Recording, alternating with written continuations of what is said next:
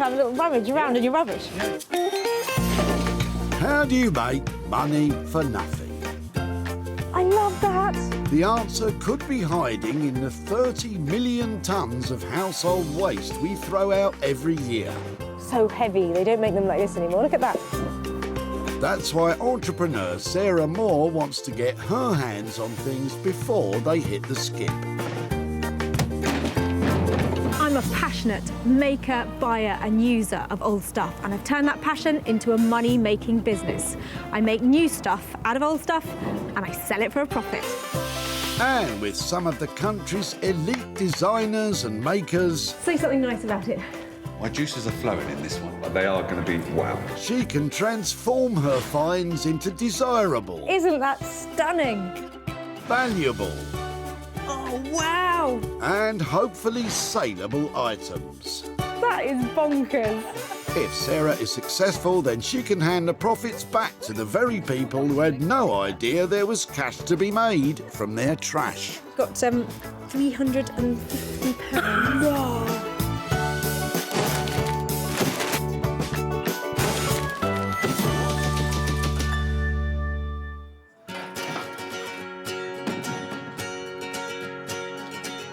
Today, Sarah is in Surrey searching the Whitley Recycling Centre.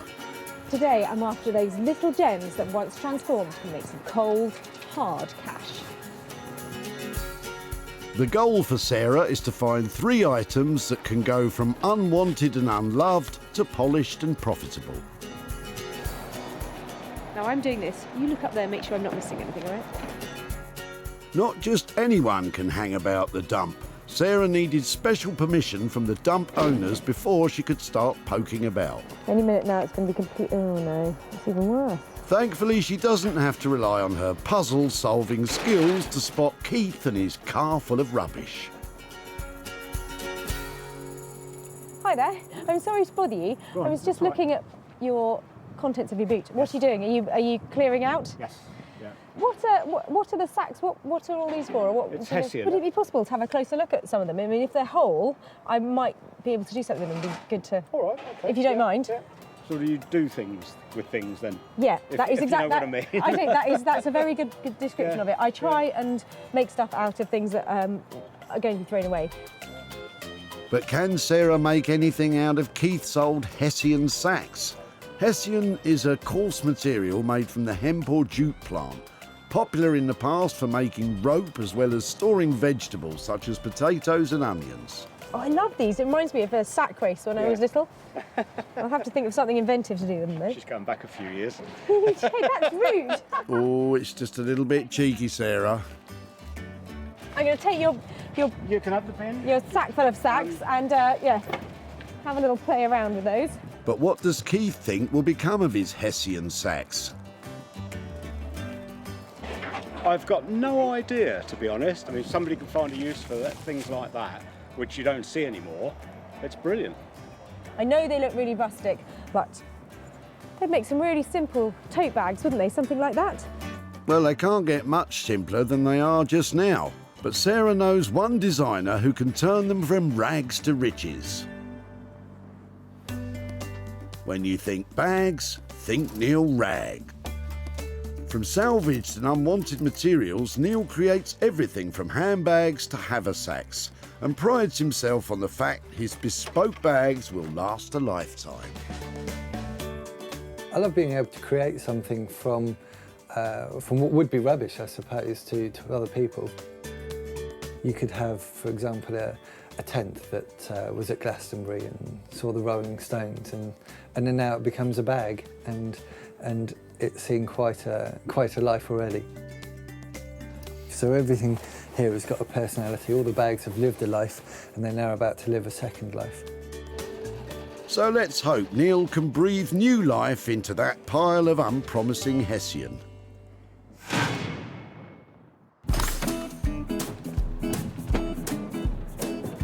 One down and 2 to go, and Sarah, as ever, is discovering some gems. A rubber swan? A rubber swan. You never know when you need a rubber swan, do you? Well, I suppose that's true, you don't. Luckily, it's not long before Sarah spots Harry, who's cleaning unwanted clutter before moving home. been there 20 years, so it's amazing how much bits and pieces we have collected. I can imagine. What else are you chucking out? Anything exciting? Oh, I suppose so, yeah. Is that your card table? Are you throwing it? Yeah. It's not in very good shape. It's about 80 years old. Really? Yeah. Any chance I could have a look at it? Yeah, sure. Bingo! Or should I say Yahtzee or pontoon? Anyway, let's take a look. I think it's lovely. Does it still spring when you open? Will it still open up? So you just... Each leg just pulls out, clicks, when you want to shut it. I think that I might be able to make something out of that. Shall I take it away and show you what I've done if I manage to? Yep. Where are you moving to? Are you moving far? Eastbourne. Okay, well, maybe I'll take a little trip down to the coast and show you what I've done with it.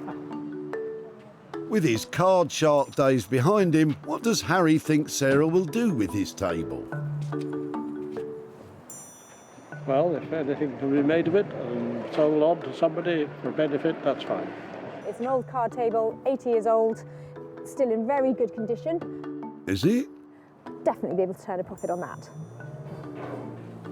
Looks like a bit of a gamble on the card table to me. She's going to need a little help to turn it into a winning hand.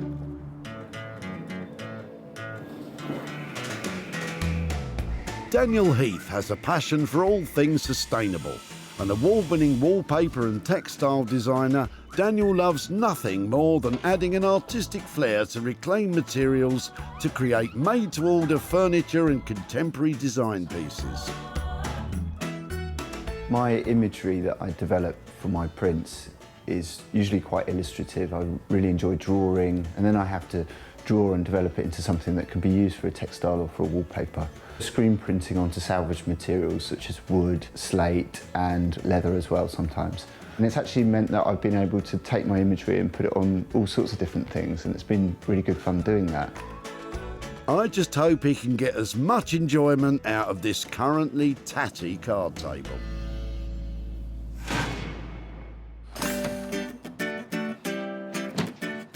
We're 2 down and 1 to go. This time Sarah's searching for her own money-making magic. It's fantastic what they do these days, isn't it? They even recycle pets. Maybe stick to the searching, Sarah. Soon enough, Pauline and daughter Samantha have appeared with a bootload of old apples. I wasn't expecting that. Hi, I'm Sarah. Hello. Hello. Don't throw them. Don't throw them. No, sure. Pop them back in the car a second. Got quite a few there. Made about 30 apple pies so far.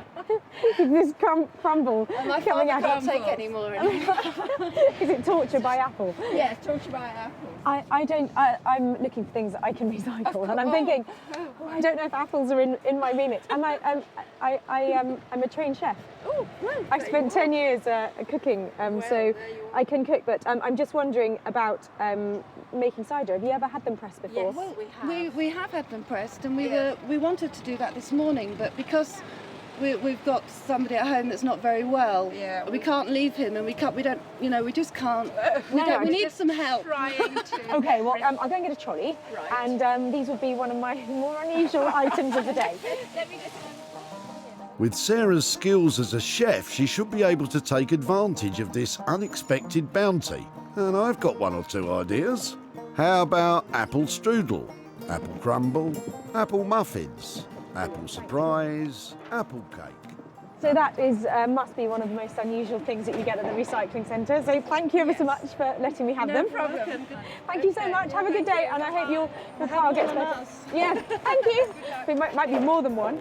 Apple sauce, apple fritters, apple chutney, apple turnovers. I could go on, but it's not all about me. What do Pauline and Samantha think Sarah could do with their boot full of fruit? To make some cider out of them would be fantastic. They're not in great nick, so I'm thinking that pressing them either for juice, possibly cider, or maybe even cutting them up and making apple chutney out of them. Who knows, but whatever it is, there's heaps of apples here, and that can mean heaps of money. Heaps of money from a heap of rotting apples. Well, good luck with that one.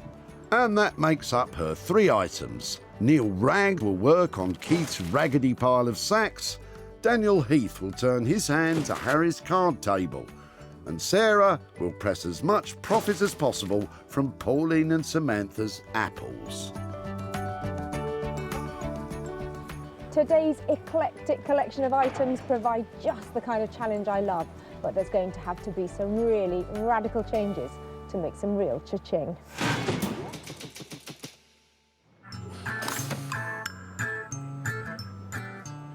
Walthamstow, East London, a busy urban area where plenty of artists and designers ply their trade. Daniel Heath is waiting for Sarah's arrival, but he's already got some material in mind he'd like to use.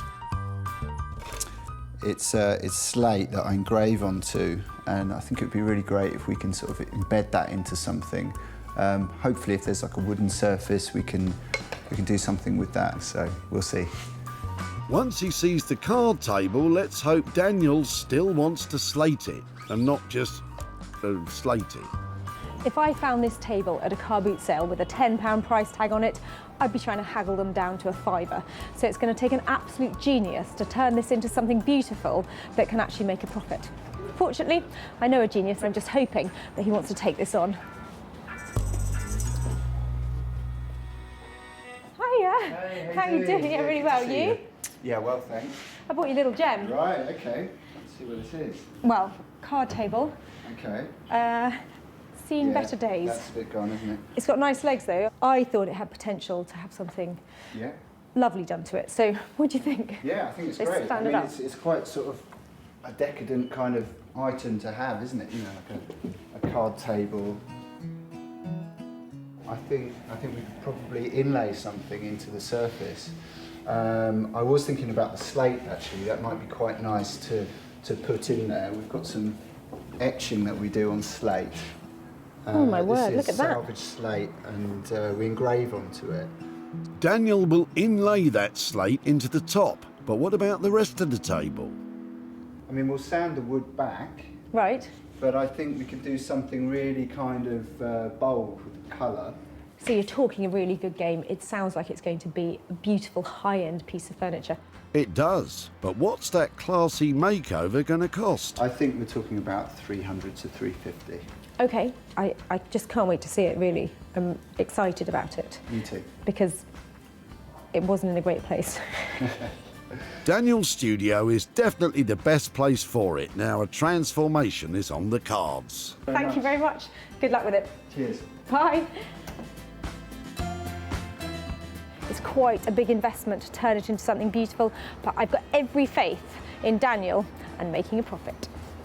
And Daniel seems full of big ideas too. We'll do something really, really quite striking, quite symmetrical, I think, geometric, Art Deco influenced. Really make something of this section that's kind of carved out from the legs. Maybe we can put some gold leaf in there or something like that. Gold leaf? Go easy with that budget, son. So, will that £350 budget be enough to turn that old card table into a real ace?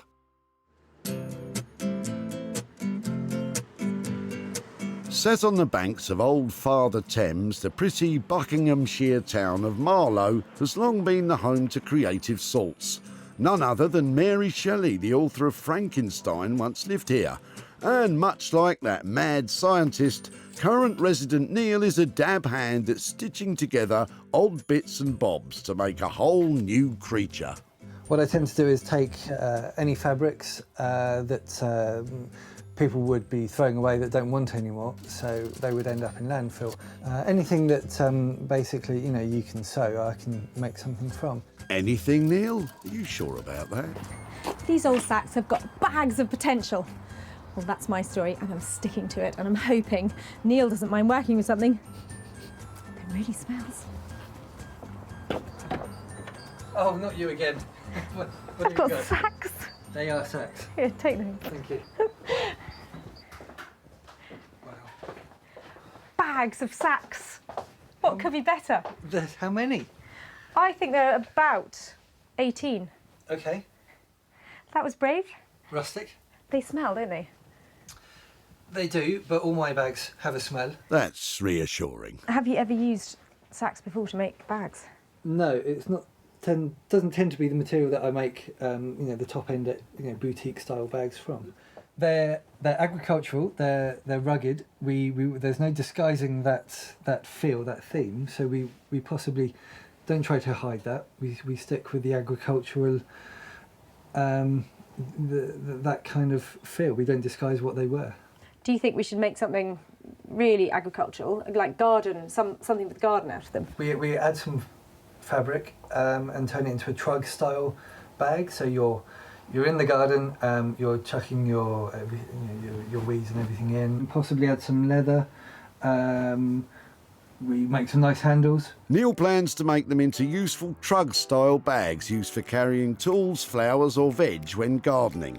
A traditional garden trug was a boat-shaped basket carved from a piece of timber, but these ones are going to be made from smelly old sacks. How much do you want for that, Neil? If we've got at least 10 of these bags that you would take, then we could do them for £12 a bag. That sounds great. 12 quid a bag is really reasonable. Brilliant. Well, enjoy the sacks. The deal is in the bag. Well, that totally exceeds my expectations of what we might have been able to do with those old garden sacks. It looks like I've just commissioned my first range of saleable, desirable garden trucks. It's nice and agricultural. I haven't seen anything that we're going to make out there on the street, so I think this will be something very unique. A unique agricultural order it is then, but at a budget of only £12 each, can he really turn these unwanted sacks into attractive trug-style bags?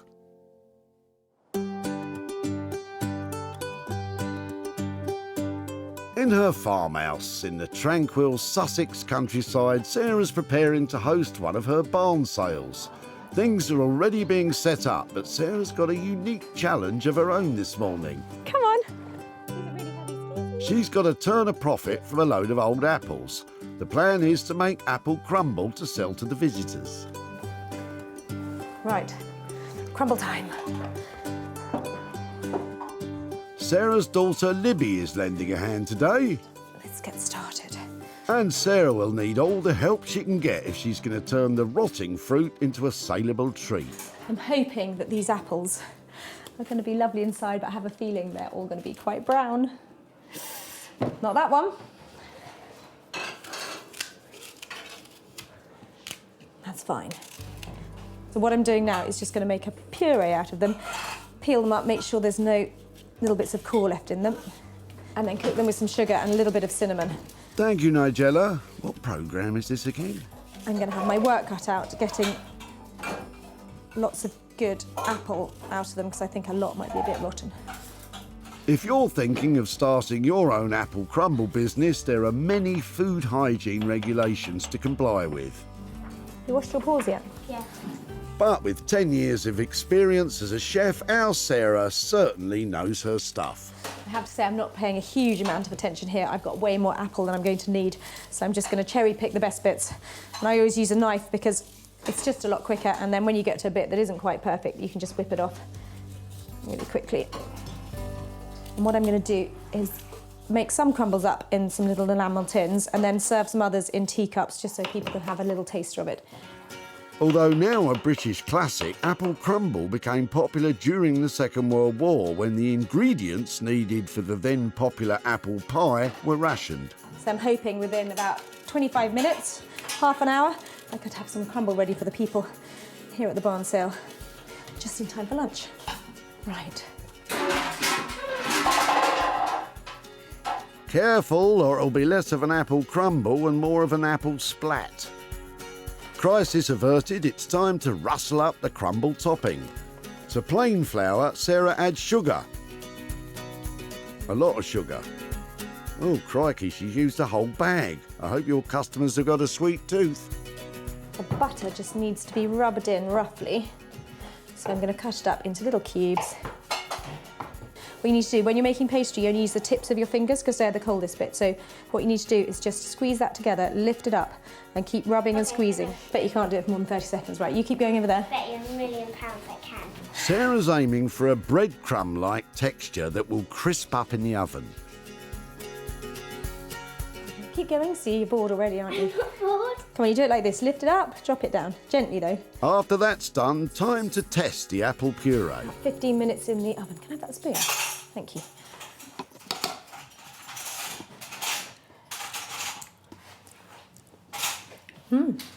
Because they're such lovely ripe apples, they're windfalls. That nearly tastes right already. It's really hot, be careful. What do you think? Sugar. Even more? You sure? Better? Yeah. Not bad. Sarah's official taster approves, which is just as well because hungry visitors to the barn sale are arriving. Better get those crumbles in the oven. So far, Sarah's spent £4 on ingredients for those crumbles. Let's just hope the punters at the sale get a taste for them.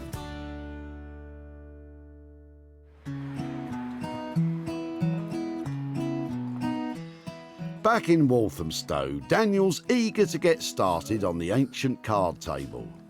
They should, in theory, be able to just pop the top out and see what we can do with it. Daniel gets straight down to dismantling the card table.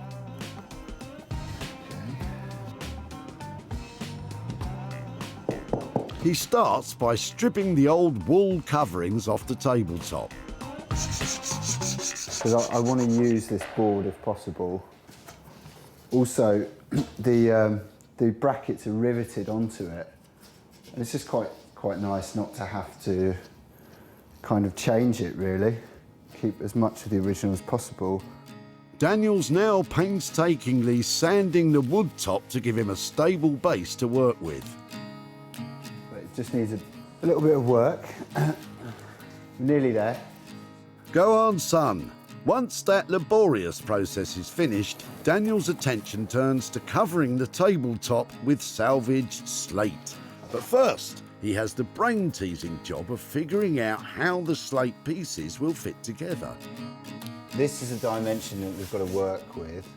I'm going to draw a pattern. I want it to be very symmetrical and made up of different sized pieces of slate. So yeah, I've just got to work that out. Creating a template for the slate pieces is a mathematical and time-consuming job. Having worked out the angles, it's time for the next stage. So you cut the slate by hand. This is the tool. Which, oddly enough, is called a slate cutter. I use the corner here to score where I'm going to cut. And then I basically chomp along the line, snapping off the bit of slate that I don't want, hopefully. Slate is a tricky material, prone to crumbling and splitting, so Daniel's really got his work cut out if he's going to achieve the crisp, sophisticated tabletop Sarah will want.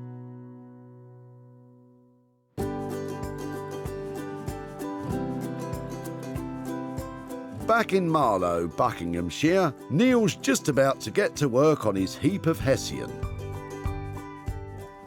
Here are all the sacks.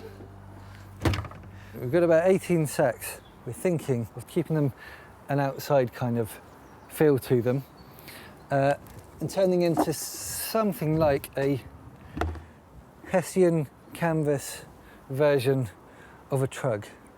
So the first thing to do with these is to start the design process and work out what we can do with them. Before that, though... Time to put these in the washing machine, I think. Quite right, that stinky sack smell's gotta go. And once they're all freshly laundered, he starts to design the garden trugs he hopes to rustle up. I think we need to establish a shape. Neil sketches out his first ideas. It looks intriguing. If his design is going to work, he'll need to combine the Hessian sacks with some other materials. So if we maybe can do something with these. That's some reclaimed curtain wire from an old camper van. Create a tube across around the top, hold it open. Those would be put to good use, giving the trugs a bit of structure. And Neil's not done there. He's spotted another salvaged item to add to the mix. And then some tent material. It's good stuff. canvas strip along the bottom of the base,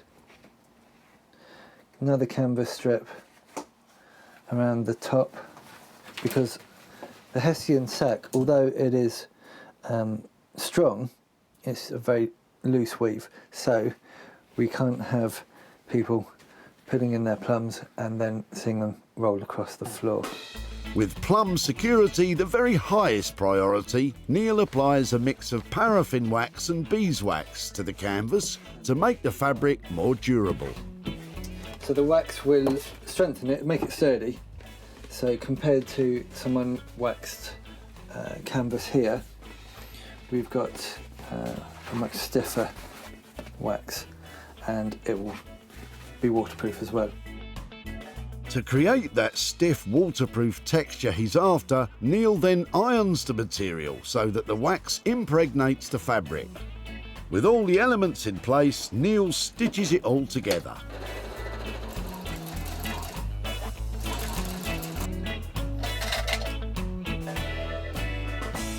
Well, bag number one, I think this is, the concept is right, the design is right, the look is right. It's, yeah, it's about there, so that's good. It's great, but that was just a prototype. He's still got a pile of sacks to start work on. Well, the challenge is to make something along the lines of what I normally make, which is nice looking bags.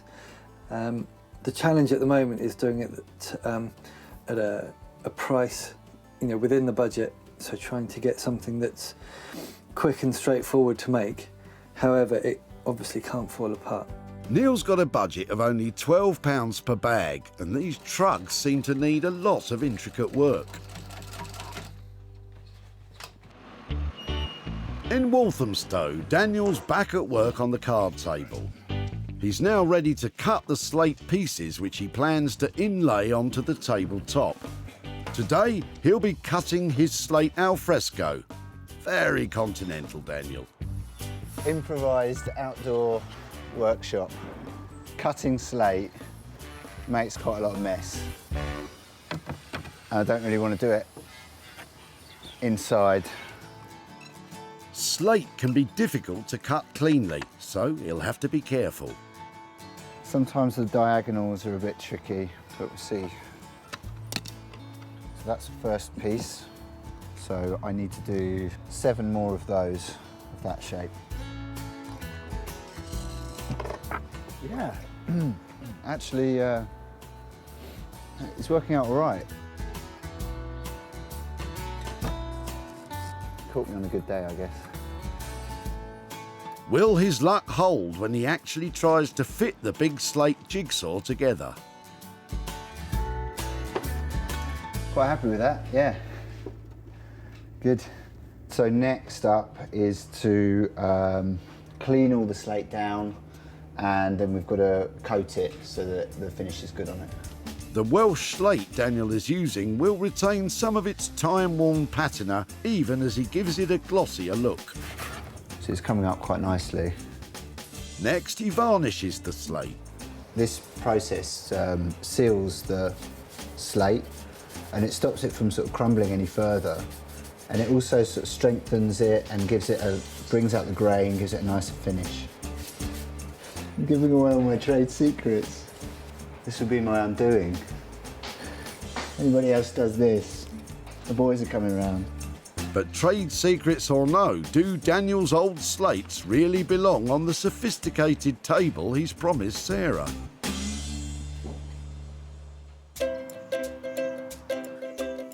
Back in Sussex, the barn sale is now in full swing, so it's time for Sarah to take the first batch of apple crumbles out the oven. I reckon they're about done.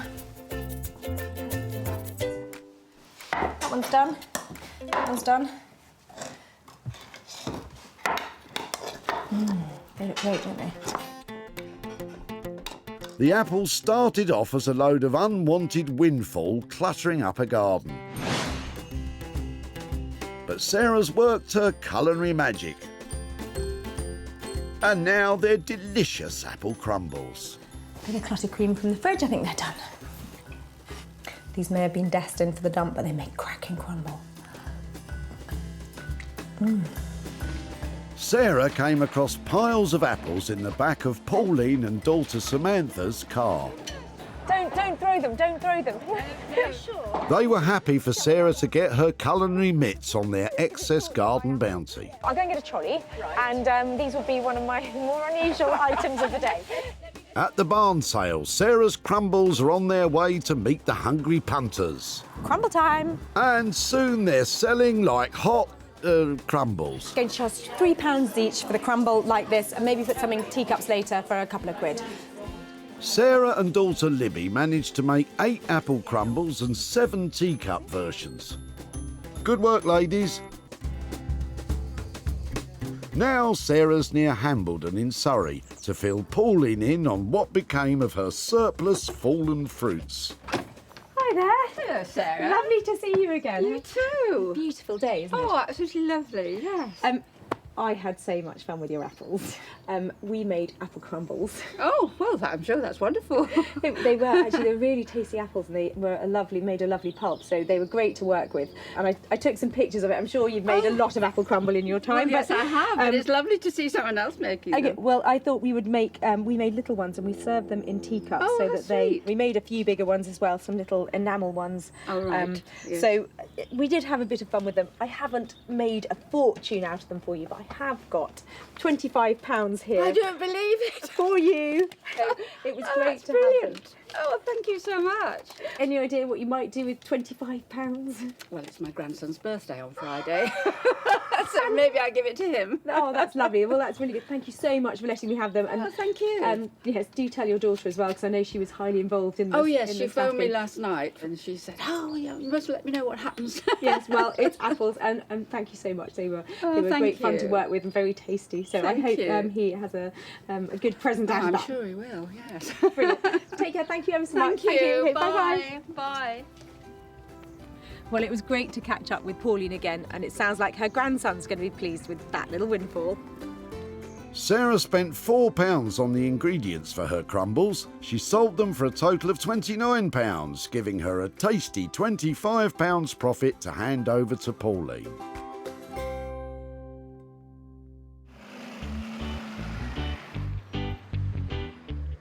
In Walthamstow, Daniel's putting the final shine on the revamped card table. I'm kind of apprehensive about Sarah arriving because it is quite out there and it is quite, full on. But I hope she's going to like it. The last time I was here, I left a really big budget on a very small table. So I hope Daniel's managed to pull out all the stops to create something that I can sell for a profit. When Sarah dropped it off, the old table was torn, tired and several cards short of a deck.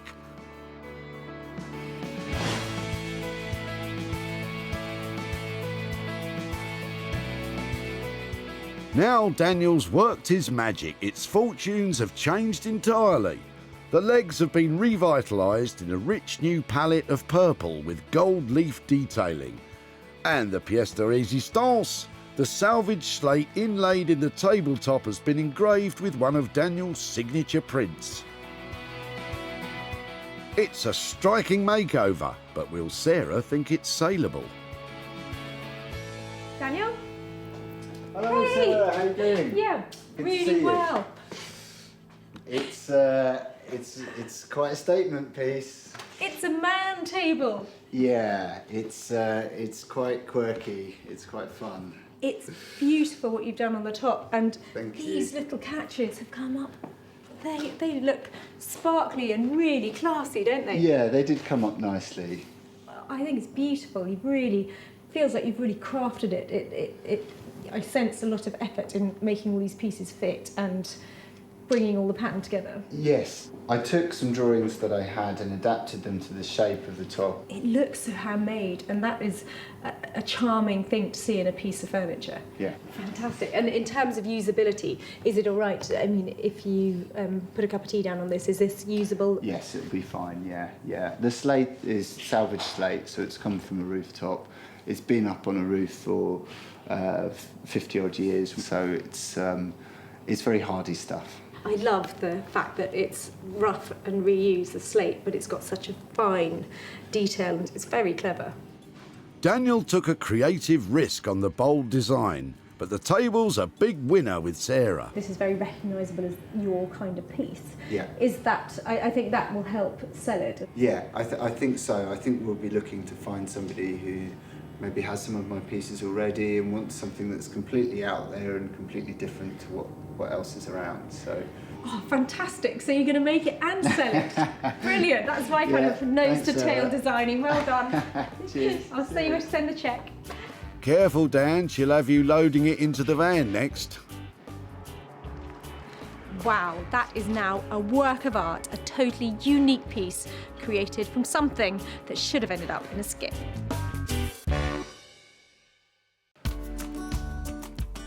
Sarah was lucky enough to spot Harry's card table hiding on his back seat. Is that your card table? Are you throwing it? Yeah. It's not in very good shape. It's about 80 years old. Really? Sarah wasn't put off by its age or condition and felt it still had a few games left in it. I think that I might be able to make something out of that. And Harry was happy to see it moving on. Well, if anything can be made of it and sold on to somebody for benefit, that's fine.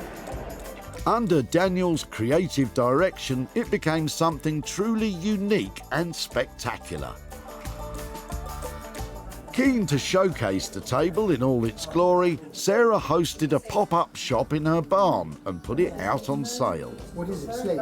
Yes, it's etched. People were drawn to the interesting tabletop. You think that's fine by me? Sarah also listed it online on sites including eBay, Etsy and on social media. There's been loads of interest in Daniel's table, and it's not surprising because that is a very clever transformation. Those kind of things are the collectibles of the future. But I haven't managed to sell it yet, but as soon as I have, I'm going to get back in touch with Harry. With Daniel's labour and materials coming in at £350 and the table remaining unsold, we have a potential loss of £350. But Sarah has high hopes someone will soon snap it up and she can return the profit to Harry.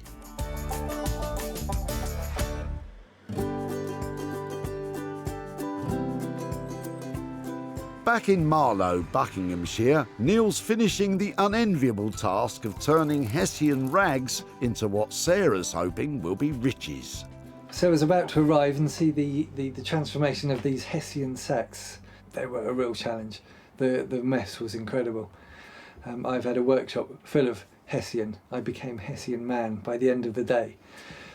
So they've been a challenge, definitely. Now this could be a little bit embarrassing because all of the sacks that I left Neil with were in terrible shape. They had moths flying out of them. If he's managed to make something saleable out of them, I'll be really surprised. The sacks started off as smelly, dusty and moth-bitten with little or no sex appeal.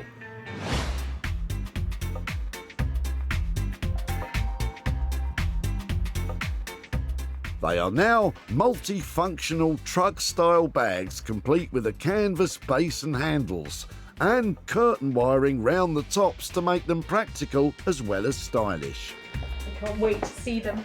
Is it a them? There's plenty of them. I think they're amazing. Good. They look so clean and nice and fresh and fantastic. Good.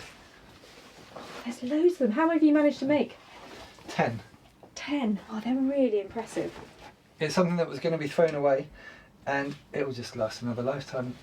It's a massive achievement. You've turned something that was, frankly, nearly useless, short of keeping your tools in a shed, into something that's highly saleable and really attractive. It took Neil long enough to make one truck. How on earth has he managed to knock up 10? Once I got the production roll going, then I was making strips of canvas all in one go. So it's fine, yeah. They've come within budget. They're bang on. They really are. Sarah's delighted and Neil's just glad he doesn't have to don his cape and become Hessian man anymore. Not sad to see these ones go. Quite happy to see the Hessian sacks go. I am so pleased with this lot. They look absolutely fantastic and they've got bags of style. Smell that? At the tip, Sarah spotted Keith and his large collection of Hessian sacks. Oh, I love these. It reminds me of a sack race when I was little. With Keith's blessing, Sarah made off with a bin full of sacks.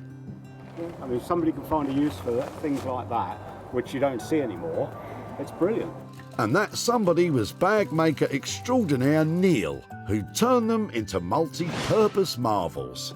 And thanks to his handiwork, they were bought by husband and wife team Nick and Kim to sell in their online retro furnishing and lighting shop. Useful. Functional. Very functional. With the bags rehomed, it's time for Sarah to visit Keith at his home in Surrey.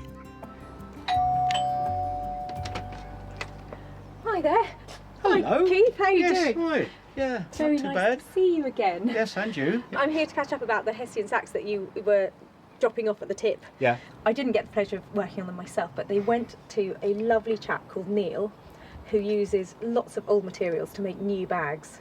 So he took them and we had a discussion together about what to do with them. Well, let me show you. Okay, so here you go. So that might be the way you remember them. Right, okay, yeah. And this is how they ended up. Well, God, they're good, aren't they? No, sort of, what are they, gardening bags or shopping bags or... Yeah, well, they That's were good. whatever anybody wanted to be with them. Lovely Neil Yeah. made 10 of them for us. After his money, we actually managed to sell them at a profit. Right, So okay. we have £50 here to hand over. Oh, All that's for good. you. Oh, grand. Oh, thank you. Oh, that's most unexpected. Any ideas what you might do with it? Well, yeah, several things, but I think it would be nice to take mother-in-law out for a bite to eat.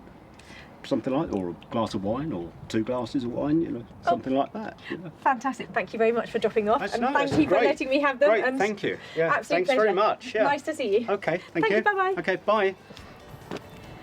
Well, I was really impressed with what Neil managed to do with those old Hessian sacks, and I think Keith was quite impressed too. And he's taking his mother-in-law out with the 50 quid. There are brownie points to be had there. Neil stuck to his budget of £12 per bag and produced 10 at a total cost of £120.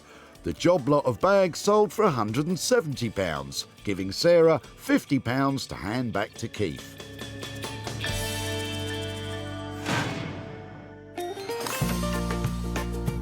So, thanks to Sarah, that's 3 items saved from the skip. The bootload of old apples became delicious crumbles.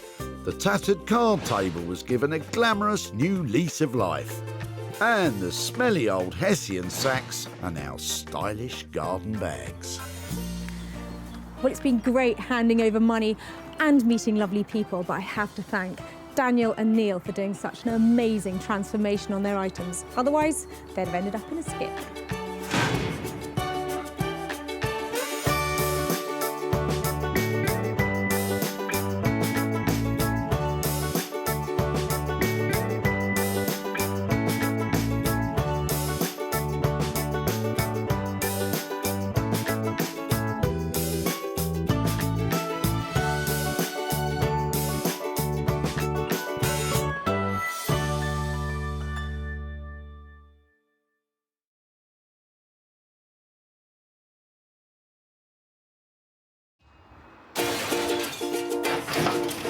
Oh no, I like the look of your rubbish.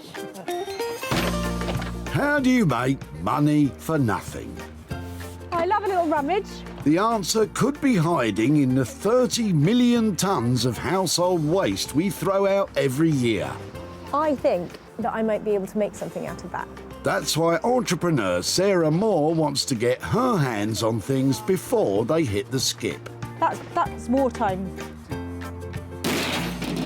I'm a passionate buyer, user and maker of old stuff, and I've turned that passion into a money-making business. I make new stuff out of old stuff and I sell it for a profit. And with some of the country's elite designers and makers, That was brave. All the potential. No! she can transform her finds into desirable, Work of art. valuable, and hopefully saleable items. Holy moly. If Sarah is successful, then she can hand the profits back to the very people who had no idea there was cash to be made from their trash. Thank you. I'm astonished.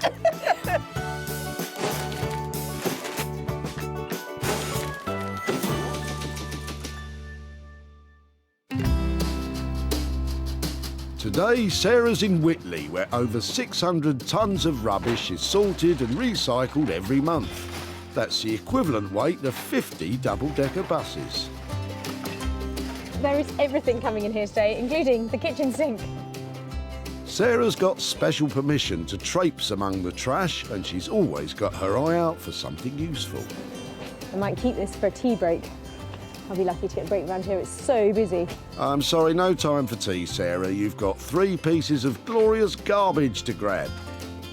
Luckily, Sarah spotted something a bit sexy in Sam's Land Rover. Hiya. Hi. Look at the legs on that. Is that your old broken table then? It is an old broken table, yeah. This is Grandpa's. He's decided to get rid of it. It's been in storage for a while. Time to go, I think. And was it quite a stylish house? It was very 70s. I think that's when they stopped buying furniture, so... It's time warp furniture then, this? It is, massively, yeah. Yeah, it's a fantastic piece of English furniture. It's made by Urkel. It's got that look to it. You haven't got the end bit, have you? Oh, you have got the end bit. I believe we do. If that marries up on there... It does, yeah. Then you've just made my day. Fantastic. Rather than putting it into wood and timber, can I take it away? Yeah, absolutely, no problem at all. Yeah, see what we can do with it. Brilliant, thank you. That's definitely made my day. I don't think I've ever seen Sarah so excited. But what does Sam make of it? Not sure what Sarah can do with that. It's been sitting around the house for quite a while. It's in a bit of disrepair, it's quite old, but I'm sure someone out there will find something in it. If somebody had asked me what I really wanted to find today, it would have been a piece of Urkel furniture. Admittedly, this one's in 2 pieces, but still, it's a fantastic find. And Sarah's lined up a fantastic craftsman to restore it to its former glory. Jay Blades is a man with many talents, with furniture restoration being at the forefront of his skills. What I love about furniture is the playfulness. It reminds me of my childhood where I used to make Meccano sets and just making stuff. Now with furniture, I'm allowed to take things apart, re-glue it, add some paint, add some fabric, and just basically add a bit of me. Jay has an appreciation for classic mid-century design and a love of traditional craftsmanship, to which he adds his own modern twists. Personally speaking, I think adding colour is very important. Give me the most ridiculous piece of furniture and I will turn it to something beautiful. That's my claim to fame. I know I can do it. Well, Jay, that confidence is certainly going to be put to the test when Sarah arrives with this broken table. 1 down, 2 to go, and Sarah's wandering into some choppy waters. What do you think? Does it float your boat? Maybe keep looking. Oh, land ahoy! Sarah spied a couple of chairs belonging to Claire. Are they yours? They are. How long have you had them, and why have they got to this stage that they're going? From pillar to post. They've come to us from another friend, who got them from another friend, and they're not comfortable at all. I sat on them for a while. I'm going to have a go now you said that. Well, they're not too bad. After a while. Okay, and they actually you feel a little bit... It's all right for a 5-minute fancy conversation, but try and watch 20 minutes worth of... They are slightly, I can feel it turning over. And that one's got wobbly legs, so... Right, so, OK, you totally convinced me why you're chucking them out. What I need to know now is, can I have them and play with them and see if I can do something with them? If you can do something with them, that'd be wonderful. They are absolutely charming. You've made my day, so thank you so much for letting me have them. Enjoy. I'm going to take one, I'll be back for the other. While Sarah gets to grips with furniture removal, let's find out what Claire thinks will become of her pair of chairs. I think she'll probably reupholster them, put lots of padding in them, sort out the legs, maybe paint the legs, and she'll probably make them look absolutely beautiful, and I'll probably really regret giving them away today. I don't know why they're being thrown away, other than the fact that they're looking a bit drab at the moment. But in the hands of the upholsterer that I've got in mind, they're going to end up looking fantastic, and we're going to make money here.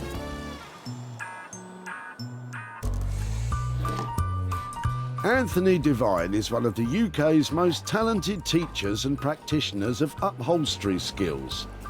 Anthony's appreciation of furniture design provides him with the skills to bring old pieces bang up to date.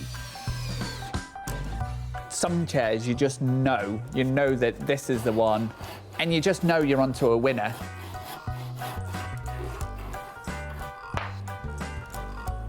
You can look beyond the kind of the dirt and the holes and the grime, and you think, yes, we've got a gem here. And then it's a matter of teaming it up with the right fabric.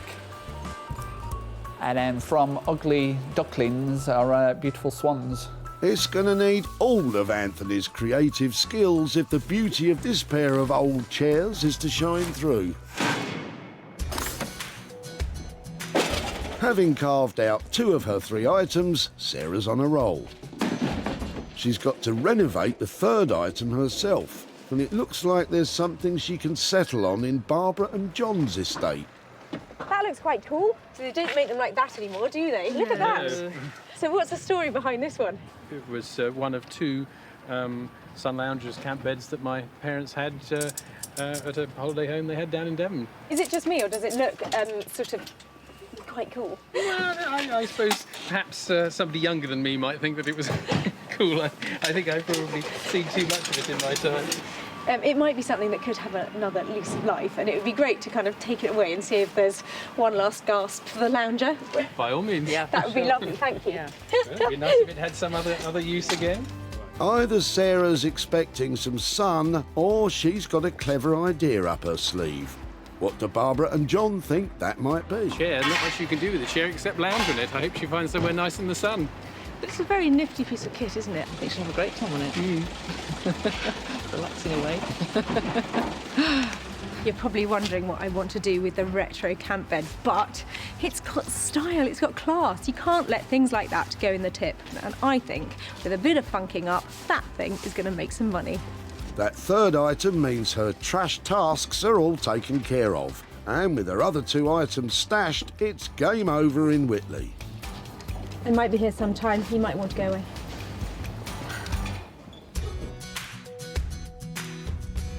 Jay will transform that broken table. Anthony will primp and preen the pair of chairs. And Sarah will sort out that sun lounger. I have been stalking, salvaging and squirreling away my favourite bits of rubbish all day. Now, I've got to go and turn that trash into cash.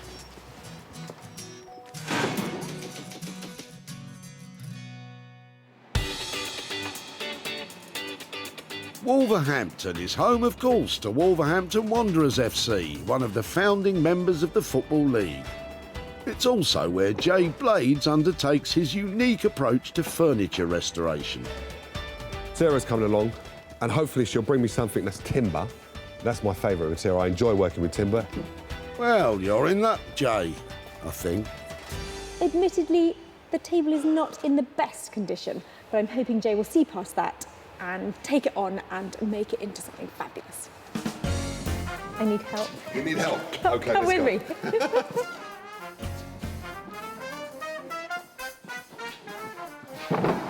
So this is the manufacturer that I enjoy the most working on. This is Urquhart.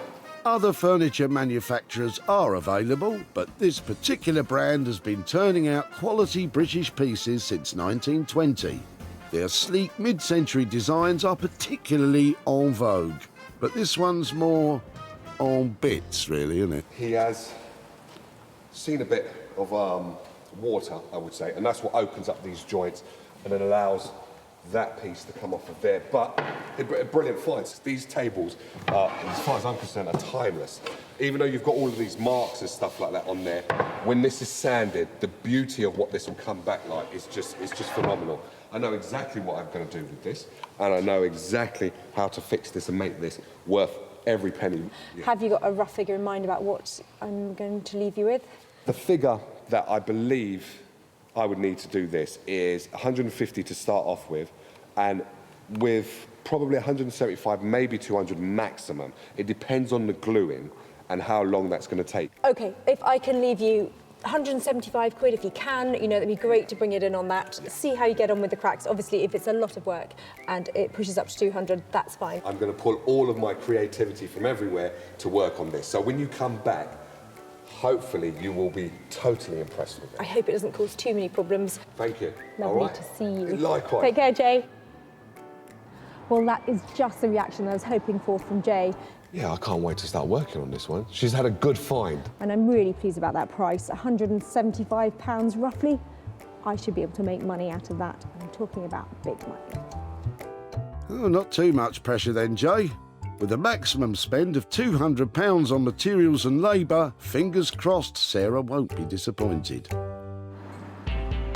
Manchester, one of the great cultural centres of Britain, famous for music industry and, of course, the no-nonsense Mancunian attitude, which upholstery star Anthony has in spades. So Sarah's on her way.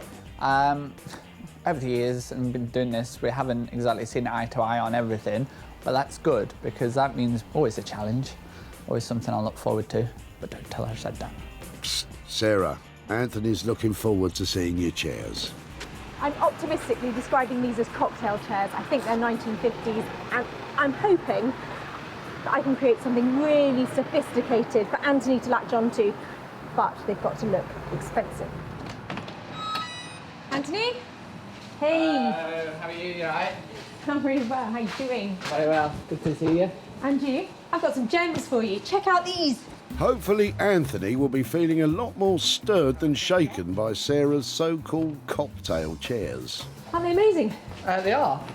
They are really uncomfortable to sit in, apparently, and they need a really fresh update. And I was thinking, you could sort of loosely describe them as cocktail chairs, couldn't you? You could sit and have a cocktail on it. Yeah, well, I could sit and have a cocktail on a rock, Anthony. Doesn't make it a cocktail chair, though. So I'm kind of channeling Riviera. There's something gold going on. I can't help myself. Yes, it's all lipstick and glamour. Yeah, I know what you mean. Wow, they seem to be agreeing. So I'm thinking fluffy, feathery, flouncy. I'll make a pair of flouncy chairs for you. Well, if anyone can, Anthony can, and he'll have £300 for the makeover. I think I stand a fair chance of making a few quid, don't I? Yeah, I mean, I think it's just capturing the right thing with this. The right level of flounciness. Okay. So, flouncer meters at the ready. I, for one, have no idea what we'll be coming back to. Anthony has got such an amazing skill set that he can pretty much work with anything. So I've left him with a brief to get on with those chairs and make them fabulous. Who knows what he's going to produce? There's something just screaming out about wanting the kind of volume, a perm or something like that. A perm? If you say so, Anthony. With £300 at stake, let's just hope Anthony's transformation of those chairs is a success. I can't wait to see what becomes of them. Back home in Sussex, I bet poor Sarah's hard at work turning the old sun lounger into a money maker. Oh, well, maybe not. Absolutely nothing wrong with this. Just like this. Perfect. It's not going to make much money. The sun worship will have to wait. Time to get the lounger into the workshop. I loved this lounger the first moment I saw it. I don't know why. I suppose it's because it's retro and I can tell it's really well made. It's got a fantastic ratchet system on here, which means the ends go up and down and stay in place, so it's designed to be really comfortable. There's a blow-up pillow under here, and that's done well to survive in such good nick for, well, it must be, I'd say nearly 50 years old. Some things actually improve with age, I think you'll find, Sarah. Take me, for example. The only thing about it is at the moment, it's really looking tired. Actually, I haven't been sleeping well lately. There's a bit of rust on the legs. I'm not opposed to a rub down. And there's some marks on the canvas. Well, you can't make an omelette without cracking a few eggs. So I'm thinking a little bit of an update and I might be able to make a few quid on it. Oh, there's definitely life in the old dog yet. But back to the sun lounger. The cover's in good nick, so Sarah's going to use it in the final piece. It just needs removing and washing. But what exactly is the master plan for this project? So I'm thinking, if I can reposition this from sun lounger into daybed, or make it into something that people want to have in their conservatory, or even as a spare bed in their bedroom, then I might stand a chance of making some money out of it. So it needs some careful thinking. But I'm going to get this washed and at least know that I've got that to work with if it comes up in good condition. So it's a makeover that promises quite the transformation. As the canvas is edged with plastic, Sarah's cleaning it by hand using a mild washing powder in warm water. One more rinse.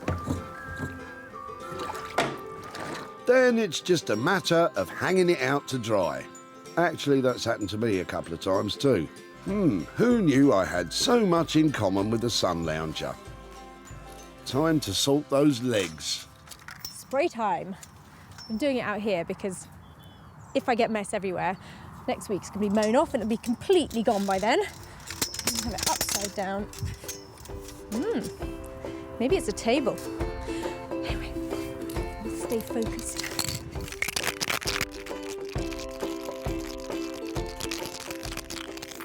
Oh yes.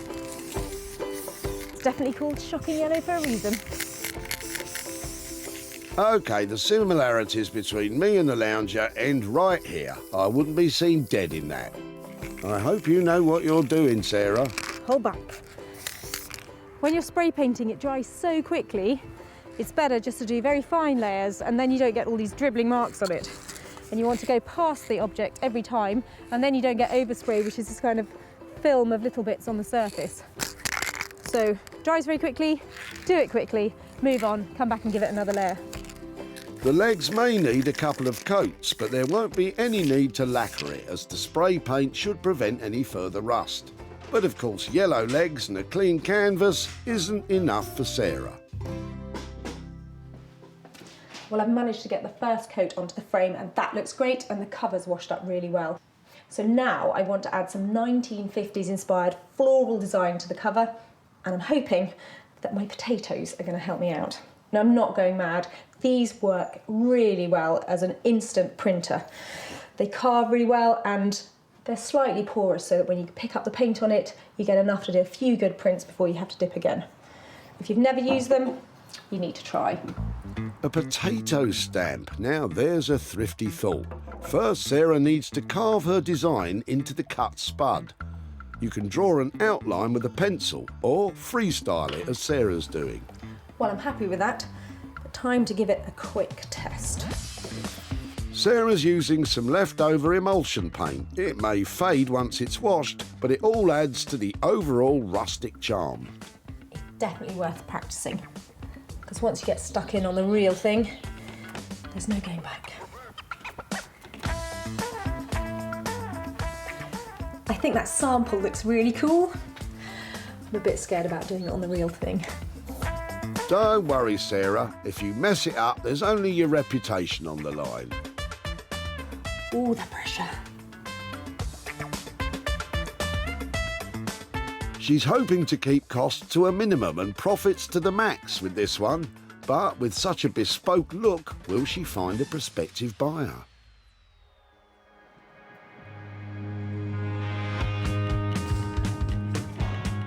At his studio in Wolverhampton, Jay's about to make a start on the table Sarah left in his very capable hands. It's only until you've taken it all apart that you can actually see what you're working with. Originally constructed in panels, a lot of them are starting to split, and one of the drop leaves has completely broken off.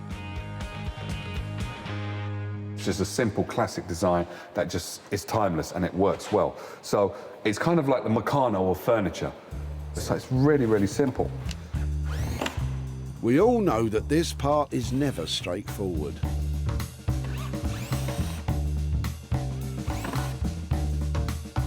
It's interesting because someone's had a go at this already.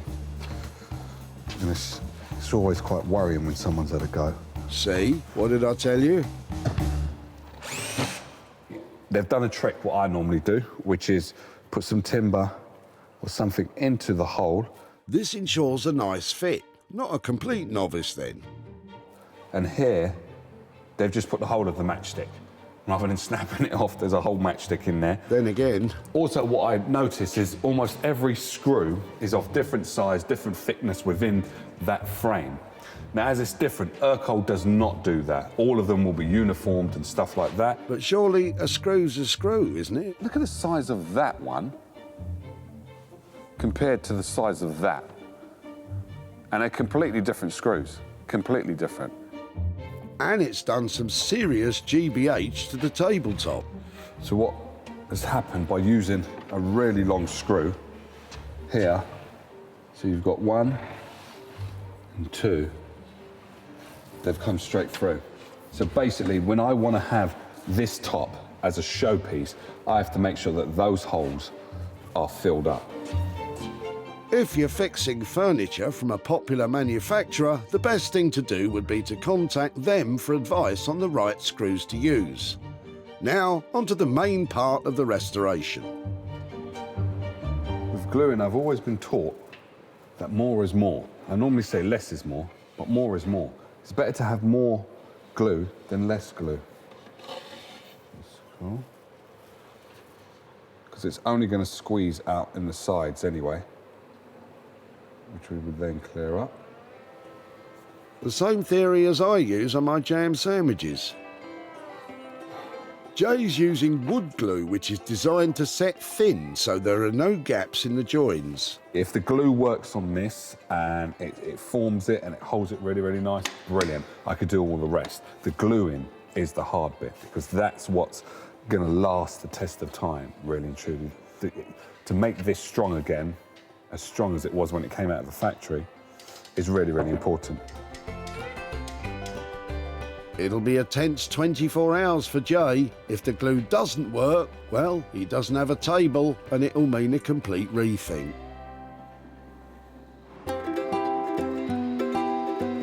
In Manchester, Anthony's hard at work on the pair of chairs he's promised to transform into flouncy, glamorous beauties. So since Sarah's dropped these off, we're up to kind of this stage. This one's all got prepped, so we've done the webbing and the kind of the Hessian's all on. Re-upholstering the chairs will be a multi-stage process using materials including foam, recycled felt and the all-important fire-retardant calico. And all of that will eventually make the previously uncomfy pair much more plush.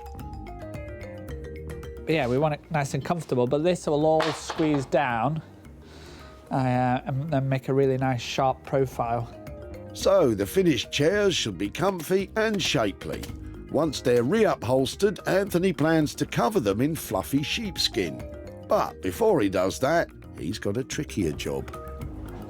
So we're going to try dyeing these skins. We're not entirely sure how we're going to do it. This is a complete unknown science. This could go brilliant and stumble across something great, or we could be thinking of a plan B. Happily, Anthony's going to be assisted in this endeavour by his partner Susie. Well, we've dyed fabric before, haven't we? We haven't dyed sheepskin rugs before, because we need to get a specific colour. We want to try and make rose quartz because it's bang on trend. Marvellous. To dye them, they'll use a highly pigmented furniture paint diluted with water. We have this colour here, this pink here, which isn't quite the right colour. We're going to try and put a little bit of this colour in to darken it. Not only do we have to try and get this shade, we have to try and get the right quantity and the right amount of water so that we can get this the right colour. They need all the sheepskins to dye exactly the same colour, which might be a big ask, as is agreeing on the shade in the first place. Like anything in life, I prefer it being a bit more intense. But just because of the volume of water we're now going to have to mix with it to dye the fabric, it will almost lose some of the intensities. I think it's the right kind of tone. Should we do that? Do you think that's enough? With the colour agreed, Susie adds enough water to dilute it. Not to this dyeing process, is it? It's quite easy. It is for you, Anthony, because Susie's doing all the work. I'm saying nothing. Come on, love. He might have to get his hands dirty during the al fresco dipping though. This is the important bit. Right, go on then. You ready? And still looking work shy. That's not helping. Oh, that's quite pink. You wanted it quite pink. Seriously, is this how companies dye their fabrics? Not exactly. They tend to use state-of-the-art techniques and equipment, not a rubbish bin. At the moment, I'm a little bit like, oh, is it going to go? Which way is it going to go? Me too. It's not an exact science, so we'll just we just have to hope that it's going to work out okay in the end. They've got a lot more careful work to ensure those sheepskins all end up in the pink. The same shade of pink, that is. Stop it! Go on, Hannah. Stop it! I think we'll leave them to it. Back in Sussex, Sarah's putting the final touches to the retro sun lounger. Oh, fancy. When Sarah rescued it from certain death at the tip, it was a tad tired, but still functional. Now the sun lounger screams of 1950s glamour. Sarah has embellished the canvas with potato print leaves and hand-cut fabric flowers.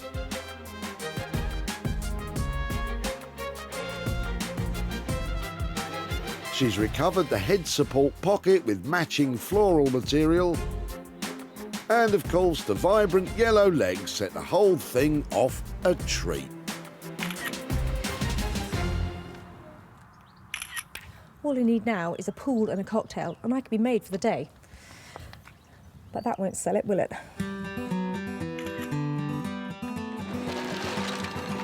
Sarah first discovered the sun lounger in the back of Barbara and John's car. It was one of two sun loungers, camp beds that my parents had at a holiday home they had down in Devon. Perhaps somebody younger than me might think that it was cool. I think I've probably seen too much of it in my time. Well, I'd be willing to bet John would struggle to recognise his old sun lounger now. It did make it to the seaside. It was sold to the Shed Boutique in Ramsgate, where Lucy was very pleased with the new addition to her stock. We're a seaside shop, and this sort of mix of retro and arts and crafts really go together nicely for us and suit what we sell in the shop. Sarah has returned to show Barbara and John what became of their old sun lounger, but will she be handing over any profit? Hi, Barbara. Hello. Sarah. How do you do? Hello, John. Lovely to see you again. Now, it was down in Whitley where I first saw your sun lounger. In fact, it wasn't yours, was it? Was it your parents'? My parents, yes. And in fact, I can remember it since my childhood. It's one of those things. It was one of two that's been around for a long time. Well, it had a certain look, and it was that thing that first drew me to it. But did you wonder why I took it away? Well, certainly, because I've always found it incredibly uncomfortable. Well, for 10 minutes in the sun, I'm sure it would be lovely to lie on. I've actually got some pictures to show you. So here is your sun lounger after a makeover. Oh my God. It's beautiful, actually. My mother would have loved that because she was a great one for making all sorts of weird artworks and things, and I think she would particularly have appreciated what you've done with that from an unpromising start. I really enjoyed working on it. It was a sweet thing, and it turns out that other people like the look of it, and I've actually managed to sell it at a profit. Well, so I have some money to share with you here. I have got £33 here that I managed to garner as a profit for you. So there you go. There is a small windfall from the sun lounger. That is probably about 10 times what it cost originally. Thank you very much. What might you do with that? Well, I think I'd like to spend it on the garden, actually. Yes, I think that would be appropriate, June wouldn't it? would have appreciated that, wouldn't she, as well, being a great gardener as well. I think she'd have been amazed. She would. She'd have been absolutely gobsmacked. Well, it was a really, I loved working on it. It was a bit of fun, made a bit of money, and if you're going to buy something in the garden, I'm really pleased because I think that puts it very nicely back where it came from, doesn't it? Yeah, yeah. Lovely, thank you so much. Oh, and I look forward to seeing you and your excellent rubbish at the tip sometime soon. Thanks ever so much. Okay, bye-bye. Bye. The old lounger cost Sarah £12 to transform, She was able to sell it for £45, which meant there was a profit of £33 to return to Barbara and John. Well, the sun lounger might have been a bit of a laid-back project, but I loved working on it, and I'm pleased that £33 is going to buy something lovely for John and Barbara's garden.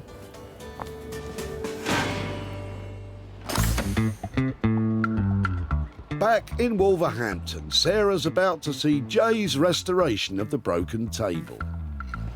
Well, if I'm ever lucky enough to find Urkel, I always think of Jay, and if he's managed to work his magic on this piece of furniture, there could be some real money on the table.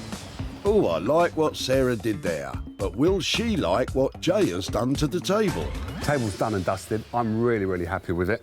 Compared to how it was when it first came in here, it was a bit in bits. It wasn't really a table, it was just bits of timber. But it had the look to become a beautiful Urkel and turning it into a beautiful black swan, which it is now. So hopefully she'll like it. Sarah left Jay with a battered and broken, ugly duckling of a table.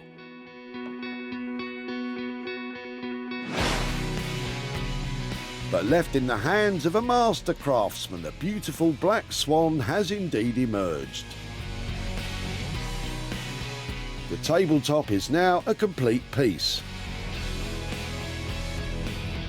The legs Jay so admired are dressed in black lacquer paint with little colour splashes, giving it a contemporary, modern twist. But will it be to Sarah's taste? Oh my word! Look at that! He's done and dusted. It's a whole table again. It is a whole table. And hold on. I can see a little Blades magic going on here. Just a little bit, just a wee bit. I would always have to add just a little bit of colour. So the flicks is what I'm kind of into at the moment. It's my playful kind of time. And it's all due to my daughter, basically. She likes flicking paint and just having a great time. So that's why I did that. Fantastic. And which end was the broken end? That end? This end was broken. This was broken as well, coming apart. This, I glued it as much as I can. And this one had a little bit. So all of them were coming apart, basically. But this was the fully broken one. It feels lovely. Yeah, it should be. It's had a really beautiful rub down and oiling. And yeah, now it's just allowed to sing. It's really, really gorgeous, I think. Well, it's really cool. Did it give you any problems? There was a load of different screws, different sizes. They'd used screws from beds, from different tables, from a whole load of stuff. So I contacted Urkel and they gave me the right measurements for the screws that I needed to then put them in there, which was absolutely easy. It's nice to have a bit of authenticity, isn't it? Yes. It looks great. Yeah. Budget? Budget, £200, bang on. Well, that's great news for me, isn't it? Because with a £200 investment, I really stand to make some money out of this one, don't I? Yes, definitely. Well, they both seem very sure of themselves, don't they? I believe this would just fly off the shelf. This is something that's quite sought after. A lot of people are wanting these because of the dimensions. Once you've dropped the leaves, they're easy to just put in a small space, a small kitchen. So they're ideal, and they're a classic. Little did Sam know when he was set to chuck it in the tin. You might not like this, but there are people hammering to get their hands on this stuff. It's in a bit of disrepair, it's quite old, but I'm sure someone out there will find something in it. You're not wrong, Sam. Jay has made sure that this iconic piece has at least another 25 years of use. And Nick Smith, a regular client of Sarah's, snapped up the table to sell through his vintage and retro company, Smithers of Stamford. Sarah's now returned to Whitley to show Sam what became of his grandfather's table and possibly hand over some cash. Hi there, Sam. Hi there. Hi, how are you? Yeah, really well. Nice to see you. Good, good. Got the hound of the Baskervilles. We do, unfortunately. We've got a Jack Russell. I'm very sorry. Oh, no, they're lovely, aren't they? Well, depends. Now, when I last saw you, you were being a very good grandson, weren't you? I was, yes, helping with the dump run. Yeah, so your grandfather was clearing out some... I thought the quality of his rubbish was excellent, actually. Really? Yeah. Okay, good, good. I loved the look of his table. Now, did you know anything about that? No, I was utterly clueless. I just thought it was a regular old table he was chucking out. Well, it was broken, but did you think we might be able to mend it? Yeah, I wasn't sure, actually. I thought, considering the damage to it, I thought it was pretty much a write-off, but... Yeah, it wasn't working as it should as a table. No. But if they do break, they're reasonably easy to mend. So Your table went to a guy called Jay Blades. Okay. He works up in Wolverhampton, and he was delighted to see it, and even in the state that it was in, was very enthusiastic about it. And I've got some pictures to show you. Oh, brilliant. Of what he did. Yeah. So your table now looks like that. Oh, wow. That's like a proper table all fixed up. Yeah, no, that's looking lovely now, actually, yeah. It looked absolutely lovely. The quality of the finish was beautiful, and I've sold it. Oh, wow, brilliant. With Fantastic. a little bit of profit. I think coming your way after all your help in the tip with your grandfather, I have got £50 here. Oh, wow. For you. Oh, thank you very much. So it's £50. Brilliant. What are you going to do with that? I'm going off to France, actually, tomorrow morning, so probably get spent over there. Well, I think that is lovely. Please thank your grandpa so much for letting us take away his Will rubbish do. and for all your Absolutely. time. And yeah, I think you're going to have a lovely time with that in Brilliant. France. No I'm very problem at all. jealous. Thank you. Thank you so Brilliant. much, Sam. Thank you Lovely very to see much. you again. You too. Bye Thank bye. Sarah spent £200 having the table put back together by Jay, and she was able to sell it for £250, which left a £50 profit to hand back to Sam. Well, that was a little reward for all Sam's hard work helping his grandpa at the tip, and he's got 50 quid to go and spend in France. That is a good result.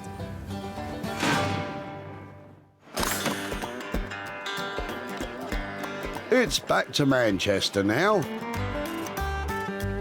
And Sarah's heading to Anthony's workshop to find out how he's got on with the 2 mid-century chairs she brought him. And you know what? Anthony isn't his usual confident self. I have to say I'm a little bit apprehensive this time because it's far removed from my normal kind of modern urban kind of styles that I'm used to into something that, to be honest, I don't think I've even named or could name. So yeah, I have to see how this one goes down. Well, I optimistically called my pair of tip-vine chairs cocktail seating. Well, if Anthony's managed to transform them into moneymakers, it's drinks on me. These mid-century chairs were more stale beer down the pub than cocktails on the beach when they first came to Anthony.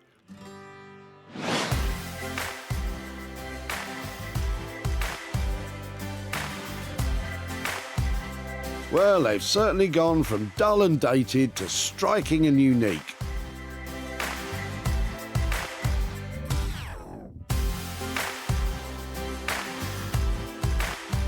The sheepskin is a lovely rose quartz colour and gives the chairs a real wow factor. The material is from a duvet cover and delivers a definite floral punch. Without a doubt, these chairs are full of character, but I reckon they'll divide opinion, and Anthony's about to hear Sarah's. They rock. Do you like them? I love them. The twins are ready to hit the town. They're fantastic. Slightly bonkers. Of course. Really cool. Well done. Oh, thank you very much.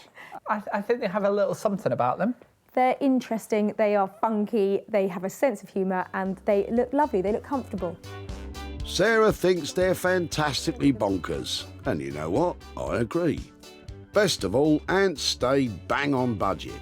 Cocktails are going to be on me. Yes, so we cocktails on you. Well, look at them. I'm going to make Excellent. money because 300 quid on the budget. Yes, I mean, easily get that for them, would you not?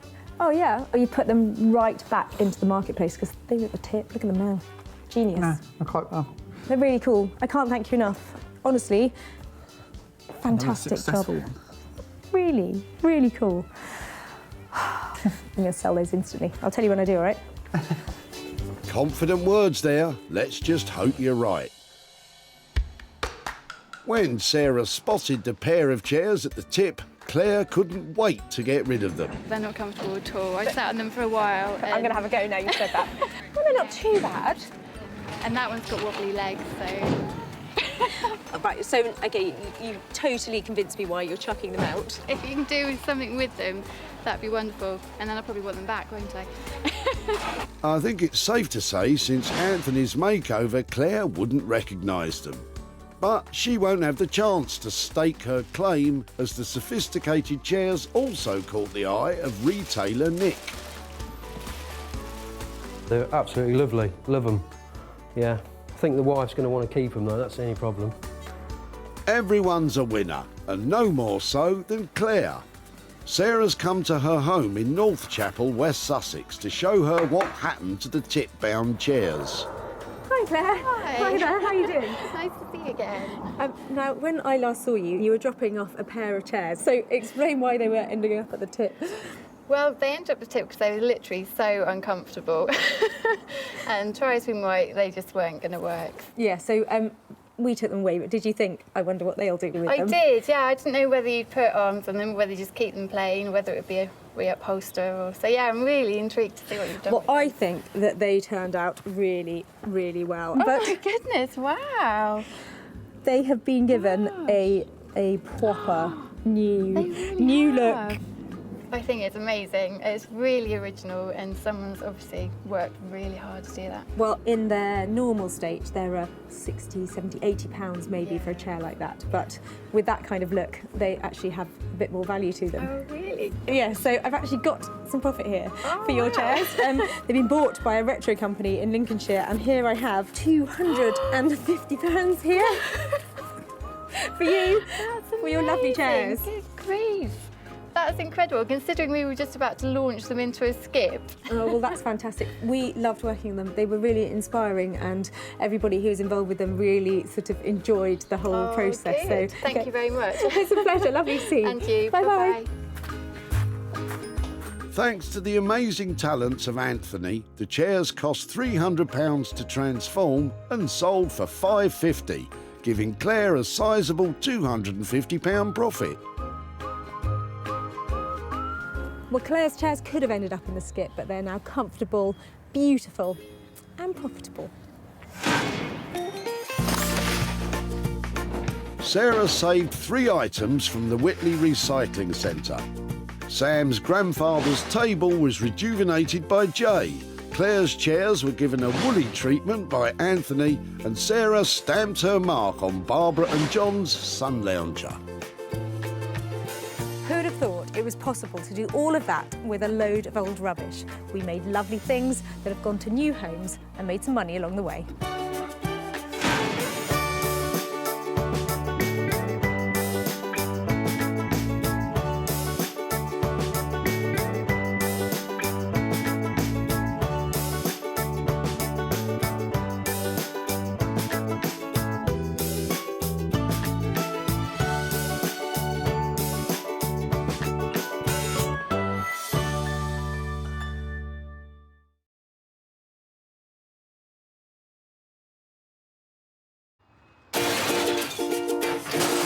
Have a little rummage around in your rubbish.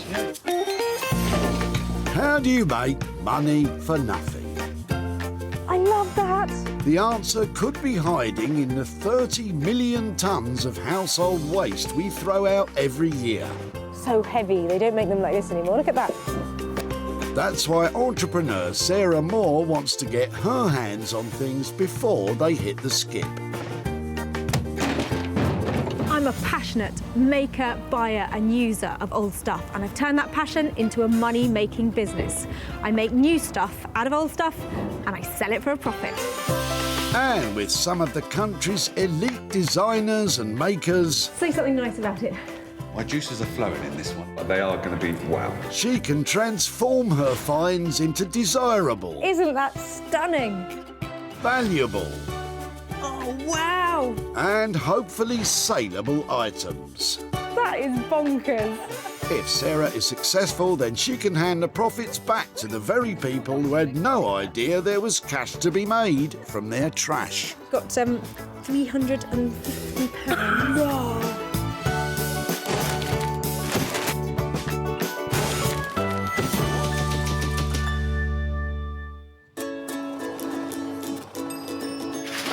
Whitley Recycling Centre in Surrey is the final destination for thousands of items which have become unwanted and unloved. It's coming in here all day long, and I am like a magpie. If I see something in there, I want to have it and I want to take it away and do something with it.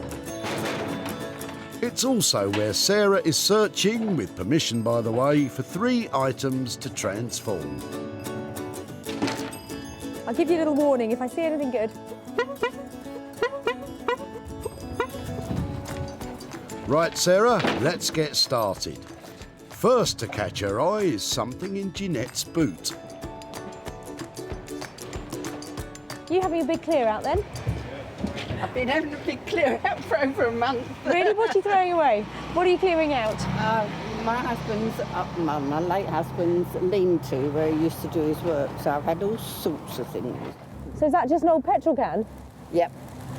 I'm not likely to use it, so it can go. That's the line I'm taking. I really like this. Oh, you're welcome to it. Really? It's got a lovely look to it. I know it's old and battered or something, but there's something about that old typography and all those bits on there. I think we've had it since about 1965, because that's when we first got a car. Oh, really? Oh, that's fantastic. Yeah, so truly returned to work. Aha! Would it be all right to take that away? Well, yes, you might as well. I'm only throwing it. Thank you so much for letting us take it away and talking to us. You're welcome. Thank you. What do you reckon that rusty can will look like when Sarah's done with it, Jeanette? I've no idea. I have seen people make animals out of little bits of metal, and that's all I can think of, to be truthful. So this is a really lovely old petrol can. It's got beautiful typography on it, screaming out from the era when it was made, probably 50s, 60s. It's not in great condition, but it's chunky, and I've worked with these kind of things before. If you get it right, these can look absolutely beautiful. And she's got just a person in mind to take it to.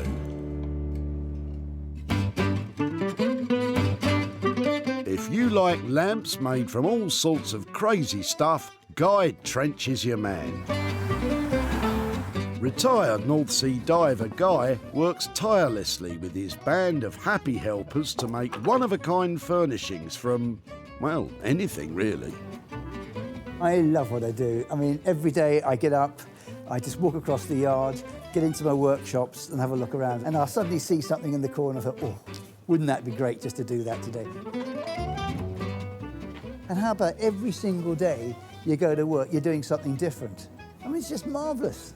Will Guy's passion for all things old be enough to get excited about the rusty petrol can? One item down and two still to find. Oh, she's onto something, look. It's the plastic version, isn't it? Yeah. I've got a really clear idea about what I need. If it looks too new, it's just not good enough. If you can't cut it up, if it hasn't got that real strength, if it's flat packed, there's just no point in taking it away. So I feel a bit rude, but sometimes it's yes, sometimes it's no. Oh, maybe not then. But how about some pine drawers being unloaded by Corinne and Graham? Chucking it out? Yeah. Had enough? The drawers don't work particularly well. They're quite sticky, so... That is so annoying, isn't it? I know. It looks like a nice solid bit of furniture though. Is it quite heavy? Yeah, it is fairly heavy, yeah. Do you want a hand getting it out? Is it? It's got the muscle. Pop it down, yeah. Brilliant, it looks really solid, but as you say, if they, oh my word, they don't work, do they? They don't work at all, do they? They do, they are supposed to though, aren't they? It's not yes, absolutely, it's just that it's... They're fudging a little. Seen better days for you, basically. Yes, definitely, yeah, past its best for us. Okay, well, I think it'd be great to have a go at it. I don't know if it's something that we would keep as it is, or if we would perhaps send it somewhere to somebody who might cut it up and do something else with it. Can I take it away and see if I can do something to it? I'm here all day if you want to stay and help.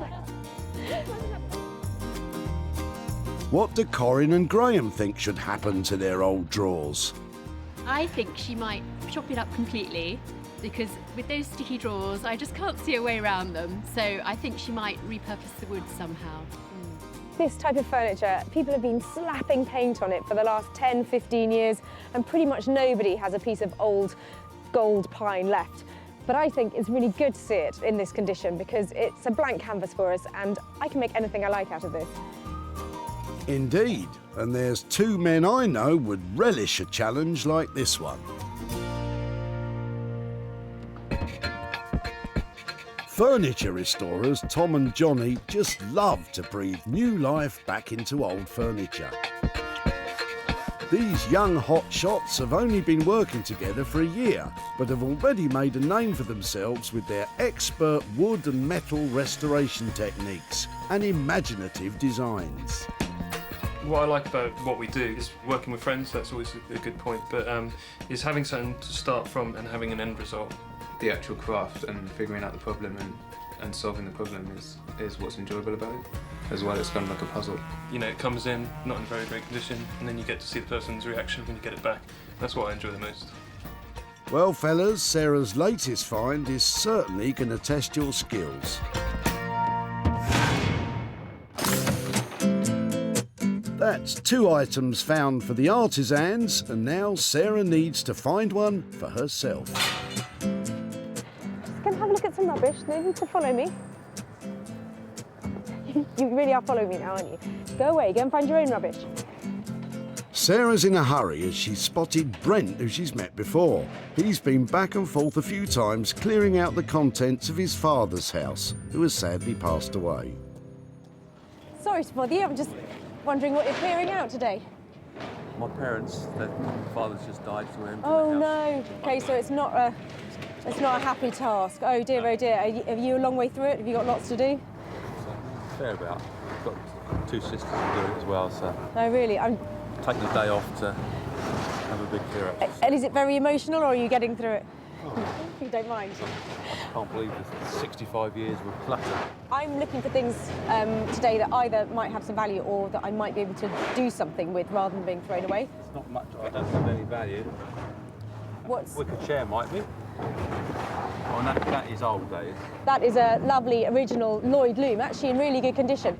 It's something that people are collecting. So what happens often is they go on the corners here and they all start unravelling, but yours is lovely.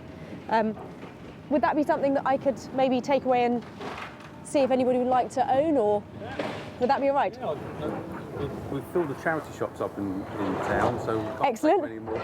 No, and lots of... And the churches are taking as much as they can, but... Well, do you know something? I'm the end of the line just before it goes in there. So if I could take that, that would be lovely. Somebody might like it, and I think it's lovely to see one in such good condition. Lovely, thank you. This chair was manufactured by British company Lusty & Sons using the Lloyd loom technique. These types of chairs were hugely popular in the 1930s and in decent nick can still fetch good money. Given the circumstances, Brent probably hasn't thought how much his parents' old chair would be worth. I've no idea. It's not something I ever looked into, so probably I'll find out when I get back. My sisters wanted to keep it, but never mind. So this is instantly recognisable as Lloyd loom. So that is a really pleasing, lovely find in very good condition. Far too good to go into the tip. That's another day done at the recycling centre. Guy will light up the petrol can, Tom and Johnny will tackle the sticky chest of drawers, and Sarah hopes to breathe new life into a classic old chair. I am really inspired by today's motley crew of gathered items, but I'm going to have some big ideas if I'm going to make big bucks.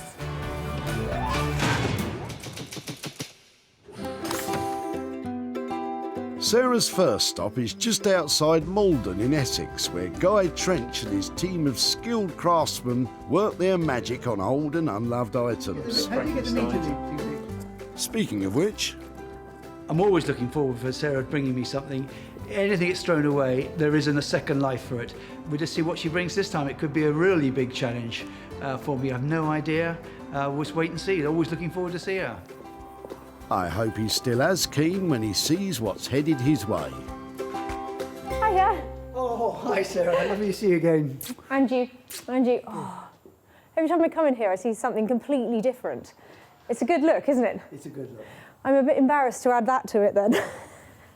I just couldn't see it go into the metal skip and get thrown away because there's something about the typography and the bits on it that I thought had enough appeal to maybe go into an interior. It's a sort of 60s, 70s petrol can. I think my dad had one of these in his old Ford Capri. You open it up here and you pour your petrol through here. It's quite a clever design, It is a clever design. It's, Keith, are you about here? Yeah. Come and have a look at this. Yeah, come and say enthusiastic things about my quite ugly petrol can. Enthusiastic. Okay, so I was thinking, I have had a little play with it. What do you reckon? It's not something you usually convert, is it? No, lettering's nice. Colour's not that great, is it? I was wondering about an old headlight or something to come off it so that it ties it back into the fact it's come out of a garage or it's car related. Luckily, Guy has some old headlights lying around. What you're thinking is if we just had this sort of silvery bit here and we put that on the front there. That might work, and I was sort of wondering what it'd be like if you had something coming out of the top of it, more like something like that, but... Almost looks like a sort of road thing, doesn't it? You put that on a railway, or on the railway like line. a petrol pump or, whatever. I mean, realistically, because this isn't brilliant, I would be reluctant to spend much more than 150, 100. Right. Okay. Well, whatever we do, it will be a total one-off. So whoever you're selling it to, it's the only one in the world that looks like this. It's a challenge, but if you're prepared to take it up, Yeah, we'll give it a go. give me a shout when it's up and running. Thank you. Well, this time she's left me with a real challenge. We're going to do our best and have a good go. It's the real mark of a maker to take on a challenging item and turn it into something fantastic. And I think Guy is the man for the job. With a capped budget of £150 and with Guy still to work out how to make it, will this petrol can prove to be too challenging?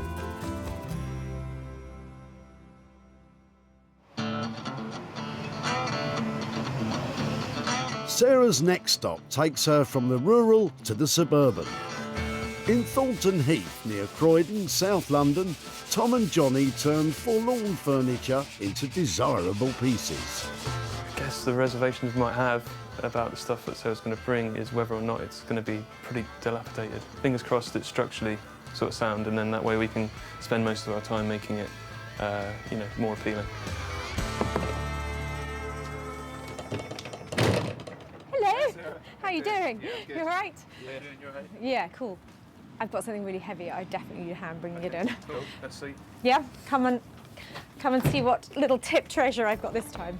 Tip treasure? I think that remains to be seen. Cool. All right. Cool, I'll take cool. Any chance you give me a hand out with it? 'Cause Yeah, It's Are the boys happy or just relieved? It's sometimes difficult to tell. It looks slightly better up there. What do you think? Yeah. Yeah. I mean, it has got solid drawers. Well, the drawers don't open. This is one of the problems and why it was being dropped off. Things like that. This one opens and it's dovetailed. It's really solid. I think it's just had all these sort of trims and mouldings stuck onto it to give that mock country look. I think it's kind of over to you what you think you're capable of doing with it, or if you've got some ideas for it, because it needs help at the moment. I think we're going to start Get rid of the removing. trim, remove this. Take these off. That's cheaply put together then. At least, there's nothing that can be sanded back, so we can have just, a nice flat front rather than these kind of trims, which kind of don't really do much. So is this the thing that's just making it look really dated, isn't it? Yeah, exactly. Like all around the bottom here, that's just nailed on, so that should come off quite easily. I now have a picture of it. It's on its legs. It's looking really sleek. It's got a nice square, chunky-looking, plainer wooden top to it. Sounds great. How long is that going to take you, and what kind of budget am I going to be coming back to find? I think it's going to be around sort of 280 all in. Okay, so 280, and that would include some new legs for it, would it? Yeah, we think we can do it within that budget. I'm going to take your 280 quid and say thanks so much, and take care. Cheers, bye. Bye. All right. Yeah. Let's get started then. I'm actually really pleased how that went because I wasn't engaged with that piece of furniture, and now I think it's going to look fantastic. Those boys have given me a good budget as well, so I stand to make maybe even a chunky profit too. I think we're going to have a lot of fun with this one. Yeah, it's got a lot of potential. There's a lot we need to remove before we can start adding, but it's going to be cool, I think, isn't it? Yeah, definitely. Yeah, I'm excited about this one.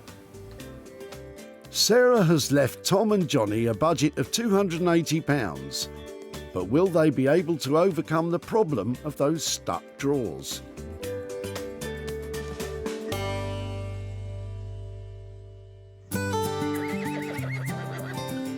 Having left the petrol can and the pine drawers in safe hands, Sarah has returned home to West Sussex in order to begin work on her own restoration project. Well, it's time for the Lloyd Loom Lusty chair to get its makeover. I've had a look at it and it's actually in really good condition. I'm not keen on the upholstery, but all of this lovely woven surface on here is great. It's got a nice bit of patina, but there's nothing on here that's falling apart. So that's really good. In this condition, they're sort of 40, 50 quid if you're lucky. But I think with a spruce up, a bit of a makeover, I've got a chance to make probably a little bit more than that. Lloyd Loom furniture is not made from wicker or cane. It's actually craft paper woven round wire that provides a remarkably strong and durable finish, smooth to the touch. So I'm thinking a really lovely flowery fabric all over the seat pad. Then I think I'm onto a winner. I've just got to choose some. I'm not quite sure which fabric will work. I've got a few to choose from. Sarah has been collecting fabric for almost 10 years, during which time she's built up a considerable selection of styles. This one's really unusual. I've never seen anything like this. It's a lovely woven fabric, but that's quite unusual and nice and rich. And I think it goes actually really well with that gold. So this is a really easy makeover. All I've got to do is cover this seat pad in that fabric. Just take this off first. So let's take this, give it another cover. Okay, so this is really simple. All I've got to do, in fact, I'm going to cover the whole thing because it's nicely tightly packed in there. I'm just going to put a new layer of fabric over the top and then reattach it to the chair. Sarah's chosen to place the central motif of the fabric into the centre of the seat and is securing it using a staple gun. A quick and easy way to achieve a professional look. It's all about how tight you get it. You want everything really tightly tucked in. You want it to be like patting a robust dog.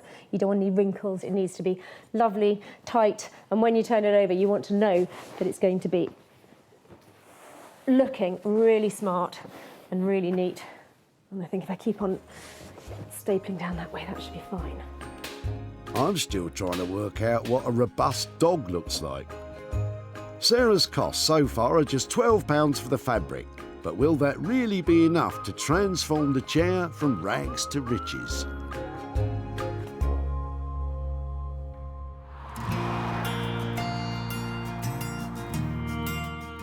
Nestled in the Essex countryside are Guy Trench and his skilled companion, Keith.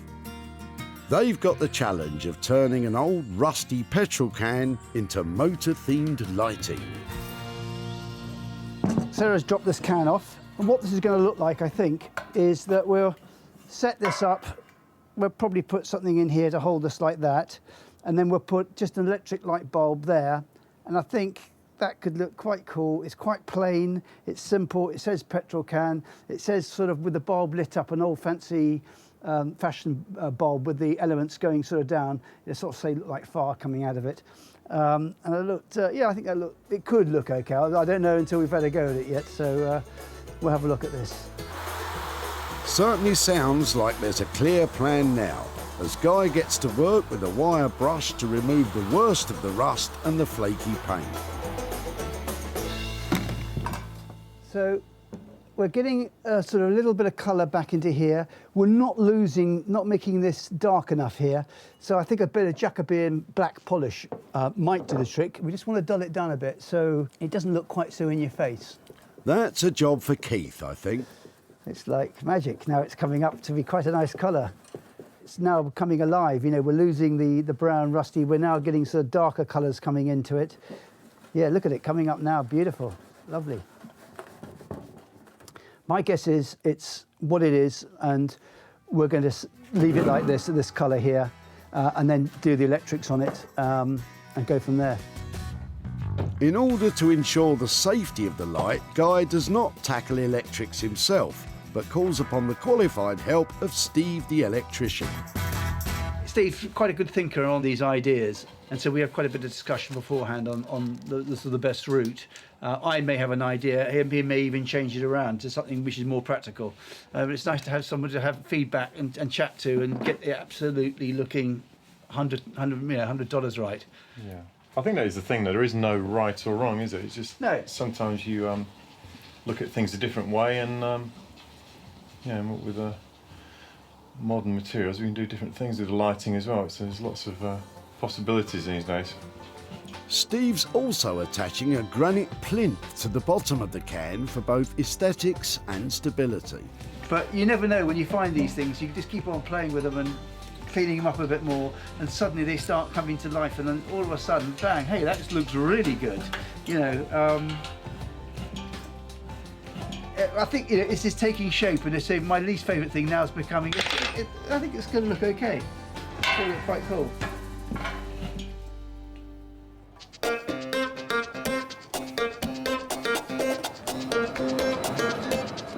In Thornton Heath, near Croydon, Tom and Johnny are getting started on the chest of drawers. I think the first step is get these drawers out, get them numbered up. Yeah. Make sure we can get them out first, I think, is the key. Yeah. They're pretty stuck in there. Yeah. It's well and truly stuck. We need to get this out. I'm not quite sure how we're going to do that. The wood's swelled. When it gets lots of moisture in the air, it kind of soaks it up like a sponge and expands.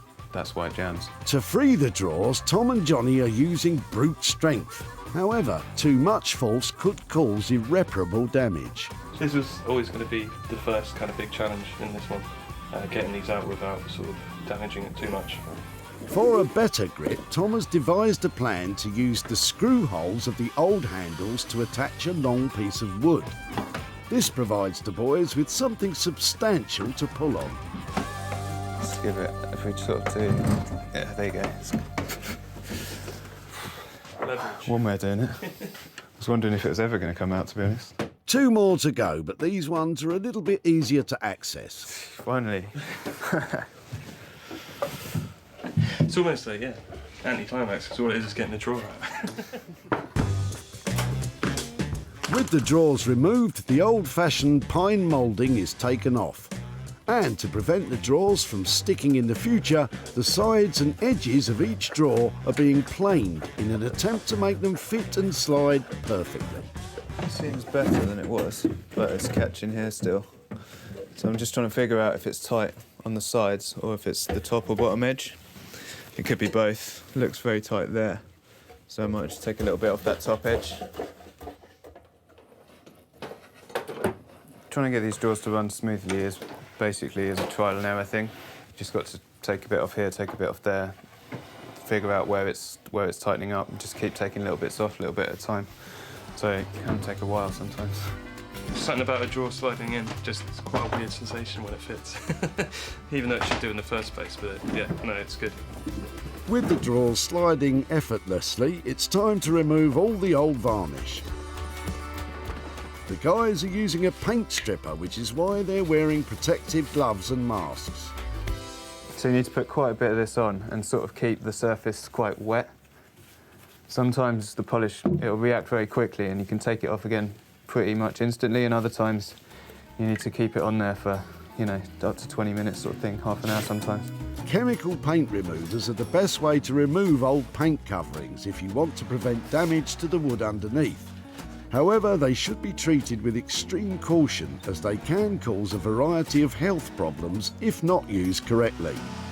With the varnish gone, the whole thing is given a final sanding before the addition of a very modern twist. It's going to really change the overall look of the piece of furniture having these legs on it. It's going to make it look a lot more modern. It's still the original style of the piece was kind of Victorian furniture, but we've removed all of that styling, so now it's just going to be a lot more clean lines, kind of more of a 20th century look. Right, it's ready to stand up then, mate. Cool, let's have a look. It's added a bit of weight. Cool.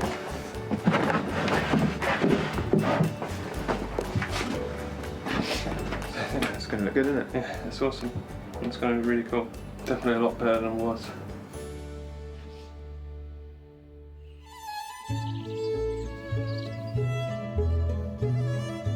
Back home in West Sussex, Sarah has taken on the challenge of revamping a chair, providing it with a classical update by using fabric offcuts and a little bit of TLC. It's a simple, easy to do update, but it packs a punch because it's gone from drab to saleable. And the fabric hoarder in me says that if you were to make 4 beautiful little lavender bags out of that, that would pay for the fabric for the chair. We don't have time for that today.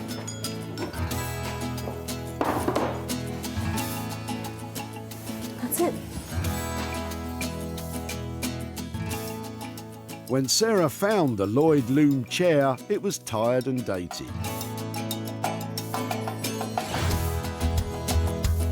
Sarah has respectfully provided this chair with a sympathetic makeover, giving it a thorough clean and recovering the seat with a classic Sanderson fabric. Small but effective changes that have given the chair a new lease of life. So I'm really pleased how this has turned out. It's a simple thing to do, but it is a really good update.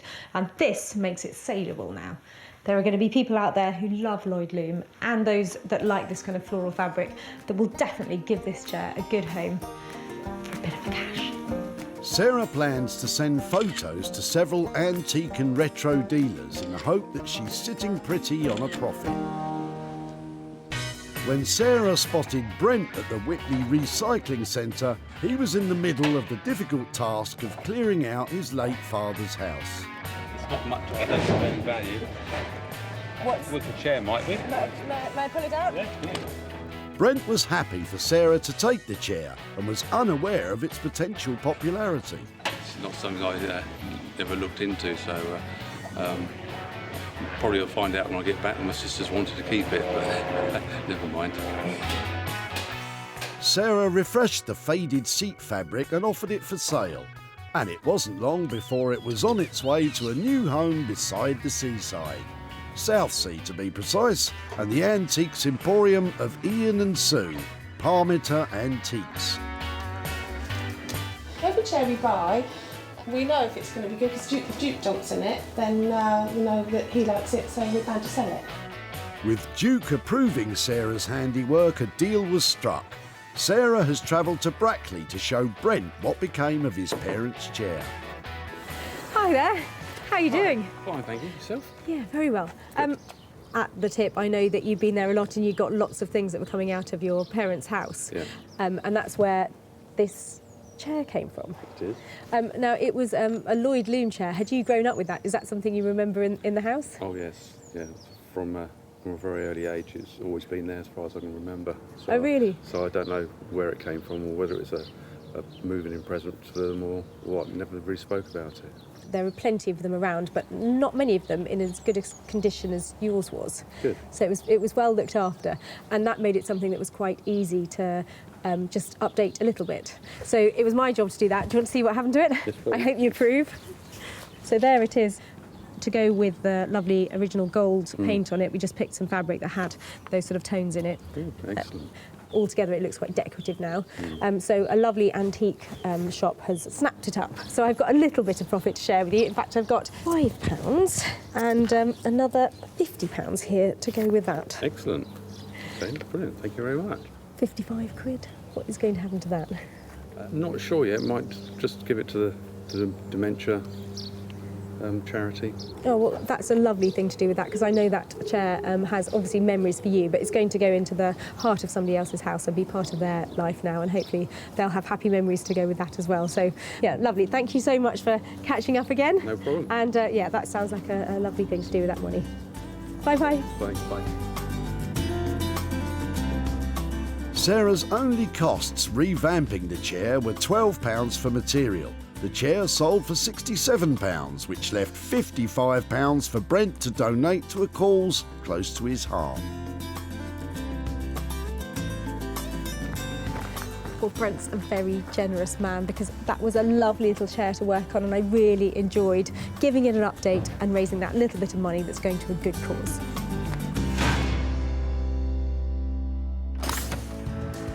Time now to see how our artisans have been getting on. Sarah has returned to Essex, where Guy has been working on the rusty old petrol can, which had reached the end of the road. Sarah brought this along to me, and I have to say I didn't like it at all. It's one of my least favourite to do, but it's much, much better than I thought it was going to turn out. So, yeah, I think it ticks the box again. I'm back here to see what Guy's managed to do with that old blue petrol can, because when I dropped it off, he really wasn't sure about it. So I'm going to go and find out. When Sarah salvaged the rusty old fuel can, its motoring days were over. Now Guy has managed to turn it into stylish designer lighting. By polishing the surface, highlighting the patina and wear, and with the addition of the old-fashioned looking bulb, he's managed to create a petrol can with a bulb on top. Oh, wow, Guy. Hi. Go on then. What do you think of it? You know, it was a 60s, 70s plain, boring can, and but now, oh wow, we've made it look like it's firing fire out of it. You know, we've polished it up, we've given it a good gleam, which has dulled down the colours here a lot, but given a really rich colour. And with that rust coming through there, I think it just makes it look really cool. I love it. I think it's quirky. I think it's entertaining. It's funny. When you look at it, you want to smile, don't you? Because it's really unusual. Yeah. I love the base you put it on, and it really adds to it, doesn't it? I love using these bases, which I always put on my lights. It's a granite, it's textured, so it sort of looks like antique. We're using, again, the old silk wire here. Again, it's a little touch, a little detail, going to a decent clicker switch, so you don't have to put your hands up here to turn the light on. And it's obviously got a patch certificate, so it's all tested, ready for one of your clients. The budget for this transformation was £150. How have we got on? Spot on, no problem at all with that. We can do it for that price. Oh, that's great. You've created something really simple, elegant, really cool from an old can. Well done, Guy. I think Sarah was very pleased with it. It wasn't my favourite thing. I didn't know really what to do with it. And just a little bit of thinking, a bit of playing with it, and it really has turned out extremely well. Well, I am so pleased that Guy got behind this, because look what he's created. It's just so quirky. When Sarah spotted Jeanette in Whitley, she was having a ruthless clear-out. I'm not likely to use it, so it can go. That's the line I'm taking. The rusty old petrol can was enough to fuel Jeanette's imagination. I have seen people make animals out of little bits of metal, and that's all I can think of, to be truthful. Guy made it into a trendy new light, and it soon followed in the footsteps of the woven chair to the seaside. This time it was Eastbourne and the Little Chelsea Antiques Emporium run by Steve. 2, 3, hey! Sarah has returned to Whitley to catch up with Jeanette and to show her what became of her old rusty can. Hi, Jeanette. Hi, lovely to see you again. Nice to see you. How are you? I'm fine. I finished my work on my conservatory, which was what the clear out was all about, so I'm well pleased. Excellent. And is it right, so that petrol can was from your first car in 1965? Yeah, that's right. Yes, so it did have a real retro look to it, didn't it? It did, yeah. yes. So do you want to see what we did with it? Yes. What do you think? I'm astonished. I wouldn't give it house room, but lovely. Did you hear that? Wouldn't give it house room. Well, other people like it. An antique shop in Eastbourne. They took one look at it and they bought it, and I've got a little bit of profit. For your petrol can, I have got £25 here to give to you. Good heavens, thank you. I'm astonished. Well, I'm really That's pleased. a big surprise. Oh, excellent. We like surprises. I hope that you can find something to do with the £25. Oh, I'm sure I shall. I shall probably buy something for the conservatory that's newly constructed, but and I shall probably buy a lamp. That Not would be one funny, like wouldn't it? Well, I hope you don't mind too much what we did with your old petrol Oh, can. no. I'm pleased to see somebody's made use of what was my rubbish. Well, I hope you find a lamp that suits you, and thank you so much for letting us have your old petrol can. Lovely to see you again. Thank you. Bye-bye. Bye-bye. Clearly Jeanette's not a fan of rusty lighting. The cost of creating the motor-themed lamp was £150. Sarah managed to sell it for £175, which left £25 profit to hand over to Jeanette. Well, I think Jeanette was pleasantly surprised that we were able to reuse her rubbish, and although it might not have been up her street, I think there's plenty of mileage left in that old tank. Sarah's returned to South London on a roll, having achieved a profit from the first 2 items. She's here to find out how Tom and Johnny have got on with the old pine drawers. We're hoping when Sarah comes along that she's going to like what we've done with the piece, the colours. Hope she likes the paint. I think that's the most drastic kind of change. I think it's worked quite accurately to what we proposed we were going to do. But it's always a bit hairy, I suppose, isn't it, when you don't know what when someone hasn't seen something like that.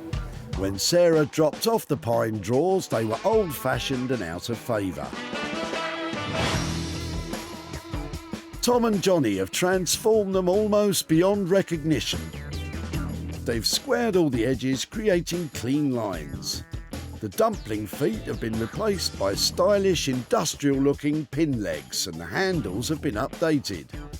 Finally, the top has been stripped, sanded, bleached and re-waxed, and the carcass has been painted a stylish teal colour. Hello. Hey. You all right? Yeah, really well. How are you doing? Yeah, good. Nice to see you. How you doing? No way, is that it? Yeah. Guys, Looks that's a bit different. amazing. How it looks fresh and modern and really cool, doesn't it? Yep. Can I see if the drawers open? Yeah. Oh, they work beautifully, don't they? That is a really fresh look. Love the little hairpin legs to make it look sort of fresh. Brought it up higher as well. Yeah, and nice choice of handles. And that is the original pine top. Yeah. But did it have? Quite a lot. I can't remember what it had. Was had, it? Like, mouldings on the side, which were that, you know, that fake kind of Victorian, wasn't it? Yeah. So we took that right off and took it back, and then had to quite heavily sand the top as well because it was quite pitted and scratched and had water stains all over it. So. I left you, I think, with about 280 quid bar fixings. How did you come out on budget? Pretty good. I think we went over by about £10. Yeah, right? I think it was about 290 all in. Yeah. Yeah. I'm so pleased with what you managed to achieve. Thank you so much. Cheers. Take care. Bye. Well done, boys. I think Sarah really liked it. Those lads have done so well, haven't they? That now looks like a beautiful, crisp piece of furniture that you want to have in your home. Bingo. It went really well. Yeah, she seemed really surprised, which was good. A really good surprise. Yeah, she seemed really happy. Yeah, I think she genuinely thought it looked really good. Either that or she's a very good actor. When Sarah first met Corinne and Graham, she discovered their old pine drawers had more than just cosmetic problems. The drawers don't work particularly well. They're quite sticky, so... That is so annoying, isn't I know. Thankfully, that didn't put Sarah off. They don't work at all, do they? They do. They are supposed to, though, aren't they? It's not Yes, absolutely. Once transformed, Sarah advertised the drawers online, and they sold. She's now travelled near to Guildford to visit Corinne and Graham. But will she be handing over any profit? Hi there. Hiya. Hello, how are you doing? Yeah, good, thanks, you. Oh, hello. Hi, Nice to see you again. Nice to see you.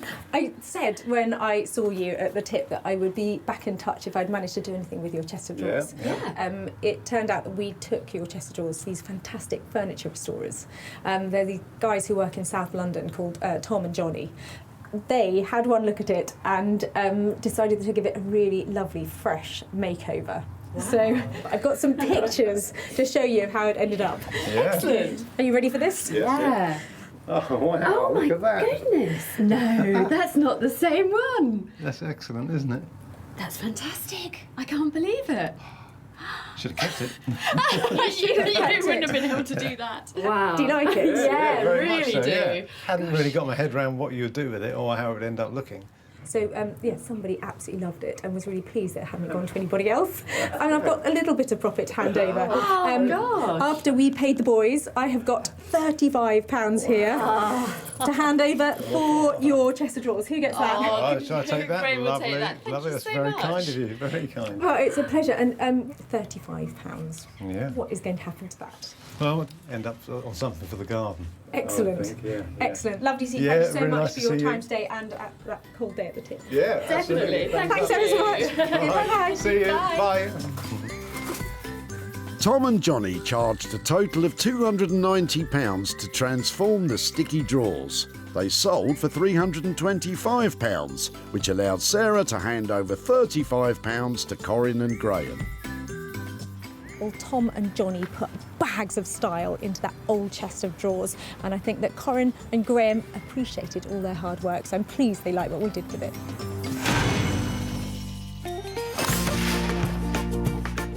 Sarah salvaged 3 unwanted items from the Whitley Recycling Centre. Jeanette's old rusty petrol can has become motor-themed lighting. Corinne and Graham's pine drawers went through a thoroughly modern makeover.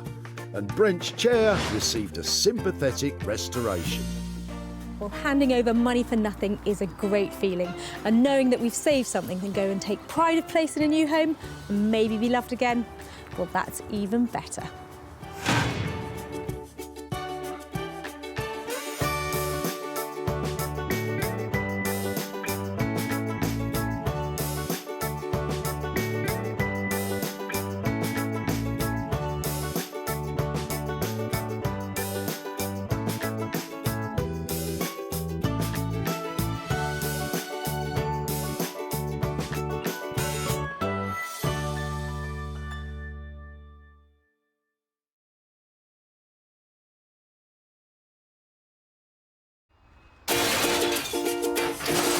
Can I have a little rummage around in your rubbish? How do you make money for nothing? I love that. The answer could be hiding in the 30 million tonnes of household waste we throw out every year. So heavy, they don't make them like this anymore. Look at that. That's why entrepreneur Sarah Moore wants to get her hands on things before they hit the skip. I'm a passionate maker, buyer and user of old stuff, and I've turned that passion into a money-making business. I make new stuff out of old stuff and I sell it for a profit. And with some of the country's elite designers and makers, Say something nice about it. My juices are flowing in this one. They are going to be wow. she can transform her finds into desirable, Isn't that stunning? valuable, Oh, wow! and hopefully saleable items. That is bonkers. If Sarah is successful, then she can hand the profits back to the very people who had no idea there was cash to be made from their trash. Got £350. Whoa!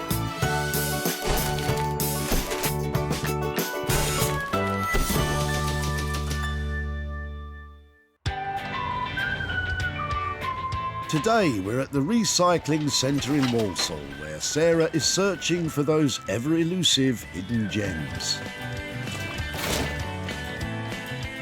Old cardboard, decimated flat pack and polystyrene are not going to cut it. I'm after those solid pieces I can attach a serious price tag to. She's been given special permission to ransack the rubbish tip, and her challenge is to find 3 items she can bring back to life and sell on for a profit. Is it comfy? I've no idea, I've never sat in it. Come on, you've just started. You can't be needing to sit down already. Get a move on. Your days are numbered. Scary stuff. Now she's back on her feet, she's spotted a vision in red leather in Zia's car. Hiya. Hi. Getting rid of the sofa? Yes, we are, yeah. Oh, it's a chair. I thought it was a sofa. It's yours? You're just chucking it out? It looks in really good condition. It is, but the springs have gone. Okay. So if it's not comfortable, No, yeah, no, I totally understand. The chair is a red herring. It's the red leather that's caught Sarah's eye. I really like the idea of using the leather from something like this. So, yeah, definitely it'd be great to have a look at it. Should we get it out and have a Yes, absolutely. so I can have a closer look? The price tag on leather goods is growing. Repurposing the leather from this sofa could be a real moneymaker. I think if we might only use the, now have a look at the other cushions. I think what I might do is just take the cushions away. I think I should be able to get enough material out of those and then recycle the chair, if that's all right. That's fine. Because those are some really lovely cushions. Any ideas what we might make out of them? I think cushions would be a nice, easy option. A little too easy, Zia. I think it'd be great to take those away, if you don't mind. No problem. What does Zia think of Sarah scarpering with his cushions? Hopefully somebody can get some use out of that rather than just throw it in the rubbish bin and go to landfill. Sarah's going hell for leather to make over this item, but could she be on a hiding to nothing? Now there, it's just heaps of leather in these cushions. I really want to see what it's like on the inside, but I can't do that without ripping. Oh no, look. Okay, so it's a sort of pink suede on the inside. I'm thinking maybe this would make, loads of handbags out of this, or maybe even a coat. Really good find, because there's just heaps of potential with what we've got here. And Sarah knows just the man to turn all that potential into profit. When you think bags, think Neil Ragg. From salvaged unwanted materials, Neil creates everything from handbags to haversacks, and prides himself on the fact that his handmade bespoke bags will last a lifetime. I love being able to create something from what would be rubbish, I suppose, to other people. You could have, for example, a tent that was at Glastonbury and saw the Rolling Stones, and then now it becomes a bag, and it's seen quite a life already. So everything here has got a personality. All the bags have lived a life, and they're now about to live a second life. But will Neil be able to raise the old leather cushions from the dead too?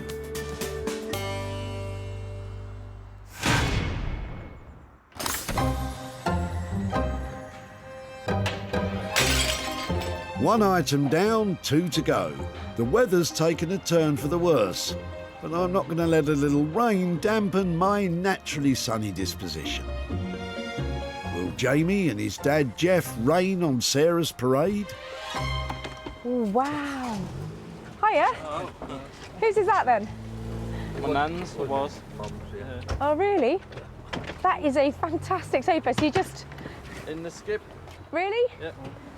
I think it looks amazing. I like everything about it, the style of it, the fabric's really retro. This is your mother's. Okay, do you remember growing up with it? Do you know when she got it, or? Oh yeah, I did. And did she buy it new? I think she did, yeah. So was that something like in the 1950s, 1960s, wasn't it? 60s. It's a good size, not too big, and it's got that kind of retro look that people are stuffing into their houses again. So if you let me have it, that would make my day. Yeah. Absolutely love it. It looks to me like Sarah might be putting passion before profit on this one. Jamie, thanks so much for letting me have that. I think that's absolutely made my day. I love it. Wow, that's going to take some work. I have got the most amazing upholsterer lined up. They are original, funky, they're going to breathe new life into this, and there's going to be money to be made. Welcome to the world of Anthony Devine. Anthony's unique and quirky upholstery has earned him the reputation as one of the most imaginative craftspeople around. Anthony can upholster almost anything, but he loves a good chair. Some chairs you just know, that this is the one, and you just know you're onto a winner.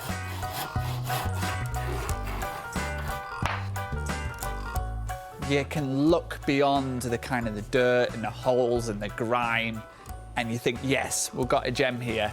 And then it's a matter of teaming it up with the right fabric. And then from ugly ducklings are beautiful swans. Well, Anthony, can you transform this into a beautiful swan?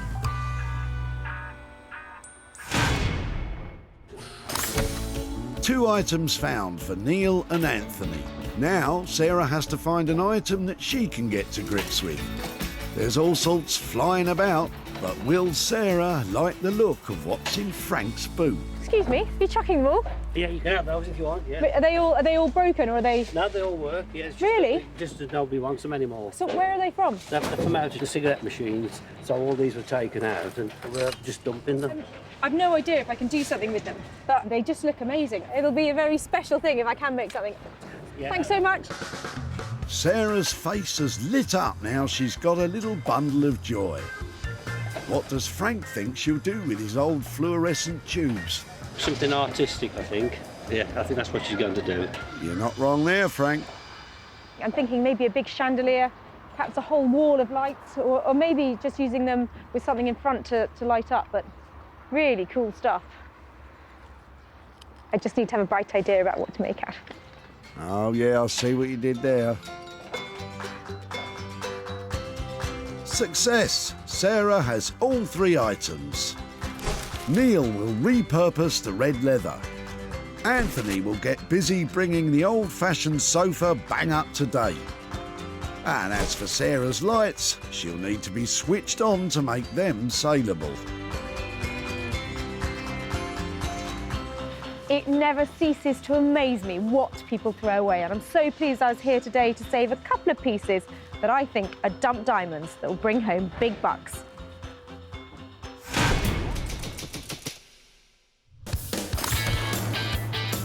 Nestled between Salford and Manchester is master upholsterer Anthony Devine's workshop, which he runs with his partner Susie Milner. He's got an amazing track record of transforming crumpled couches into sexy sofas. Hopefully, he'll appreciate what Sarah's dragging in. When the doors are open and you get the first glimpse, you see one and you just know you're onto a winner. Some things just kind of click. Auntie! You've brought a sofa. Tell me you love it. I love it. Come on, yes. Let's get it in. Let's do the business. Yes, now you're listening to what I want. Anthony clearly wants very strange things. It's not too heavy. Oh, it's perfect. Up we go. This is one of my favourite finds. I could hug you. I love it. I love it, love it, love it. This needs to be sharp and crisp. Oh, the potential. Huge, isn't it?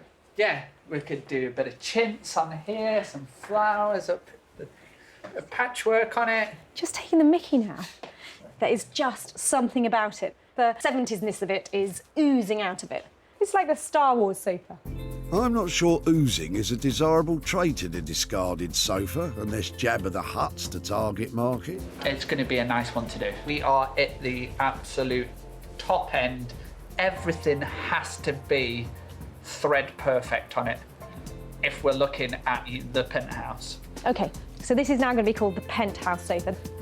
Yeah, just don't tell its glamorous new owners that it was nearly the skip sofa when they buy it. Now, colours, design. Bear with me on this. Go on. I was thinking, you're going to love this. OK, pink. Right. I'm thinking quartz pink, rose quartz. It's bang on trend. It works beautifully with gold. I think it would look beautiful in it. What do you think? Anthony's clearly delighted. Can't hold back his enthusiasm for Sarah's artistic vision. Yes. Don't worry, Anthony. Sarah knows exactly what she's doing. But can she afford it? I'm thinking around the £12.50 mark. We'd give enough good fabric, and it gives me enough to be able to put everything back and make a little bit for me. Wow. With that huge budget, the pressure's going to be on for Anthony to deliver, and deliver big. I would see a very strong profit in this. I hope so. That's more than a new sofa. Hopefully I'll be able to sell it and hand over a good wad of cash to the people who dropped it off. This is where we're aiming at. We're up there. Nothing like aiming for the stars. It'll be quite a transformation. Loving your work. Oh, I've done it again.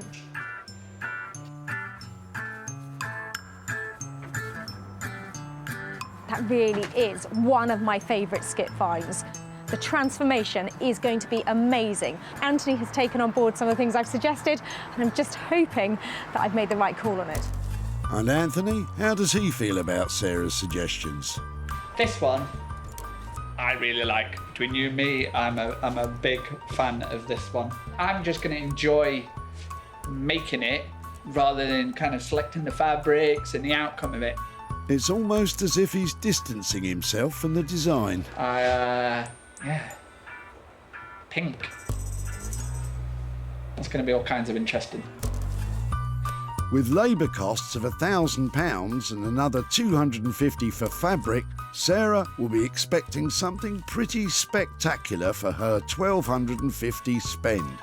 I hope Anthony can pull it off, regardless of the colour. Sarah's next stop is Marlow near High Wycombe in Buckinghamshire, where Neil Ragg is on a mission to rescue pretty much anything from offcuts to inner tubes and turn them into beautiful handcrafted bags. Sarah's coming today and we shall see what she brings. Hopefully it'll be something that I can sew together that doesn't break too many needles. You know, it's very difficult making a bag from paving slabs. You're in luck, Neil. They're not made of concrete and she's not after much. Now, in my wildest dreams, I would like these tired red sofa cushions turned into a whole range of designer luggage. I hope Neil likes the challenge. Yeah, me too. Hello. Hi Sarah, how are you doing? I'm really well. I've got presents for you. Right, I'm looking worried. There's loads here, aren't there? Right, well we've got some funky red cushions. 1, 2, 3, 4, 5. Do you know something? I thought that there was more than enough here to make something out of. So you must be able to make a purse out of this lot, Neil. Come on. I think we can do more than a carry bag, yeah. So we're game on for a bag then, you reckon? Yes, you brought me something that I can sew, and it's not alive. Yes, it would be awkward if one of the cushions started to move. Time for Sarah to drop the bombshell. I was hoping for a bespoke range of designer luggage. That's not difficult, is it? Luggage I can do. It's just the design. I absolutely love the messenger bags that you make. So, I was wondering about maybe one of those out of it. Easily, yep. And a big, usable, expensive weekend bag out of. Okay, well, we can do that as well. But the idea is that things will last a lifetime, so we've got a good start with the fabric. I love what you're saying because this has already had its life. So now, if we can make luggage out of it, another 50 years of wear, that's brilliant. Phew, that went better than expected. Neil seems pretty unflappable, but there's always a snag. I don't like the colour, and I'm worried that it's not as saleable in this colour. So I'm wondering if you've ever dyed stuff before, or if you think you might be able to make it a bit more stylish, a bit darker, a bit richer. Well, that will be a journey, won't it? We have enough fabric. We can do some tests. We can give it a go. Not the most confidence-inspiring answer from Neil. I'm not sure dyeing is something he's keen on. And there's still the matter of the material for the lining. The ethos of what I do is to make things out of something that would end up in landfill. So this used to be an old scout tent. It's heavy-duty canvas, so I think we use that as lining. That is right up my street. Scout canvas, perfect. Great. That has now got a nose-to-tail kind of story. Once upon a time, there were some manky tents and a smelly old sofa. Is that the kind of story, Sarah? So I think I'm sold. I've got messenger bag on one shoulder, I've got a beautiful, scrunchy, rich-looking holdall on the other. How much is that going to cost me to make me two of those? Okay. We're looking at £95 for the messenger bag, and then the holdall, we could say the same thing. Thank you ever so much. I hope the dyeing goes well. Part of the journey.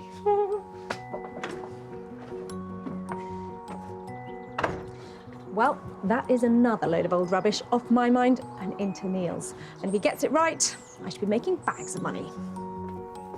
It wouldn't be Sarah if there wasn't something awkward.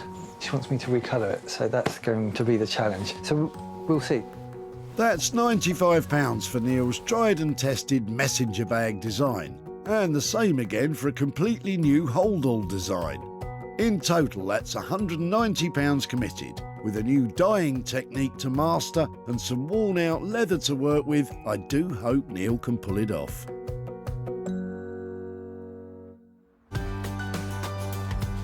With the knackered old blue sofa and those red leather cushions in safe hands, Sarah has travelled back home to Sussex to turn those lighting tubes into treasure. Sometimes I pick things up at the recycling centre and then I start to work on them and I think, why did I choose these? We're all in the dark here. Illuminate us, Sarah.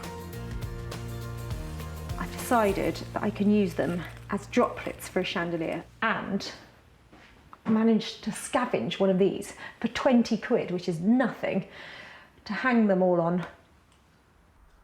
OK, and then they all light up, right? I'm going to take each one and then wrap it in fabric. I see. So she's planning to use them as very fragile decorative poles. Typically, Sarah's getting floral. First, Sarah grabs some vintage offcuts from her fabric store. Then she rips them into strips and glues them directly onto the tubes. This is just PVA glue, the kind of stuff you get for doing craft with children. But with delicate glass like this, I'd recommend keeping the kids well away. I like this because if the fragile tubes ever were broken, they'd be completely contained inside this fabric. That's the first one done. Just another 30 to go. You've only got yourself to blame, Sarah. You could have found something else, anything else. But she seems to be getting into the swing of things. I love this purple because it works really well with the gold. I think I'll probably end up using all the same material. It's actually really old, it's probably from 1940, something like that. I think it's going to look good. It's going to be huge, isn't it? Well, put it this way, I don't think it'll fit into my house. At the moment, I'm not sure I'd want it in my house. That old light fixture came with some of the original glass. Perhaps that'll improve matters. Chandelier really should have a little bit of sparkle to it, shouldn't it? Good try, Sarah, but if you can make that saleable, I'll eat my hat. Sarah spent £35 on that used chandelier, glue and bulbs, and she'll need to pay another £30 to her electrician for wiring and safety testing, making a total of £65 in costs. Let's hope the added sparkle from those glass pieces rubs off on the rest of it so she can turn a profit. In Manchester, Anthony's having a rip-roaring time with the sofa, with partner Susie and daughter Poppy watching on. The plan is to finish it in this season's luxury pink and sell it for millions. Luckily, Anthony enjoys this bit. To be honest, stripping's never a chore. Crikey, I thought this was a child-friendly show. I think this one's trying to warn us. It'll be nice when you can start to help. Oh, money, money, money, money. Ah, money for nothing. Well, Sarah's hoping to make a bit more than that. With its innards exposed, Anthony can get a good look at its bottom. This has probably had thousands of hours of people sitting on it, and, you know, looks all good, nicely intact. Things were just built to last. Until you get your hands on them, Anthony. It doesn't look great. Most people will be thinking, oh my God, look. But this is how a sofa looks. Yeah. Let's hide those ragged bits of wood and springs ASAP. First, Anthony covers the base with Hessian and then glues new foam onto the arms. If you want to be bang on trend, you need bang on tools. Sharp knife, sharp results. Are you trying to create like a catchphrase for yourself? Yeah. Starting with one of the arms, Anthony's making a base layer of calico shaped to fit snugly. This bit's kind of critical, really. This one's the one that provides the shape, almost the foundations, putting the top fabric on, and the overall look. So far, so good. Oi, I'll do the puns, thanks. I'm sure Sarah will be tickled pink with the progress. So the fabric's arrived? I can't wait to see that specific shade of rose quartz Sarah was going on about. We were struggling to find the rose pink quartz, so we just decided to go for this more subtle, bright gold all over. Clearly a new definition of the word subtle. Sarah knows nothing about this at this stage, and she is probably going to kill me. I think Sarah might go from pink to incandescent crimson when she hears about this. This is going to go in here like so.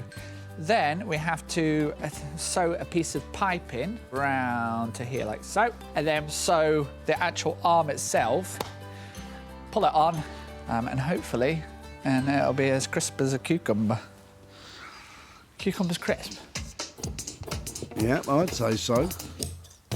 With a lot still to do, Anthony's going for gold. You are going to work, arm. You are going to work. A very naughty boy. I think it'll be you that gets a spanking when Sarah hears about the new colour scheme. Yeah, that's what I mean by as crisp as a cucumber. Very nice, Anthony. Just the other arm, the back, the base, the cushions and the buttons still to do. Oh, and shouldn't it be pink? In Marlow, Neil's getting to grips with all that lovely red leather that he's transforming into a messenger bag and hold-all. And he has lofty ambitions for his work. These bags don't just hold stuff, they save the planet, you see. Introducing Super Bags. First, Neil cuts the leather to his ready-made templates. Sometimes it's quite cool to keep these seams in so that it looks like it was a sofa. Sarah's also asked that these leather-clad superheroes transform from Superman Red to Batman Black. Don't mind us. Oh, look, Catwoman. Dyeing can be a messy business, so Neil's moved outside with the leather pieces he has cut to size and cleaned. He's painting an oil-based dye directly onto the surface until it soaks in, being careful to keep it even. They need 24 hours to dry, but here are some he made earlier. Get a few coats, buff it up, and finish it off with some cream. Despite all that fuss, it looks like this dyeing malarkey is not so scary after all. With the leather now ready, Neil's choosing and cutting parts of the Scout tent canvas he's using for lining. You don't know where it's already been. It could have been a tent that saw the stones at Glastonbury. It could have been a tent that has done a trek to the Himalayas. Or perhaps more likely, it housed loads of freezing children. You don't want to lose their personality, so we might keep in some of the old writing or labels. We can keep some of these in, which makes it look very tent-like. So the only problem with doing this is it's going to make some of parts of it really thick. Luckily, his heavy-duty sewing machine, nicknamed the Blaster, is up to the task. And it's important to Neil that his bags are fit for purpose too. Nowadays, you've got laptops, iPads, tablets, but there's so much to carry. People just want to carry something that's going to last. Neil clips and sews the gusset and the back pieces using the Blaster. I have to use the clips because you can't use pins with the leather because you'll end up with holes all over the place. You're sewing everything inside out, so there's no stitching being shown. So this is the body of the bag. See if you've sewn everything upside down, back to front, inside out. So we've got one pocket there, which is obviously the old tent. One pocket there for your tablet, one pocket there for your mobile phone. Ready to get on? Next phase. That messenger bag still needs a flap, and he's also got to make the hold-all, and Neil's never made one before. I need to attach it to the top first, and then I can turn it right side out afterwards. Shall we just leave him to it? In Manchester, Anthony's also hit a bit of a snag. I've put a halt on the sofa. It's starting to show scuffs. I'm a little bit concerned about the strength of the fabric. That's unfortunate, and it's a decision I don't want to take, but I really think we're going to have to try and think of something new on this one. I thought that gold finish was something new. But with Sarah after the top end of the market, a scuffed finish isn't really going to cut the mustard. Back to the drawing board, Anthony. In Sussex, Sarah's putting the finishing touches to her glamorous fluorescent tube chandelier extravaganza. You know the one. Well, this is definitely coming together. I'm just finishing off the last bits and getting the crystals in between. And then hopefully I've made something that somebody would want to buy. Hopefully, but I'll reserve judgment until the great switch on. Moment of truth. Oh, I'd say that works. Before, those used glass tubes were fit for nothing. Now, combined with a tired old lighting fixture and some plumbing bits, Sarah has transformed them into a dramatic and original centrepiece blazing with light. It'll need a heck of a hallway to house it. Now the lights are on, I think the crystals could do with a little bit of a clean, but I think when that's done and dusted, this should be a moneymaker. At the skip, Sarah lit up when she saw what was in Frank's boot. But nobody wants them, so we're just dumping them. And Frank had some idea of what she'd do with them. Something artistic, I think. Yeah, I think that's what she's going to do. Sarah didn't disappoint with a striking and original transformation that had me eating my hat. It was bought by Morag Smith, a furniture and interiors dealer who trades in Berwick-upon-Tweed. I haven't seen anything like it before. It's a very innovative design, so it's upcycling at its best. Now Sarah is back in Walsall to see if she can dazzle Frank with the money she made. Oh, Hello there, all right. Hi Frank, how are you doing? Nice to meet you again, yes, Yeah. all right. Come on out so I can talk to you. Okay, right, yeah. Well, I really loved those light tubes that you were dropping off. When we took them away, did you wonder what might happen to them? Something artistic, I thought, so I don't know, yeah, I'd be a surprise. Well, they're quite fragile, aren't they? So I Yes, had to be yeah. quite careful what I did with them. But I have made something out of them. Do you want to see what it was? Oh, yes, I would love to, yeah. Here are your light tubes made into a big chandelier. Oh, that's amazing. Yeah, absolutely, yeah. I've actually got a little bit of profit to hand over to you. Oh, that's a surprise. Well, it was sold to a shop in Berwick and I've actually got 20 quid for your old light bulb, so thank you very much. That's very kind of you, thank you. Hopefully you can buy something for yourself or have a treat. Oh, yeah, something for the wife, yeah. That sounds like a very wise move. Well, it was great to catch up again. Thank you very much for letting me have them and for your time in this freezing thank you. cold day. Oh, your hands are cold. I know, but my heart's warm. Thank you ever so much. Nice to catch up, Frank. Okay, bye-bye. Well, thank you, bye. Sarah spent £65 transforming the old strip lights, and with a sale of £85, it means Frank's walking away with £20 to treat the wife.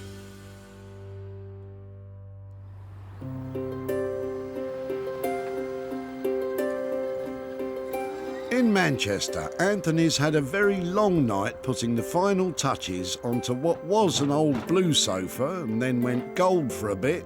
It's anyone's guess what colour it is now. I think Sarah's going to love it. And you know, on this one, I might have even pleased her because it'll be exactly what she's asked for. And that's just not like me at all. Sarah's invested heavily in this one, Anthony. I hope you've done the right thing. I am so excited to see what Anthony has done with that sad 70s sofa. If he's realised its potential, it should be a fantastic interior design piece by now. Sarah asked Anthony to transform a dilapidated old settee from the 60s into a bang-on trend penthouse sofa. It's now a delicious rose quartz vision. Anthony has given it clean lines and improved its proportions with a single raised cushion. He's added sumptuous piping detailing on the arms, and with flashes of gold on the buttons, he's created exactly the penthouse sofa Sarah was looking for. Hi. Hello. Oh my word. We're liking it? It's front cover, isn't it? It's really cool. I can't believe it's the same thing. Isn't it amazing? Where's the enthusiasm? Look at it. Sorry, I've been up all night. Look at it. I think Anthony's got some owning up to do. Beautiful. I love the little gold. Just a little hint. Little bit. A hint, Anthony? Anything to confess? There was going to be a lot more gold. We were going to have this all over. We got the arm on, we got all the front done, and then we had to call a halt because it just wasn't stable enough. And Sarah breathes a huge sigh of relief. Whatever trauma you've been through, I think it's worth it. This is stunning. You wouldn't say that. And just as a little reminder, we also have a... Oh. This is, but the problem is, you'd have just slipped off it. Wouldn't that have been the same though if the sofa had been in gold? Oh, it looks amazing. I know you're tired, okay? I know this is a lot of hard work, but that is stylish. It's got it. You know that thing? That's got it. Despite the whole experiment in gold, Anthony has also managed to bring the sofa in on budget too. I'm really pleased that I've come here and it is pink and it worked out. And I'm going to shake your hand and I would like you to properly say, well done. I'm so pleased. Thank you so much. Thank you, Sarah. Thank you. It was all worth it in the end, Anthony. Wow, that kind of transformation makes a long wet day at the tip really worthwhile. And I know Anthony is not pleased that it's not covered in lame, but as far as I'm concerned, rose quartz means I'm going to be sitting on a gold mine. I just can't believe it's gone from the back of a car to looking like it should be on the front page of a magazine. To be honest, what I'm going to do from now on is just please people, because that was easy. She fell in love with it. I'm happy. Jobs are good. But it's just not in my nature to do that. Sarah swooped in on Jamie and his dad Hiya. to rescue a threadbare sofa. Jamie, thanks so much for letting me have that. She suggested Anthony turn it pink. And after just a little dithering, yes, he did exactly that. Now, Sarah's back in Walsall to update Jamie and Jeff on what became of the dilapidated sofa. How are you both? Fine, thanks, I'm fine. Yeah. So you were clearing out things from your mother's house, is that right? That's right, yeah. She had an accident, she had a bad fall and she suffered brain damage. She's been in the nursing home now for several months. She was quite happy for it to go to the tip, so that's where it went. Well, you can't fit somebody else's house into your own, can you? Because we all have our own stuff, and I think... I've got enough with all these junk. Excellent, you sound like you're in trouble. Would you like to see some pictures of how it ended up? Well, would Take a deep breath, OK? Go on then. Oh, blimey. Do you recognise that? No. It's amazing, that is. What do you think of it? Amazing. Does it look like the sofa you remember? Nothing like. Now, I've shared it and I've had lots of interest in it, but I haven't managed to sell it yet. Right, OK. But I think there is a buyer out there who's going to love that. And I just need a little bit more time, and then hopefully I'll be back in touch with some profit to share with you. It isn't about the money anyway. You've done something with it that's, you know, it saved you going to landfill or being burnt. And Mum will be delighted when she sees that. Really thank you very much, thank you. Lovely to see you again, and Yeah, thank you. Bye-bye. Bye-bye, bye-bye. With Anthony's labour and materials coming in at over £1,200 and no sale, that equals a substantial potential loss of £1,250. But once that certain buyer with deep pockets has been found, Sarah will be back with a profit for Jamie and Jeff. In Marlow, Neil's transformed those old red leather cushions into bags. And he's doing the last few stitches ahead of Sarah's visit. I've enjoyed it. It's been nice to get a really high quality finished product from fairly challenging leather. The transformation has been pretty huge, so I think she'll be pleased. I hope so. Well, Neil's confident, but will Sarah agree? I'm back in Marlow to pick up, hopefully, some high-end luggage, but I have been a little bit anxious because the materials I left Neil with were anything but high-end. Sarah left Neil with some unsightly and worn red cushions, hoping he could make some luggage. They are now two beautiful handcrafted bags. Neil has carefully dyed the leather to give the bags a high-end sheen. The messenger bag has been dyed black and has pockets galore, incorporating charming details from the scout tents he's used as lining. And that holdall, now a dark brown, is almost indestructible with sturdy straps and reinforced corners. Sarah's got to be impressed with these, Neil. Hiya! Hey, How you doing? I'm very well, how are you? Yeah, really well. Good, come on in. Where are they? Here they are. So we have what they started off as and what they finished up as. Neil, they are amazing. Good, I'm glad you like them. I'm blown away, honestly. Good. I really don't look. I'm really emotional about them. I can't believe, because, sorry, just give me a look at the detail. I've even got little. Yeah, so you can lock the Cry. zips. Stop doing. Honestly, I don't often get moved to tears by by bits of leather from the tip. It was fun. The transformation, the dyeing, the changing of the colour. The leather's good enough quality, so it's made a decent bag. It's actually a work of art. I'm crying, don't look at me. Oh dear. So, and then messenger bag as well. Yes, so again, slightly different colour. We've gone for black. As much leather as I could use. And we've got the old toggles from the tent. That was a window, which is now magnetic. It's a big journey from the old burgundy sofa. It's fantastic. Yeah, great. Sarah's delighted with Neil's craftsmanship, but has he blown the budget? I don't even want to talk about money, but I know, I think I left you with £95 per item. Even though there was some extra designing and some extra dyeing to do, it was straightforward, so they've come within budget. I should have no problem selling those. Brilliant. Thank you so much. They are just brilliant. It was a pleasure.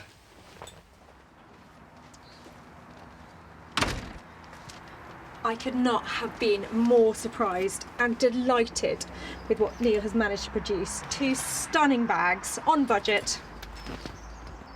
Absolutely amazed.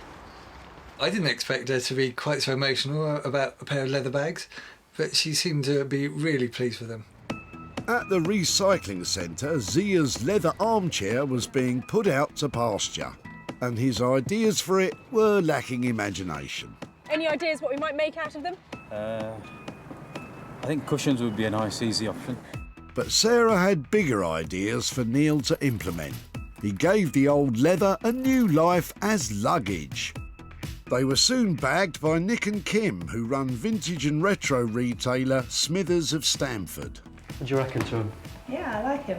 I love the stitching. Yeah, apparently. It was made from an old sofa, a leather sofa. Doing a good job, isn't he? Yeah. Quality. Now Sarah's back in the Midlands with some cash for Zia. Hi there. Hi Zia, lovely to see you again. Nice to see you again. How are you? I'm very well, thank you. Now, I last saw you at the tip and you were dropping off your old sofa cushions. Had you had the sofa for ages? Around 6 or 7 years, and obviously we were about to dispose of them. You know, quite interested to see what you've done with I them. can tell you, they went off to a lovely guy called Neil in Marlow. He specialises in making bags from refound materials. I've got some pictures here of what he made. I want to see what you think. Okay. Wow, that's amazing. I mean, it looks nothing like the cushions we gave you. There's more. He made a messenger bag and a going away bag. That's absolutely amazing. I was really surprised about how they looked. I'd have never imagined that they'd turn out like that. We have actually sold those 2 bags and I've got some profit that I'd like to share with you. I've got £60 here to give to you that came from those bags. So that's Thank you very much. Absolute pleasure. Is there anything that £60 is needed for at the moment? I think I'll treat the kids, really. They've just got back from school, so we'll give them a treat. Lovely. Thank you ever so much for your time today as well. No, you're welcome. Thank you. Take care. Bye-bye. Bye. Well, I think Zia was quite surprised with what we did with his old cushions, and as a transformation, I think it'd be difficult to beat sofa into luxury luggage. Neil charged a total of £190 for labour and materials for the bags. Sarah sold them for £250, leaving a profit of £60 for Zia and his kids.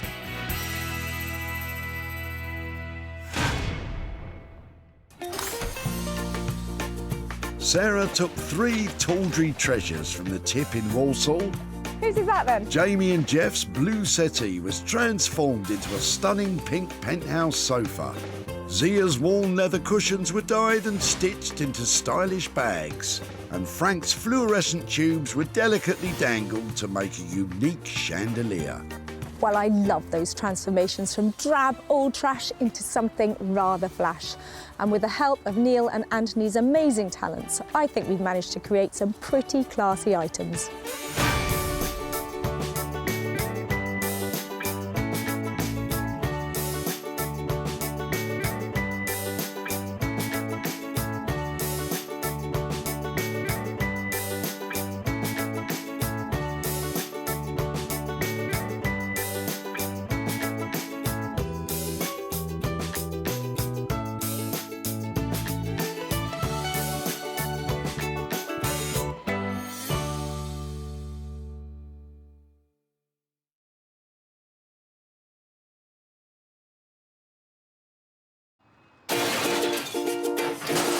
Have a little rummage around in your rubbish.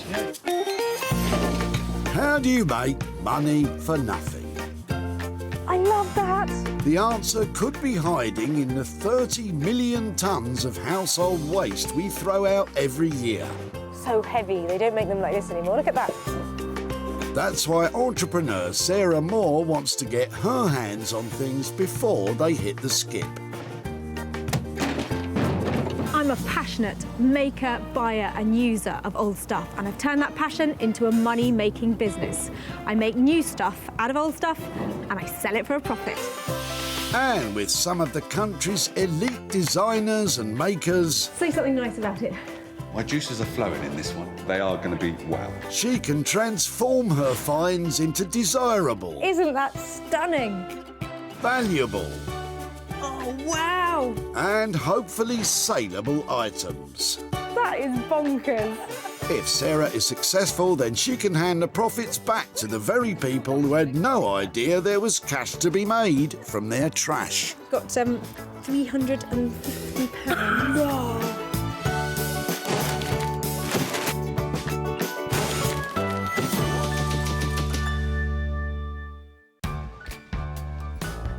Today we're at a recycling centre in Altrincham, just south of Manchester.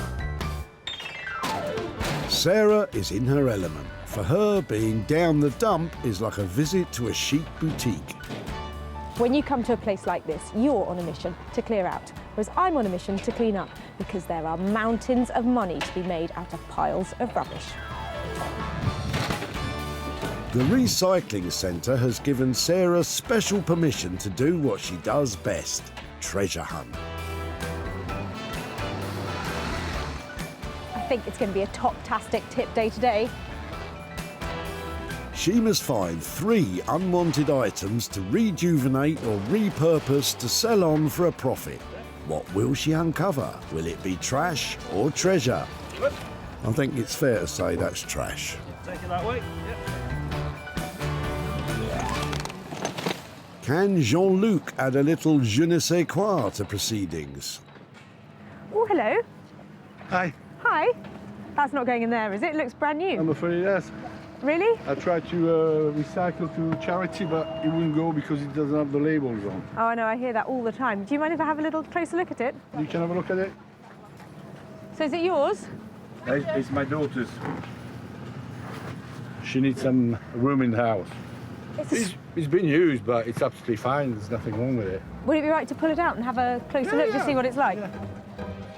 Jean-Luc's talking about the UK fire safety label. All upholstered items should have one.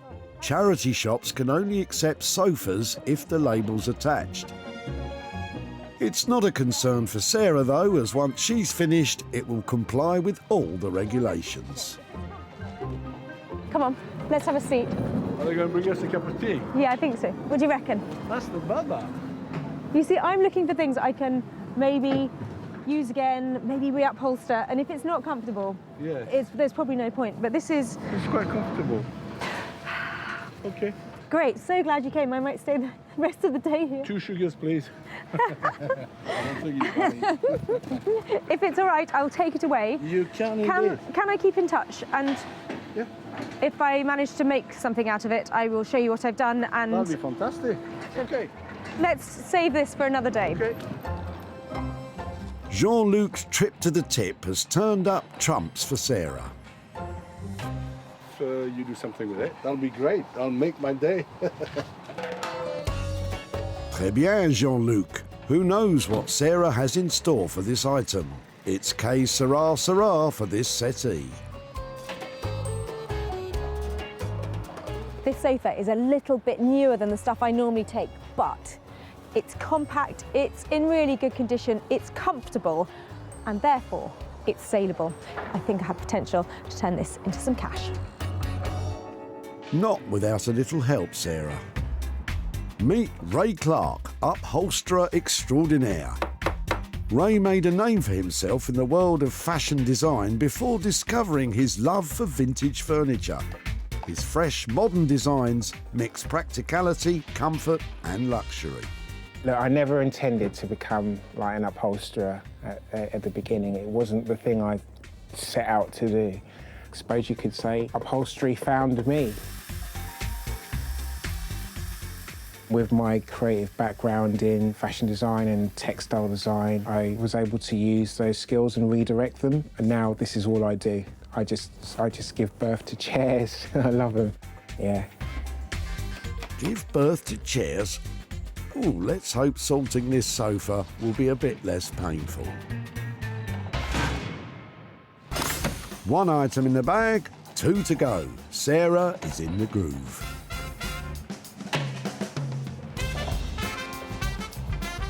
Down at the tip. Let's get down to business. I think that's... And it's not long before Sarah hones in on Paul. Hiya. Hello. That looks like some interesting stuff in there. Yeah, it's just the contents of a garage that's built up over the years. OK, can I have a close look? Can I have a little rummage around in your rubbish? Yeah, you're welcome, yeah. Luckily for Sarah, Paul's having a clear out as he's soon going to be moving home. Side toolbox. So she's on the hunt for a gem in his junk. Oh, lovely. I love that. Who'd have thought an old toolbox would catch your eye? I really like that. Oh, right, OK. It's got, I think they call it patina these days. Most people call it rust and wear on it, but so maybe something I could do with it. Well, I call it patina, but it's all the same thing. Oh, look, she spied a filing cabinet too. I really like that. It's decorative as well as being industrial. They've got a certain look to them. Don't know what that look is. Rubbish chic or something. The next new trend, maybe. But what does Paul think Sarah will make with them? I'm not too sure, but I have seen some of the stuff before, and I'd be interested to see what she does with it. There's a real sense of history with this lovely old case, and I'm loving the utility chic of this filing cabinet. And I'm going to take them to somebody who makes magic out of metal like this, and money for me. Artist blacksmith Bex Simon is an expert in manipulating metal into high-end furniture and bespoke metalwork commissions. When I went to art college and I was looking around to see what degree I wanted to do, I went into the forge and I saw people working with fire and the anvils and hammering metal. Oh, that was it. I just knew that that was what I needed to do. Together with husband Dave, this formidable team has the skill and imagination to create something special from any old iron. There's nothing more exciting to come into work, light a fire, heat up your metal. It's very magical. I hope Bex still feels that way when she gets a load of the rusty toolbox and filing cabinet.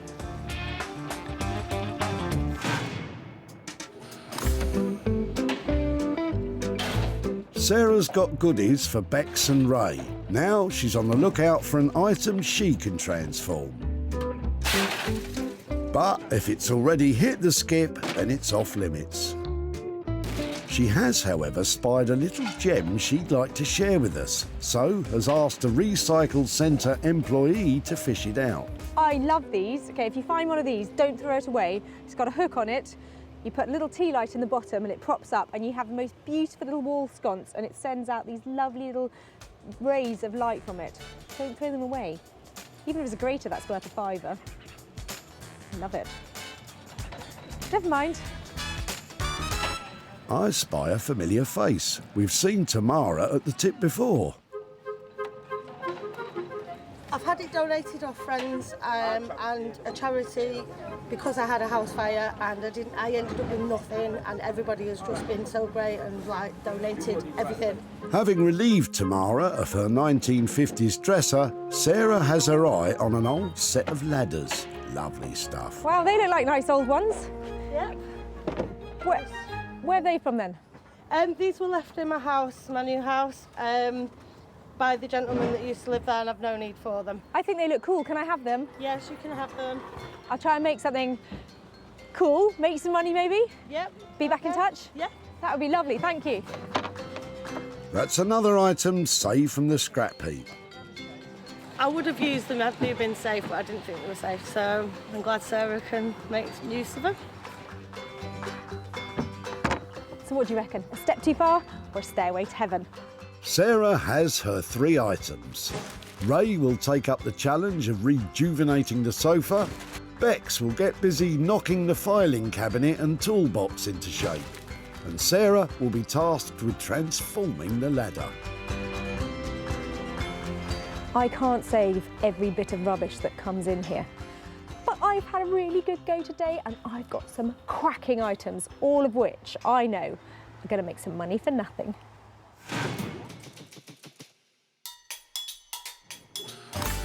London's East End, as famous for Albert Square as it is for the Olympic Park. The area is a cultural crucible that blends innovation with tradition, just like upholsterer Ray Clark. I wonder what Sarah's going to bring me. Yeah, she always brings some really mad projects. Look, it's a sofa. How mad can it be? Hiya. Let me just pop that there. I've got a little something for you outside. Will you come and help me in? Yeah, sure. Wow. Let's get it inside. Wow, look at this. I personally hate maroon, and I'm not that keen on red stuff, all right? So for me, this is like a horror sofa.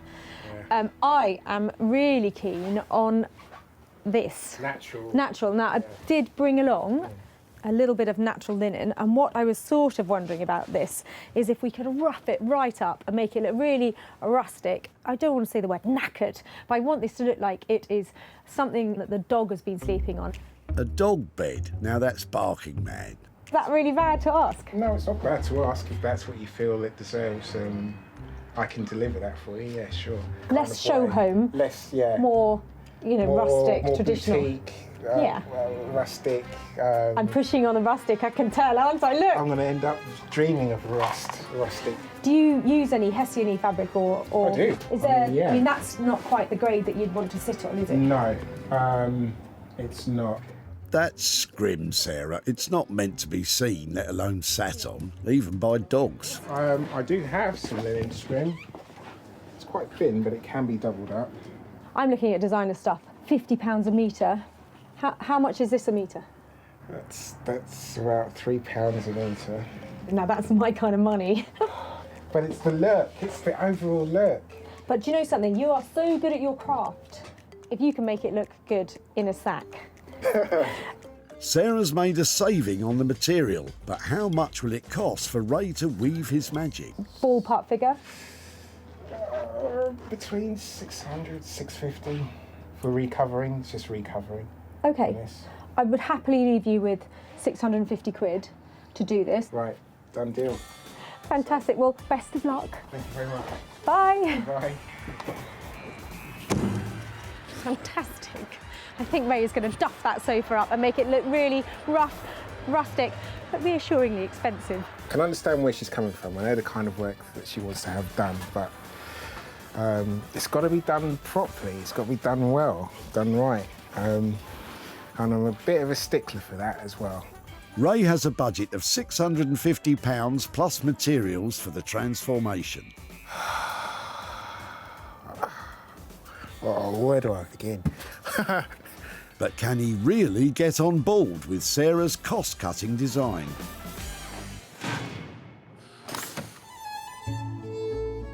Ah, the peace and tranquility of Surrey. An area of outstanding natural beauty, it's also England's most wooded county. But who needs wood when there's metal to mould? Not blacksmith Beck Simon. She does like to challenge us with things, doesn't she? She does. She Yeah. hasn't defeated us yet. No. Let's just hope it's not a filing cabinet. OK, who let the cat out the bag? As soon as I saw this, I totally thought Bex and Dave. I think they're going to love this. What did you do with the filing cabinet? File stuff. The file stuff. Paint it. Paint it. Crush it.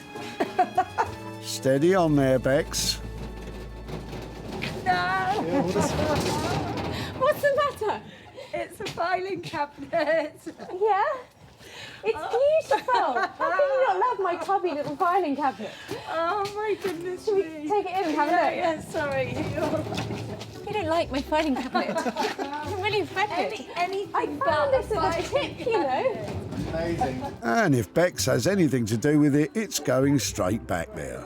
Oh, I'm thinking classic 1950s styling here. It's got beautiful handles. The drawers go in and out. Look.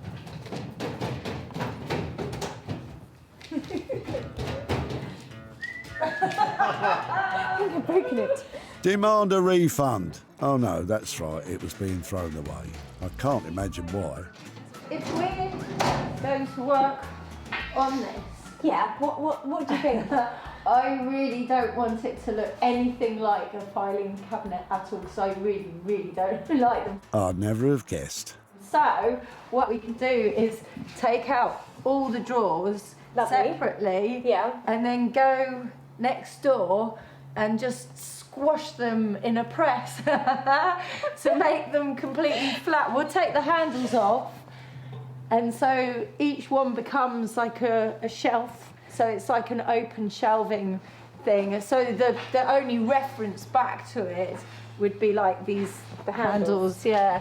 She really doesn't like filing cabinets. I thought this was lovely. I don't know what I'm getting wrong here. Maybe Bex will feel the love for the old toolbox.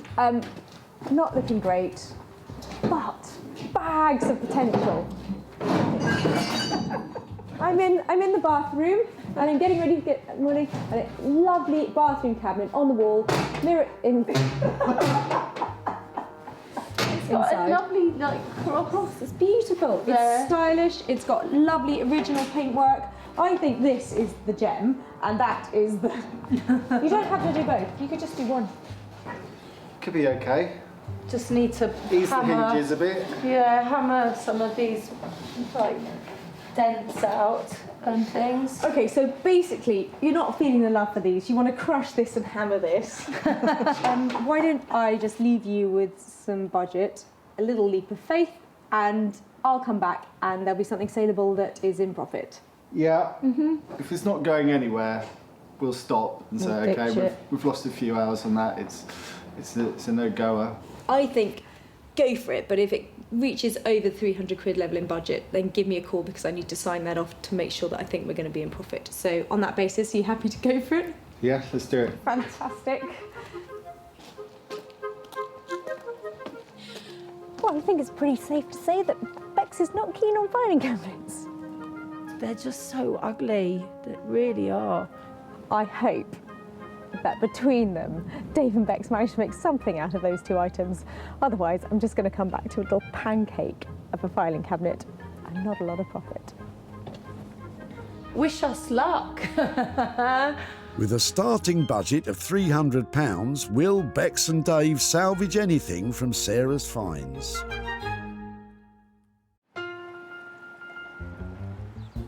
Back at home in Sussex, Sarah is hopefully taking steps in the right direction.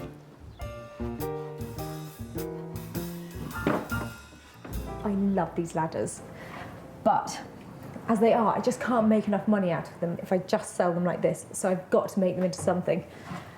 And because they're quite a complicated set of angles, I think it's best to go for something really simple. So, I want to make lovely little planters out of each of the steps. Fill them up with beautiful bulbs, and so people can have them in their homes, out on their windowsill, by the front door, just bringing a little bit of colour in their life, and then using all this lovely white paint, flaky surface as a real selling point. How hard can that be? To make flaky paint a selling point? A lot tougher than you think, Sarah, especially if you can't use a saw. Let's make a plan. When you do something, measure twice, cut once. Not a complete novice then. Look away now. Oh, spoke too soon. A good start would be to secure the ladder by clamping it down.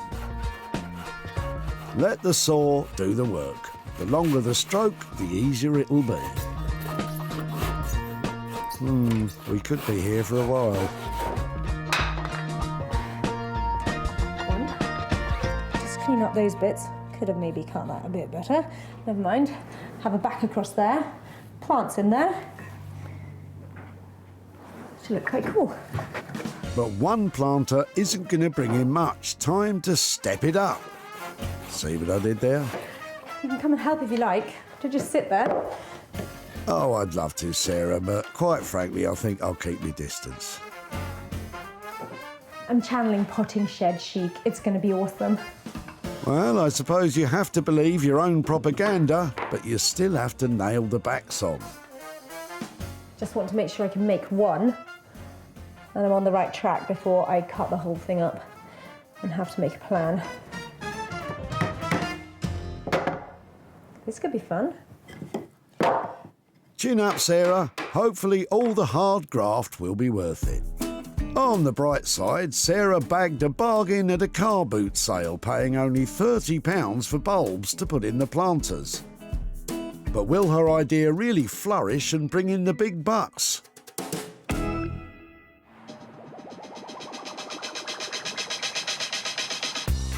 At his studio in Poplar, East London, it sounds as though Ray has come up with a design compromise for the old maroon sofa. The overall look is quite rustic, like a countryman's jacket with, you know, the leather patches, kind of that look, but translated into a two-seater sofa, if you know what I mean. So Ray's giving a nod to Sarah's rustic vision, but with an extra air of elegance. Sounds expensive.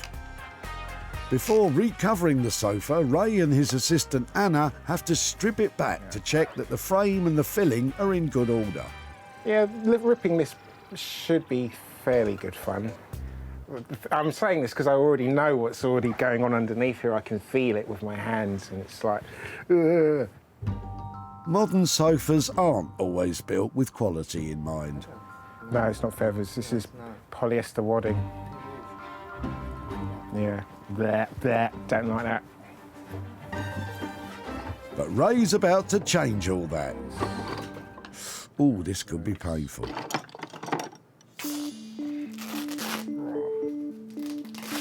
Cardboard here, cardboard here, cardboard here. They haven't even bothered putting webbing in here. It's just, I could punch through that. I'm not going to. But yeah, it's a cardboard sofa. High-end sofa frames are made of solid hardwood like oak or maple and are put together with screws, glue and wood blocks. These could last a lifetime, but modern manufacturing methods and price wars have created some new ways of building frames. Some are okay, others not so good.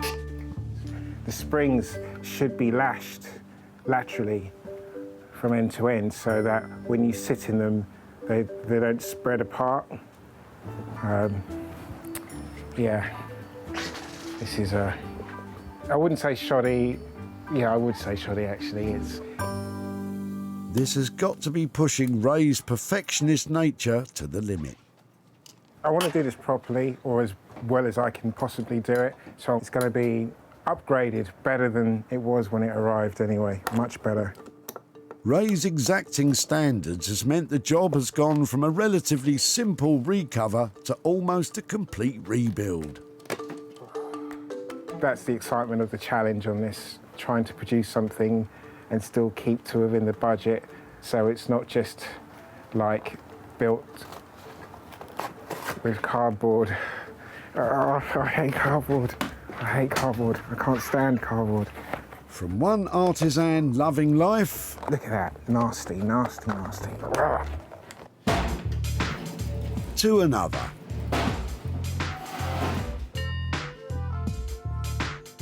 At her workshop in Guildford, Surrey, it's time for Bex to face her nemesis. Do you want to have a go at having a look at this? No. I really don't like them. If you can take it apart for me, get all the drawers out, Yeah. then... Do that? Yeah, if you do that for me, first stage, then I'll... Oh, okay. Thanks. Nice try. Explain to me what you're trying to do. Squash it flat. Just the whole thing? Yeah. So, the plan is to make a shelving unit using the drawers of the filing cabinet as the shelves. Stomach muscles in, stomach muscles. In the past, Bex has used her pneumatic press to shape and straighten metal. But this is the first time she's squashed anything with it.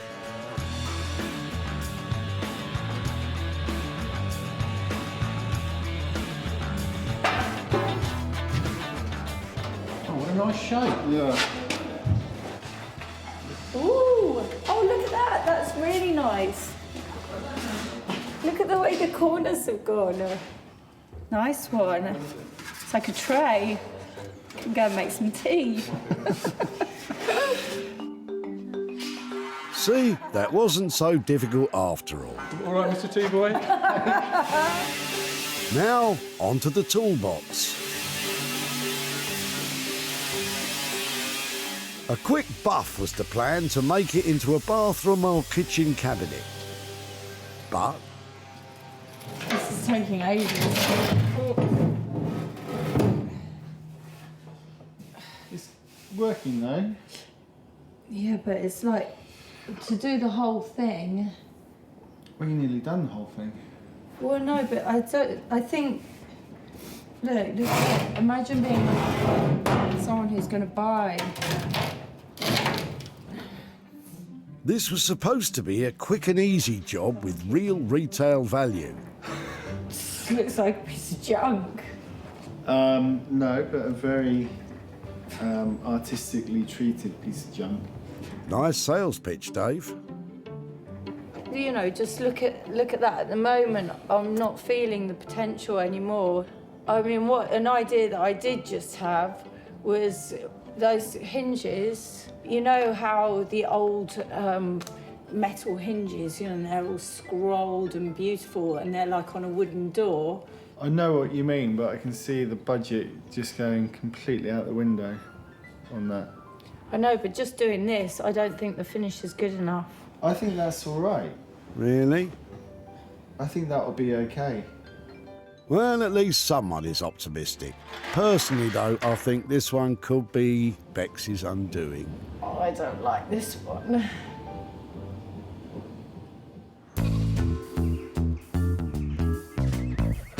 Back in Sussex, Sarah's putting the final touches to her refashioned planters.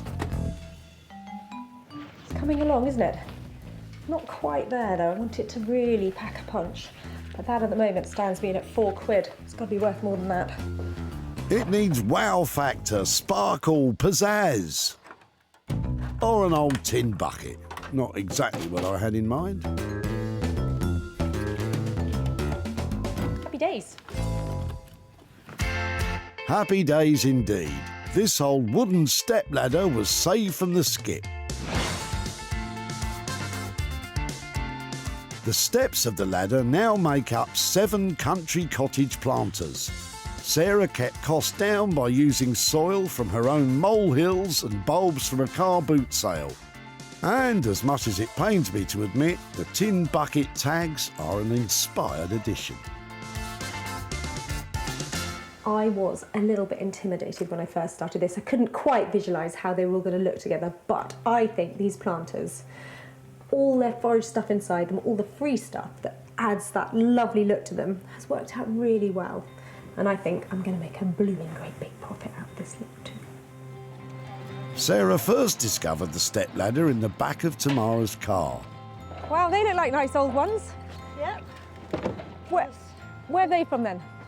These were left in my house, my new house, by the gentleman that used to live there, and I've no need for them. The ladder's days may have been numbered, but Sarah's crafty talent means it looks great revamped into planters. And where better to get the sale started than at her barn sale.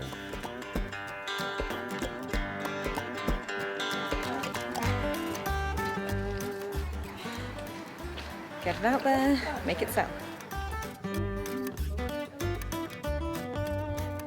So, do you know what that's made from? No. Door frame or something, or... Old stepladder. Okay. You almost want the full set, don't you? I'll do your deal. They seem to be flying off the shelf. Fantastic, I'm so glad you bought that. Excellent, one more planter. Have a lovely day. Sarah managed to sell 4 planters, and Matthew, who owns Spriggs Florist in Petworth, snapped up the final 3. I love the fact that these were made from old stepladders. It gives us an opportunity to offer something really quirky to our customers. Now Sarah's on her way to tell Tamara the tale of her old wooden stepladder. Hiya. Hi, Sarah. Hello. How are you doing? All right, thank you. Nice to see you again. You were madly tearing about last time I saw you, and you just moved here, is that right? Yeah, yeah. And you had some ladders. They had a really lovely vintage look to them, but they're not that practical when they're old like that, No, are they? no. Do you imagine what we might do with them after we took them away? I don't know what you've done with them, but I can imagine you've done something good. Well, I know you said that you found them in the garden, so we thought it'd be nice to make something for the garden out of them. Okay. So, do you want to see what we did? Yeah. So here is your stepladder planted up with spring bulbs. Wow. We managed to make 7 of them. They're lovely. So I've got a little bit of money to Brilliant. hand over to you. Oh, thank you. I've got £90 here. Wow. Just off a ladder. Just off a ladder. Wow, thank you, Sarah. What will you do with £90? Probably buy some paint and some new fabric to go on my couch, because I need my couch recovering. Oh, fantastic. So that's what that will be going toward. It was great to catch up, and so pleased that you let me have your ladders. Thank you. Take care. Sarah. So nice to see you. Thank Bye-bye. you. Bye. Thank you. Well, I loved working on those step ladders, turning them from practical into pretty planters. And it sounds like Tamara has projects on her mind too, and that money's going to be helpful. Sarah did well in keeping her cost to just £30, and even better in selling the lot for £120. That leaves £90 for Tamara and her family to enjoy.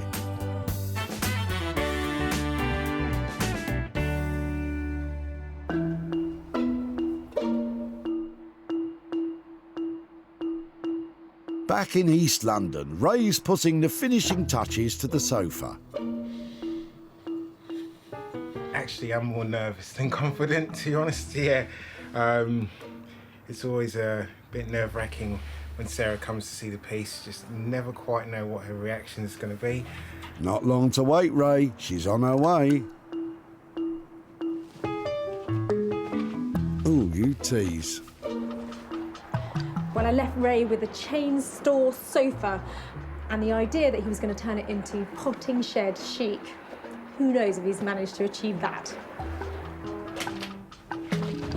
Hiya. Hey, Sarah, how you doing? I'm really well, how are you? I'm good.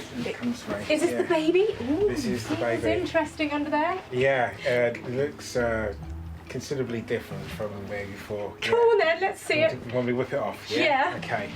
1, 2, 3. Oh, wow. Sarah challenged Ray to transform this floral sofa into a rustic 2-seater that would look at home in a country manner. And Ray's only gone and done it.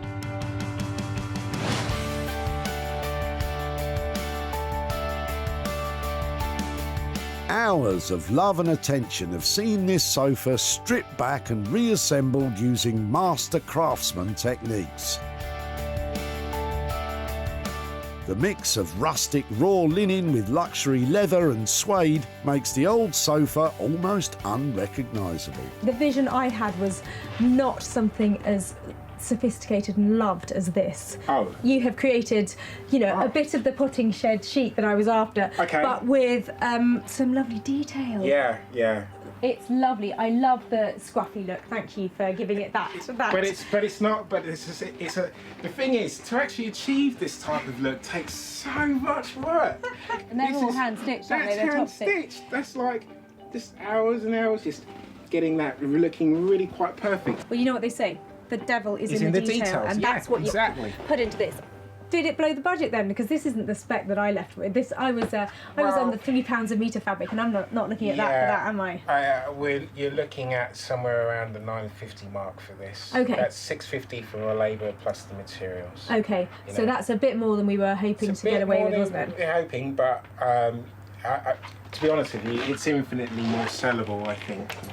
Yeah. It's a case of the cobbler's shoes. I would love to have something like this at home as well. Great, we'll go to a tip near you, and you too may have something like this. Yeah. You just need to have a keen eye like Sarah. It was at a tip in Altrincham that she struck lucky when she met Jean-Luc. Oh, hello. Hi. Hi. That's not going in there, is it? It looks brand new. I'm afraid yes. Really? I tried to recycle to charity, but it wouldn't go because it doesn't have the labels on. Oh, I know, I hear that all the time. In reupholstering the sofa, Ray has also ensured it complies with all the fire regulations, complete with fire labels, so it's ready to sell. And where better to flog a high-end piece of furniture than at her barn sale? Well, it's a rustic setting, I suppose, and it's certainly caught Ron's eye. Wait, if you bought it, yeah. But I love this. I think I'll go for it. Really? Yeah. You sound surprised, Sarah. Well, I didn't expect to sell it today because I didn't think it was quite the right environment to sell it, but... It's in here, the set. It's like, we just love it. Another happy customer, but with a £300 overspend, has it made enough of a profit to make Jean-Luc, its original owner, happy? Sarah's travelled to his home in Hale to show him what Ray did with the old sofa. Hi there. Hello. How are you doing? I'm doing very well, thank you. Last time I saw you, I think you were being a very helpful daddy, or you were helping drop off a sofa. That's right. It wasn't yours, was it? No, I was dropping it for my daughter. Yeah. That's right. In the end, it went up to London to a great upholsterer called Ray Clark. Mm-hmm. Do you want to see what he did with it? I'd love to. Okay, see if you recognise this.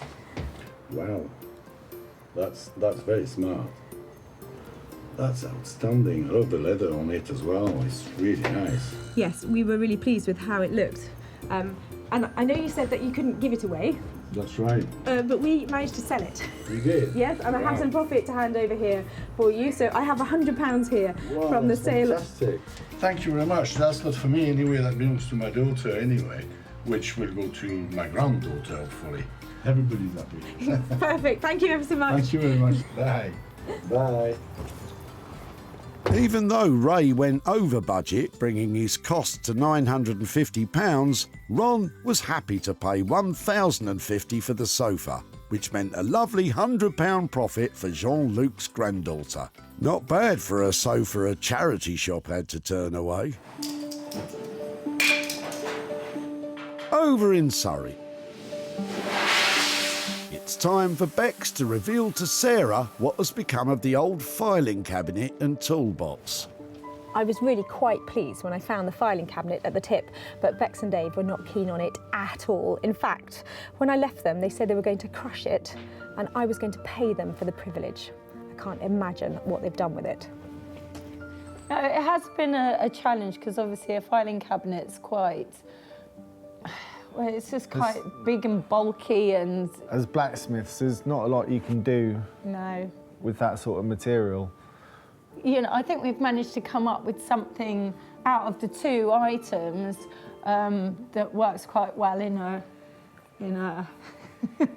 sort of wacky kind of way. It's one for a niche buyer, I think, this one. No, No, stop pigeonholing it. Don't pigeonhole it.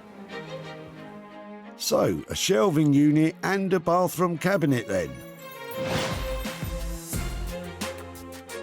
Nothing so conventional from Bex.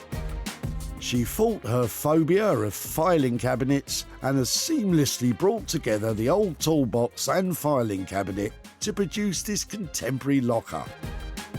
A drawer of the cabinet was squashed to form a shelf, and the lid of the toolbox makes an eye-catching door. And the quirks continue on the side with these hinge detail things.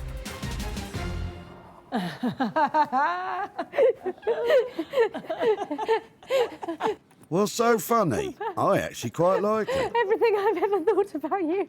Look at that. Oh my word. What? That is bonkers. May I open it? How does it open? Open it up for me. Yeah, you just open it like that.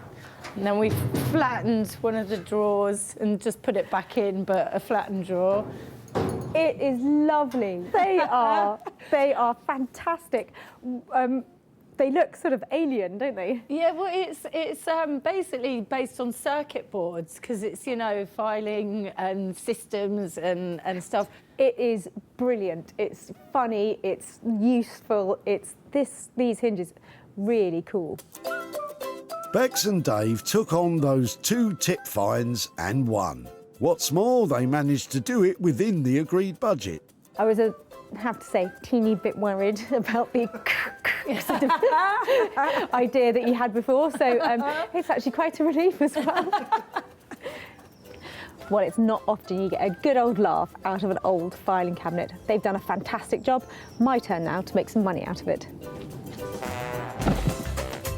Paul was moving home and clearing out his garage when Sarah spotted the filing cabinet and toolbox in the back of his van.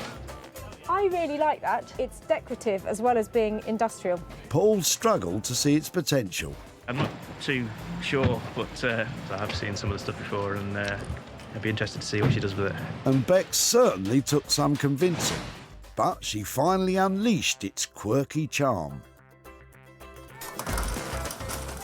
It didn't take long for Sarah to entice Nick, an online retailer, into buying the bespoke piece to sell through his shop, Smithers of Stamford. This is absolutely bonkers. I love it. Sarah's on her way to Paul's new home to tell him what became of his old filing cabinet and toolbox. Hello. Hi, Paul. Hi. How are you? Good. So you made the move? Yeah, we're here eventually, yeah. And so from what I remember, you were clearing out the garage in your old house. Is that right? That's right, yes. Yeah, so I love the look of your sweet little filing cabinet, and we took away an old metal box case as well. Yeah. I took them to Beck Simon, who is a fantastic blacksmith artist who works with her partner Dave, and between them they decided they were going to make one lovely piece of furniture. Would you like to see it? Oh yeah, I'd love to. Okay, so brace yourselves because it doesn't look quite like you might remember it. Crikey. Wow, that's striking. Striking. I was wondering what you'd make of it, but that looks fantastic. And it's been sold, so it's gone off to a retro and vintage store, and I've got £40 here, which is the profit made from selling your filing cabinet. Right. Yeah, brilliant. Thanks very much. So you've just moved. Is there anything you think you might be using that for? We're looking at shrubs this weekend, so I think the garden's going to get a little makeover in one corner. Oh, fantastic. Well, if that helps to go towards that, then I'm really pleased. Yeah. But thank you so much for letting me have it. It's bright and it's beautiful. It's going to go on to be in the heart of somebody else's home. Wonderful. So it's lovely. Really nice Thank to you. catch up. Yeah, Bye-bye. lovely. Well, Beck's completely squashed Paul's filing cabinet, but we managed to squeeze a little profit out of it too. And I think Paul's happy with that. Coming in on budget of £300 and selling for £340 means Bex and Dave turn Paul's old metal into a £40 profit. Not bad considering she hated it at the start. Sarah's managed to make money from all 3 items she salvaged from the dump. The sofa is now trendy with at least 25 years of good use ahead. The filing cabinet and toolbox became a new look locker. And of course, Sarah's idea for the ladder flourished into spring planters. Well, I really couldn't be happier. That's 3 amazing items, 3 fantastic results, and the chance to hand over 3 chunks of cash to some very delighted people.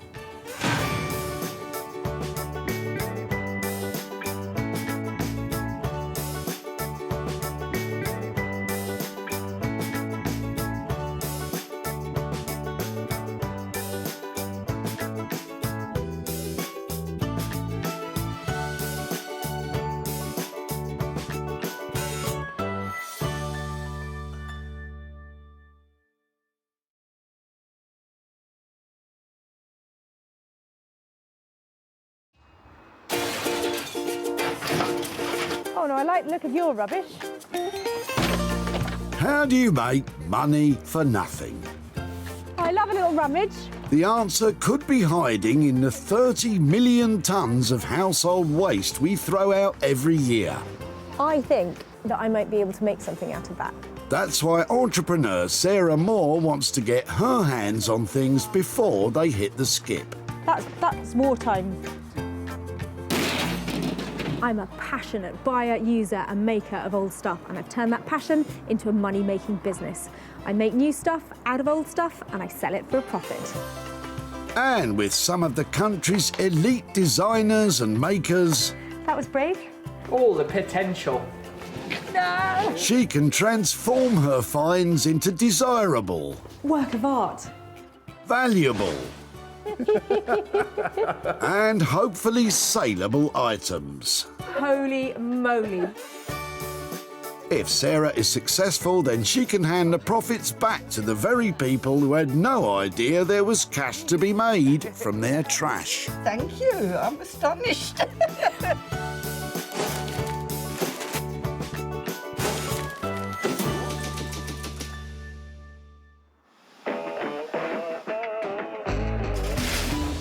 Today, Sarah is in Surrey at the Whitley Recycling Centre, a final resting place for all our old odds and ends. But for Sarah, this is an opportunity to take that stash and turn it into cash.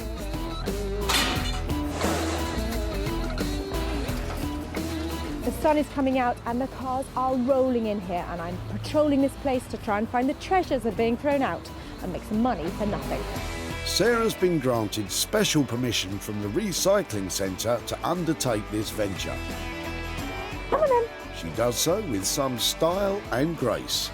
And if it's style she's after, perhaps Robert's old sewing machine could add a bit of flair.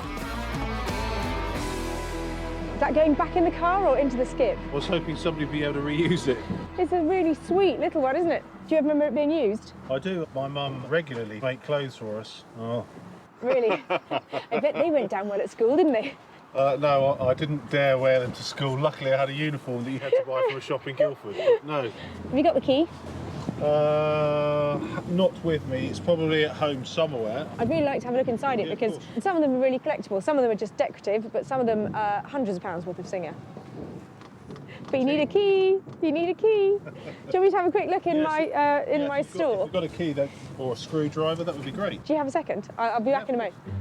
Where is Sarah going to find a screwdriver at the dump? Ah, perhaps in the toolbox graveyard you'll find in many recycling centres. I'm just wondering if there's a little screwdriver or anything we can use. You know how to pick a lock too, Sarah. Very talented. That might. So yeah, give that a go, yeah. Harder than it looks, eh? Right for tight, loose for left. Oh, I really want to see in here now. Oh, good, no, it's stuck. Would you mind if I took it away as the mystery machine? If it is in usable condition or valuable, or I can sell it for you, can I get back in touch and show you what I've done with it? Super. Yeah, thank you very much. But thank you ever so much. Really nice to have met you here. Oh, the mystery machine. Sarah's taking a gamble on there being something usable under there. From what you can remember, Robert, do you think Sarah will be able to make anything from it? I don't want to say a doorstop because that just wouldn't be appropriate. Maybe a lamp stand. Maybe a beautiful lamp stand. That would be nice. It really is quite exciting what might be under there. I just need to find a key so I can find out. Well, I know a couple of boys with the key and the secret for success.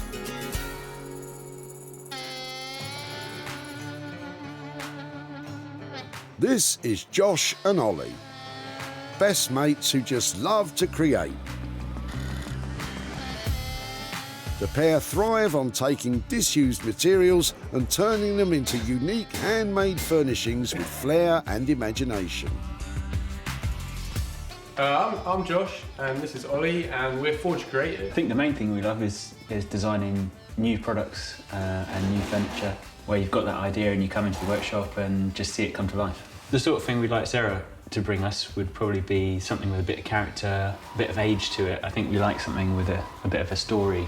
Like a rusty bit of metal or like a weathered bit of wood, something like that. It's got a bit of history and character to it. Well, we're not sure exactly what it is, although it's probably just a sewing machine.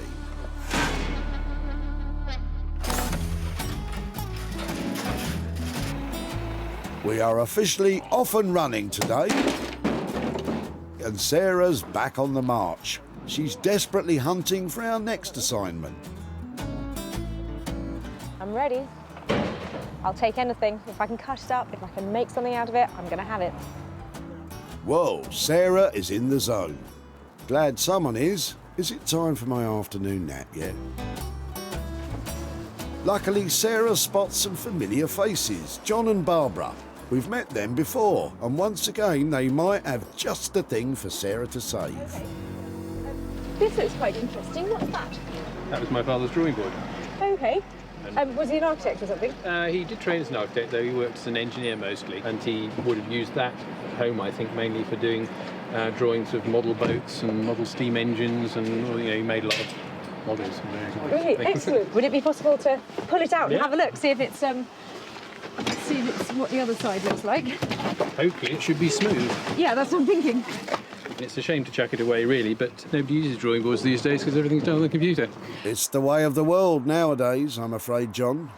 I'm really pleased that I was here when this arrived here because I love anything that's old. I always think it's so much nicer than anything that's new. Well, it would be nice if somebody had a use for it, but unfortunately, everybody's chucking out drawing boards now.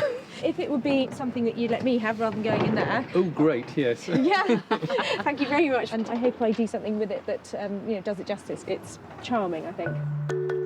Charming is exactly right, Sarah. Any thoughts from John and Barbara about its future? I can imagine it could make maybe some piece of furniture, like a very nice tabletop. Yeah. I think her looking at it with different eyes made me look at it with slightly different eyes rather than just something that can be got rid of. Let's hope she does something good. I'm sure she will. Good on you, Barbara. I know what you're thinking. You're going to be making all sorts of jokes about going back to the drawing board, making up new designs. But seriously, this is a fantastic find. Anything industrial with this chunky look and this beautiful surface has got to have potential to be transformed into something that makes money. It better, Sarah, or it'll be back to the old drawing. All right, I won't say it, but I know a lady who may.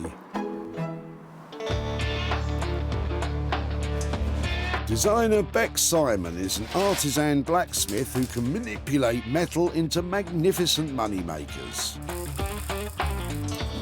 Blacksmithing as a craft, it hasn't really changed over the hundreds and hundreds of years it's been around. We still use fire as a tool. We've got an anvil and a hammer.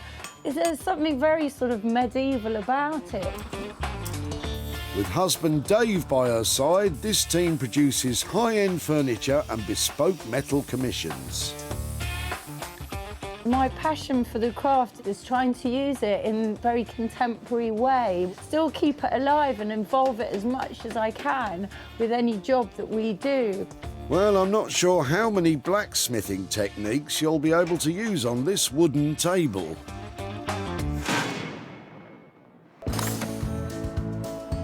Two items in the bag, and now Sarah's on the prowl for a project for herself. So picture yourself spending all day at the tip. I'm starting to worry about your frame of mind, Sarah. I know, we're both as bad as each other. Nick, save us. Anything interesting in your car today? I'm throwing away probably the contents of the loft today. It's about my 15th trip to the dumper moving house after 25 years. 25 years of stuff. Music to Sarah's ears. Hello, hello. Oh, I like your china. Hi. Are you moving? Are you clearing out? House, moving house. Anything that might be interesting for recycling? No, that's your electrical. Electricals, okay. Is that going in there? That's going in there. Nobody wants silver plate cutlery. I can't give it away. It's nicely plated. Yeah, It's A1, which is best quality. yeah. Lovely stuff. They're beautiful. When did you last use this lot? That was my mother's. Right. And I've kept it since she died, trying to do something with it. But as we're moving, got to limit the stuff we take with us. No, I totally understand that. If I could take that bit, You can take that. I would love to try and save some of it or do something with it. And You're then, welcome. if it's all right to come and show you what I've done or see where it's gone to, it'd be great to keep in touch. But that, to me, is a bag of history in there that I would love to just make sure that it can... Whatever you like. Brilliant. Thank you so much for letting me have it. All right, Good luck with the move. Thank you. Thank you. Lift with the legs, Sarah. So heavy. Does Nick have any thoughts about Sarah's plans for his mum's old cutlery? I've no idea. I hope she finds a good use for them because it breaks my heart to throw some of it away, but nobody wants them anymore. Well, Sarah certainly does. And she looks very happy about it indeed. I feel like a very proud mother. At the end of a successful day, Sarah has her 3 items.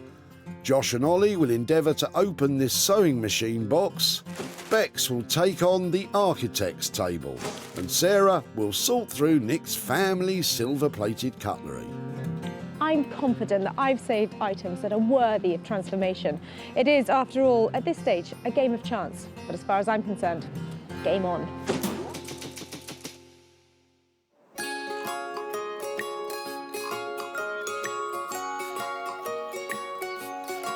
Now we travel out into the tranquil West Sussex countryside, home to countless horses, sheep and kids on bikes. Hey, shouldn't you be in school? It's also home to master makers Josh and Ollie. Sarah's bringing along the mystery box, but what will they find inside? I'm sticking with sewing machine. Well, I've bought the vintage sewing machine to Josh and Ollie to see if they can open it up and then transform it into something amazing. But as I haven't actually seen inside it, I'm just hoping I'm not about to stitch them up. Hello. Hello. How are you? Okay. Oh, I've got something for you. Right. Well, actually, I need a hand with it. This came to the recycling centre and it doesn't have its key with it. Right. So I have never seen inside it. Oh, okay. And I'm hoping it's Maybe just... it's not a sewing machine. Could be anything in there. Really, guys, it's just going to be a sewing machine. But if it's a collectible one, some rare models can sell for several £100s, believe it or not. Or it could be just one of the newer electric ones. Ah, it's electric. Ah, I shouldn't have got my hopes up. I mean, there are hundreds of these going into the tips every day. Unwanted Singer sewing machines have become very popular with the upcycling crowd. Little light in there. Making everything from lighting to desk fans. Can the boys come up with something original? Can the boys come up with something? Anything? Yes, it's a sewing machine, Ollie. It would almost be cool to take the whole thing into the individual components and then, like, we could see what we could do with them. Lay them out as like a blueprint almost. What can you put it back into that's completely different and that moves in a funny way or something? The only thing I would say, it is really difficult to sell non-functioning things. One other option is to go down the route of using the box. That might be a way that we could make something that would actually be useful and would sell. So if I left you the budget with sort of 250, 300 quid, take it apart, see what happens. See what happens, yeah. And come back and surprise me. Yeah. Okay, cool. Brilliant. Thanks ever so much. Cheers. So, boys, you've got carte blanche to do whatever you want. Hey, not that.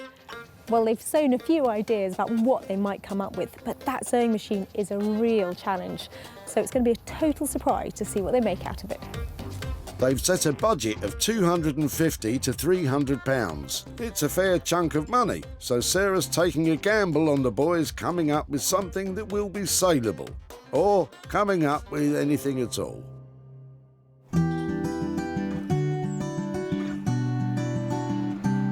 Near Guildford in the Surrey countryside, blacksmith Beck Simon is in her workshop and helped today by husband Dave. They're waiting on Sarah, who's about to drop off her latest puzzler. She does like to challenge us with things, doesn't she? She does. She Yeah. hasn't defeated us yet. I'm sure whatever it is, Yeah. it will speak to us. Yeah. It'll Volumes. Have a charm. It'll charm us. Hi! Come on in. Can you guess what it is? No, it looks really interesting. It's a drawing board. Oh, wow. It is a double elephant drawing board. Have you heard of that? No. Double elephant is an old English paper size used in the stationery and printing trades. This imperial sizing was replaced by the modern international paper sizes such as A4 in 1959. Oh, look, you've got the weights and things. Yeah, and this lovely slide that would have gone up and down it. I was thinking I could leave you with these lovely bits as components and I could come back and find amazing desk. How about kitchen unit? You know, maybe island in the kitchen. We've got these lovely bits that can be used for hanging pots and pans off it, or suspending stuff underneath, or knives going through it. Would that work? I think that would be a good plan for it. A freestanding kitchen unit sounds charming. You already have the tabletop, so that means you just have to come up with a base of some kind. And that shouldn't cost an arm and a leg, should it? What are you thinking about cost-wise it's going to be to make one? If we aim for 550, Did you say 550? Great, that's lovely. Aim for 550, try and Yeah, get it that's done on what I that. mean. Go for it. And see you soon. Bye. Bye. That kitchen unit sounds fantastic and I think it'd be really saleable. They're going to give it their own special touch though, aren't they? We're looking at £550 to convert the architect's table into a kitchen unit.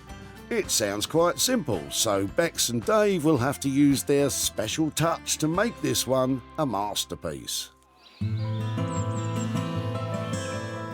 In the quiet Sussex countryside, Sarah's at home in her cosy farmhouse.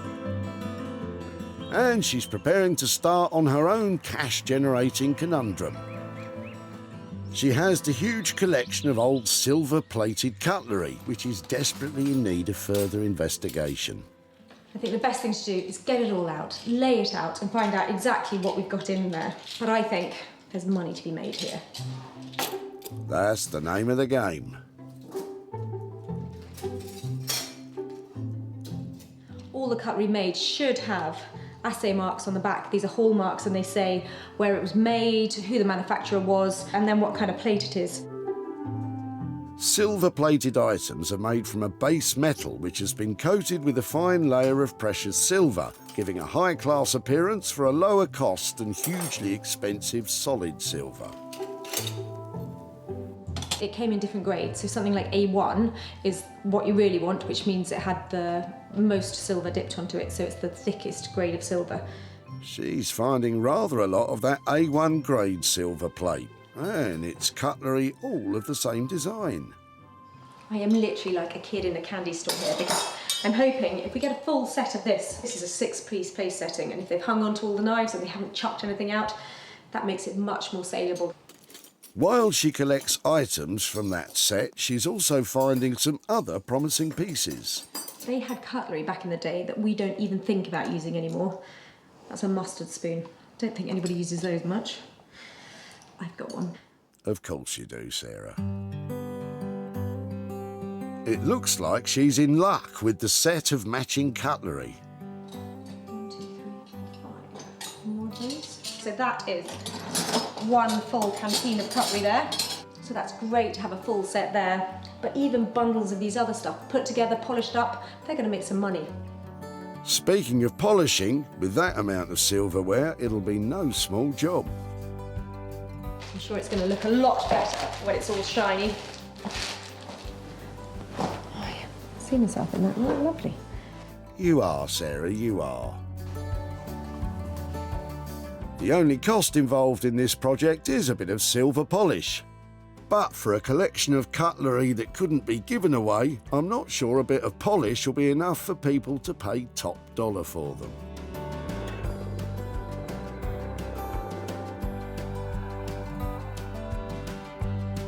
Elsewhere in Sussex, let's see if Josh and Ollie have finally come up with a plan for the old sewing machine. So this bit holds your tea bag, and when you start it, it drops it into the mug, and then that gives it a good old stir. Yeah, you get some real good brittle off that. Yeah. I take it that's a no then. Let's get this thing apart. Righto.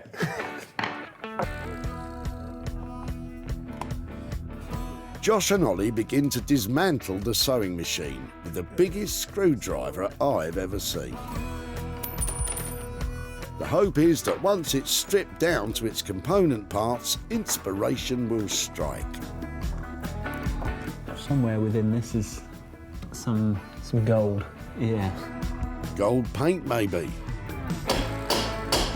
As a backup plan, the boys have still got the wooden box the sewing machine came in. It might be a safer bet than what they're doing just... Oh no, here we go. It looks like Ollie's come up with something. Ah, he's made himself a little friend. Josh made a robot. Oh, sweet. Yeah, that'll do. Get Sarah back now.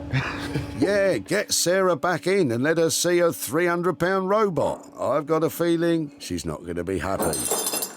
Oh, Josh, Ollie spent ages on that. Sorry, Ollie. Maybe you can make another robot friend with the leftovers.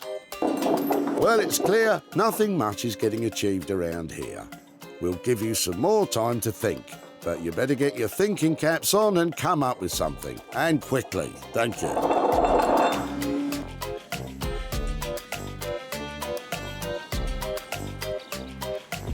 Back in Surrey, let's hope that Bex and Dave have a clearer plan drawn up for the architect's table come kitchen unit. Clear as mud. Okay, so this is the, the structure of how it's going to be. It's going to be 3-leafed, well, 2-leafed with a centre bit. So we're going to split some steel, so that's sort of your framework, and these will be the swinging leaves out. So that's the plan. Bit confused, Dave? Me too. Okay, so let's get this up. But it sounds as if Bex's plan is to split the tabletop in 3 to have 2 drop-leaf extendable sides. How did you work that out? It's super clever. As for the base, Bex has an intricate design in mind that looks like it'll be difficult to bring to life. She starts by picking out lengths of scrap steel to make into legs, cutting them to size using the donkey saw. Otherwise known as a power hacksaw, it drops cutting fluid onto the steel, which helps lubricate and helps protect the saw. Once that's done, Bex plans to use the ancient art of splitting to bend the legs into shape. With blacksmithing, you've got about 5 or 6 sort of basic techniques that are always used, and splitting is one of them. Splitting involves first marking the steel with a chisel. Then the metal is heated, beaten, heated, beaten, and you get the idea, until the once solid metal bends like plasticine, creating a split down the middle. This is just such a wonderful craft, and it's so exciting. It's, watching the chisel, going through that hot metal. It gives it soul.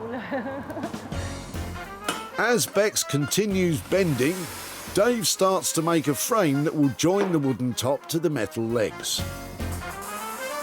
He welds together steel bars using a filler material that forms a pool of molten metal at the join. This will cool to make a join that is as strong or even stronger than the base material. Bex is still bending those legs.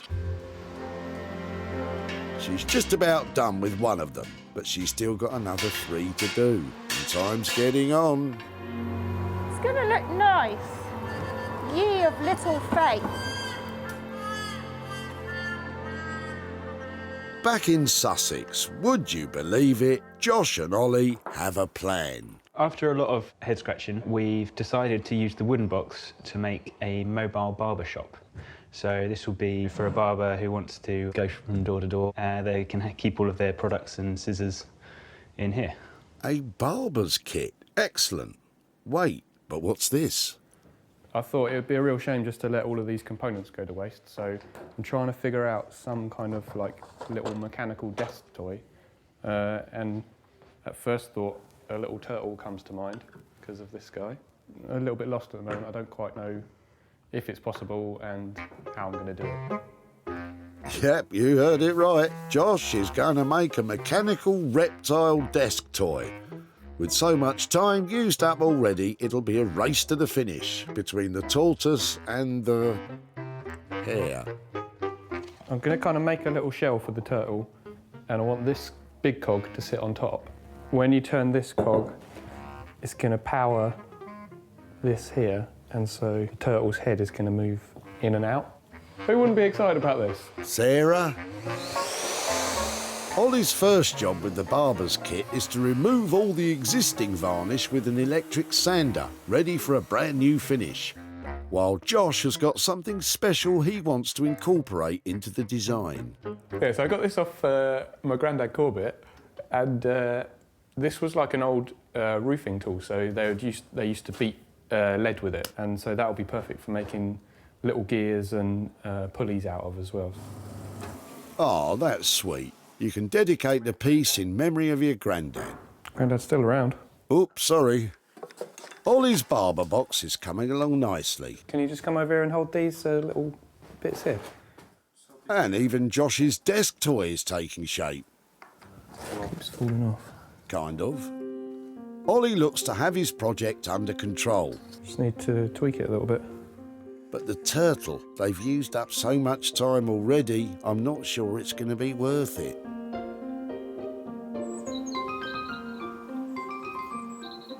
Back home at her farmhouse, Sarah's, still polishing. In amongst the silver plate, Sarah's found a few items that look to be the genuine article. That is an 1840 Georgian silver spoon. In its own right, that's at least 50 quid sitting there. This lot, I'm not quite sure what to do with because I feel some responsibility for them. But that lot, they're decorative, they're saleable, and I reckon they're good to go. Well then, let's go. When Sarah saw the bag of silver-plated flatware, it was headed to the tip.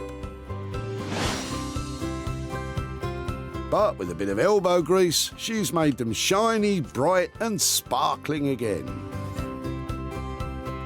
Through tirelessly salting it all, Sarah's discovered, among other things, a full 50-piece silver-plated dining set and a small collection of solid silver pieces too. So, with this lot, Sarah must stand a good chance of making a profit. So loads of different things here that need to get photographed, made to look special, and put online.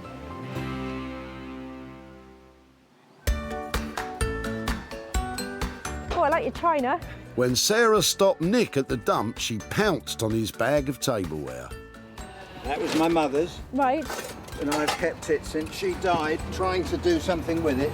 Although it wasn't solid silver, Sarah still thought it might be worth a bob or two.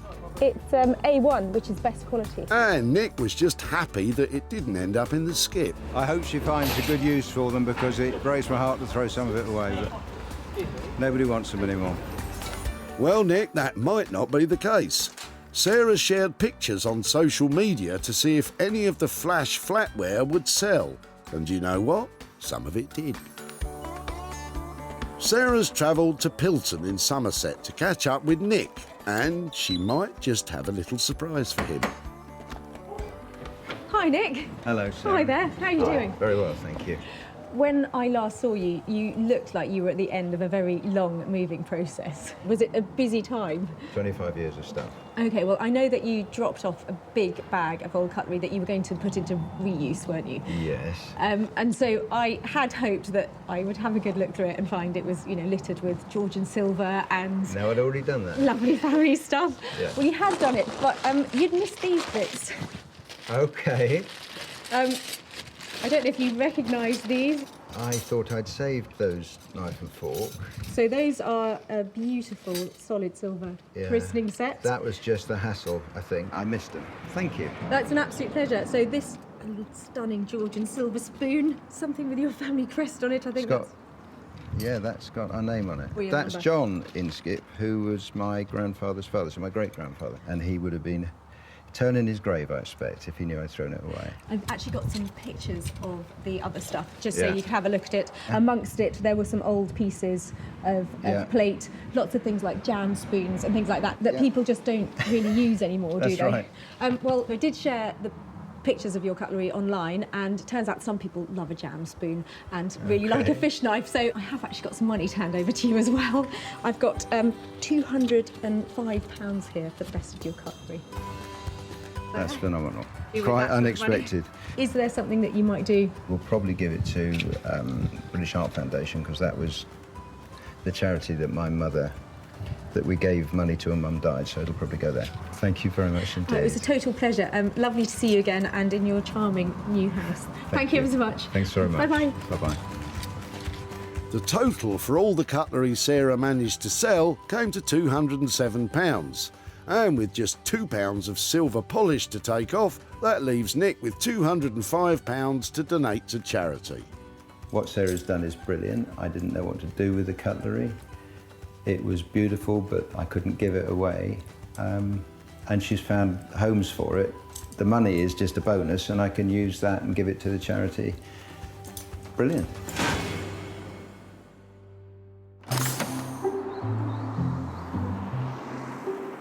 And now we head back to Sussex.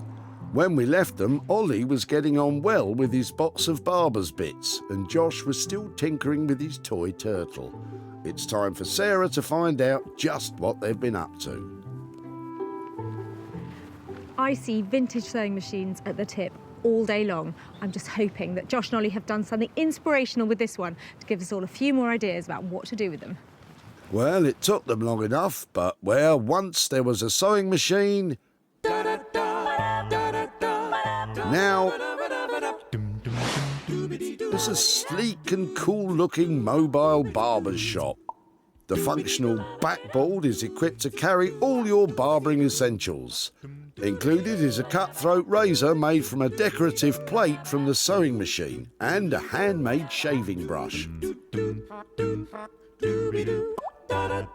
To top it all off, the box has a chalkboard paint finish. But that's not all, folks. Josh made this turtle.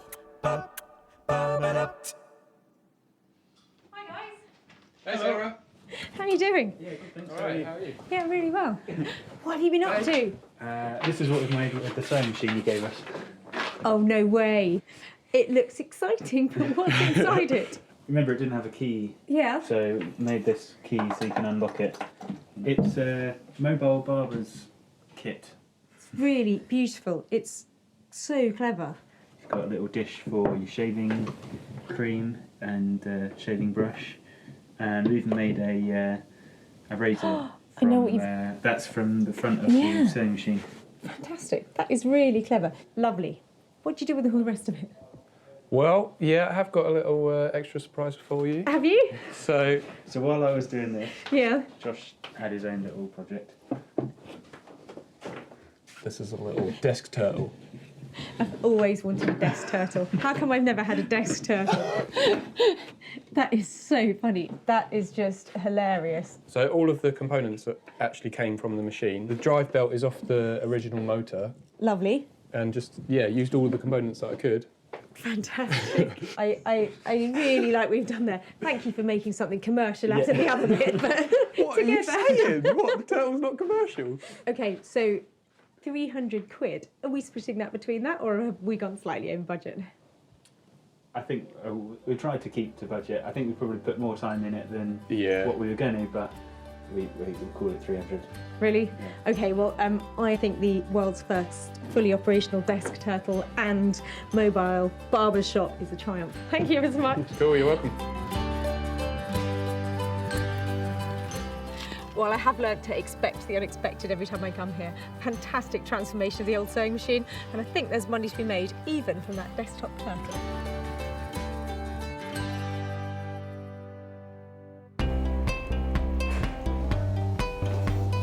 Is that going back in the car or into the skip? When Sarah inquired about Robert's sewing machine at the dump, it brought back painful memories for him. My mum regularly makes clothes for us. Oh. Really? Despite not being able to see inside, Sarah wanted it. Would you mind if I took it away as the mystery machine? And Robert hazarded a guess as to what it might become. Maybe a lamp stand. Maybe a beautiful lamp stand. Well, I bet even 100 monkeys with 100 typewriters wouldn't have come up with what Josh made. But the barber's box proved to be a hit and was snapped up by Nick, a regular customer of Sarah's who operates online store Smithers of Stamford. Sarah's travelled to Hascombe in Surrey to hand over the profits from the barber's box to Robert. And she's even got a certain little something for him in that bag. Hi, Robert. Hello. Hi, Sarah. How are you? I'm very well, how are you? Oh, hello, who are you? I'm Sky. Hi, Sky, hello. I'm Mia. Mia, oh, hi there, Mia. When I first met you at the recycling centre, we couldn't open your sewing machine. And it's odd that I've actually found the key since, but I wasn't sure if you were coming back, so I threw it out. Probably, what, a month ago, Sky, was it? Yeah. Well, that didn't matter because I've actually taken the sewing machine to somebody who knew how to get into it. Have you thought about something that might be done with it? I thought rather uninspiringly that you might make it into a lamp. My wife thought you might use it as a stand for a coffee table, so we're interested or intrigued to see what it might have turned out like. I've got some pictures to show you of what they did with your sewing machine. So here is a mobile barber shop. Wow. I love that colour, don't you? So it's proved really popular and it's sold. Really? How fantastic. Yeah, so I have actually got £25 here to give to you for your old sewing machine. Thank you so much, great. This money is going to go to a lovely local charity, so thank you. Oh, it's an absolute pleasure. That sounds like a great place for that to go. Oh, and before I go, I've actually got a little something here as a memento for you. Here is the world's first sewing machine desk turtle paperweight. What do you think? Do you want to have a turn? They saved some of the bits of it. They wanted to make something mechanical out of it. I remember this wheel. My mum sitting at the table turning the wheel around. That's really sweet, isn't it? It's a memento from your sewing machine, and just say thank you so much for letting us take it away. Thank you so much. My pleasure. Lovely to have caught up with you. And you too, thank you. Thanks. Nice to meet you girls. Josh and Ollie's labour and materials came in at £300. With the barber's box selling for an impressive £325, £25 can be shared with Robert. Well, that really wasn't about the money, was it? I think Robert liked what we did with his sewing machine, and I think he's going to cherish that turtle. Lovely.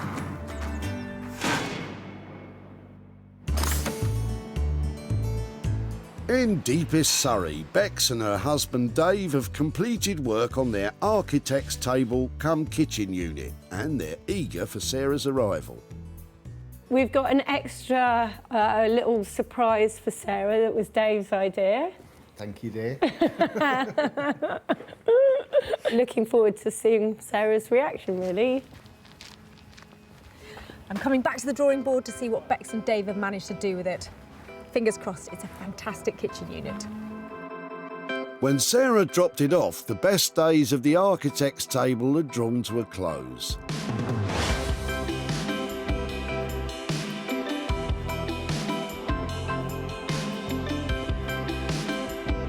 Now, Bex and Dave have transformed it into a practical, extendable and attractive freestanding kitchen unit. The wooden tabletop has been split in 3 and hinged to make fold-away surface space. All of Bex's hard work crafting the steel base has paid off with a geometric, architectural-inspired structure, which is sturdy as well as beautiful. And leaving nothing to waste, Dave has used old parts of the drawing table to make a quirky and useful cookbook holder. But what will Sarah make of it?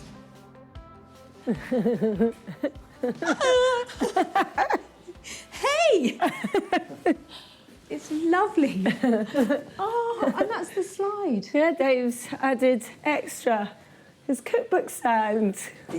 Oh, that's so clever. That is a lovely use of that old piece of material. Isn't it cool? It just looks really nice with it. How have you done this? Because it looks... That is really cool. Yeah, we split it and then put the shape into it. Basically, we used the theme of architecture for the frameworks. I think as a balanced piece, that is so lovely. You guys don't go down the easy route, do you? It's really lovely. It's got wheels as well at the back, so you can move it around. I absolutely love it. This transformation took a lot of work. Have they managed to stick to the budget? For you, Sarah, it came in on budget. I'm really pleased. I think it's really beautiful. Thank you. It's a triumph all round. Bex has even found another use for the multi-purpose unit. My mum wears big dangly earrings, so I feel a bit like my mum. Like a spaniel.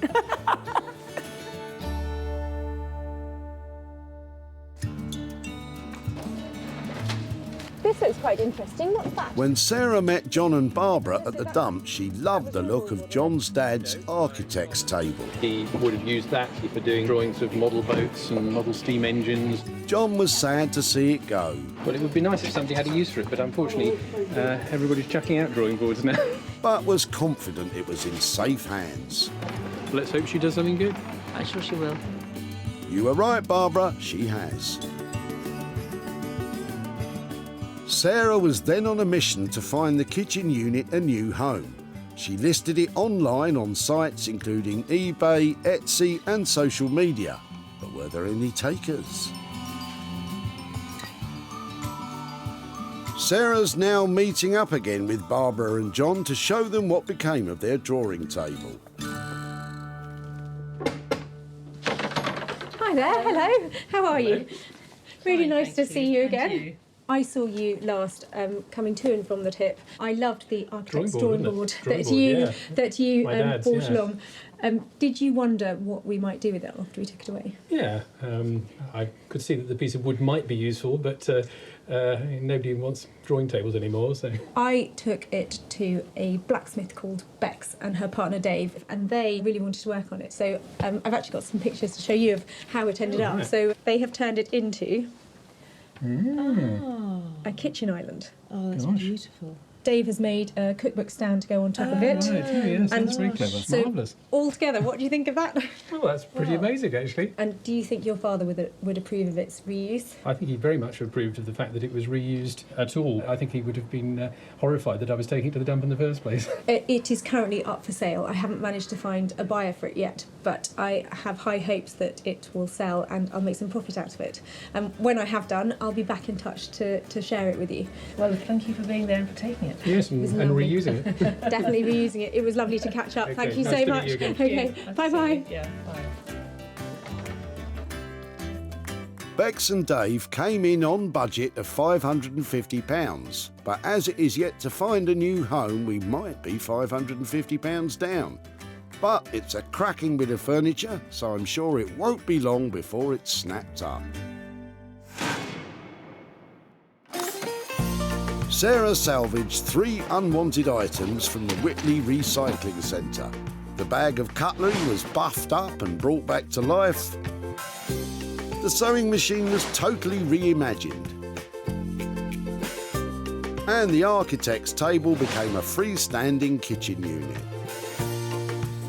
Well, we started off with stuff that was destined for the tip, and we ended up with items that would take pride of place in any home. You can't ask for a better result than that.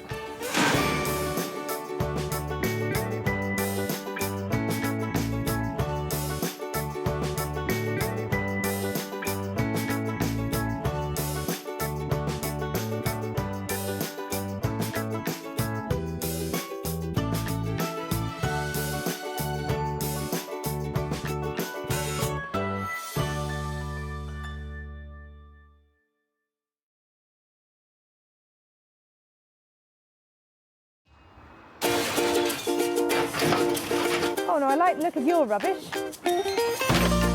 How do you make money for nothing? I love a little rummage. The answer could be hiding in the 30 million tonnes of household waste we throw out every year. I think that I might be able to make something out of that. That's why entrepreneur Sarah Moore wants to get her hands on things before they hit the skip. That's wartime. I'm a passionate buyer, user and maker of old stuff, and I've turned that passion into a money-making business. I make new stuff out of old stuff and I sell it for a profit. And with some of the country's elite designers and makers, That was brave. All the potential. No! she can transform her finds into desirable, Work of art. valuable, and hopefully saleable items. Holy moly. If Sarah is successful, then she can hand the profits back to the very people who had no idea there was cash to be made from their trash. Thank you, I'm astonished.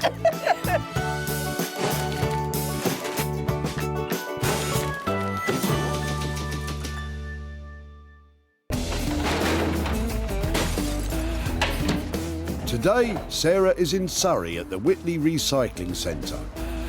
Where you and I may see beat up and broken down, Sarah sees the potential to make a bob or two.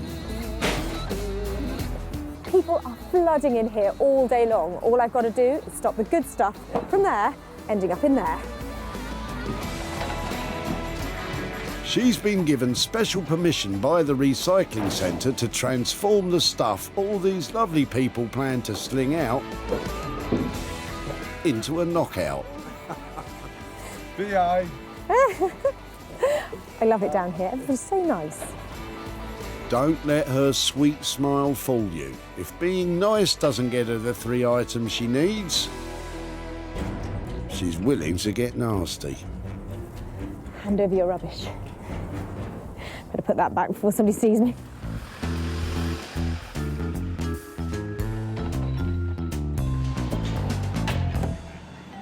Can Sarah turn the clutter in Zaina and her husband Tim's boot into cash? What are you doing then? You clearing out? Or Yes. are you moving? Or We've just... moved and we've still got a lot of stuff to get rid of. So. Really? So that... I quite like your enamelware, but I'm interested in your chairs. Right, yes. Have you had them long? A long time. I've had them years and years and years and nobody's ever liked them. And we've tried to eBay them and still nobody wants them. I think they've got that retro look that people quite like. And I think those would... Maybe we should keep them then. Actually, I think you should give them to me and you should see if I can make something exciting out of them for you. You're welcome to have them. Zaina may have failed to flog the chairs, but that adds to the challenge for Sarah. How she intends to make them over, though, I've no idea. I'm bamboozled.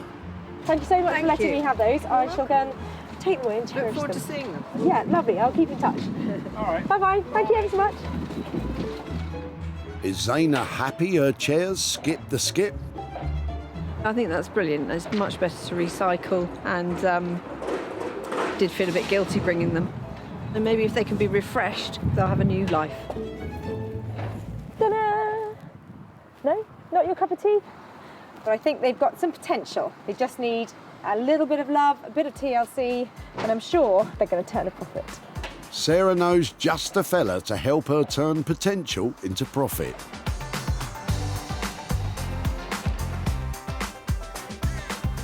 Jay Blades is a builder turned philosophy graduate turned furniture designer. If you want to have a go at what I do, your best bet is to find a piece of furniture that isn't really worth that much money. You might have bought it down a charity shop or a car boot sale for about £5 and just play around with it.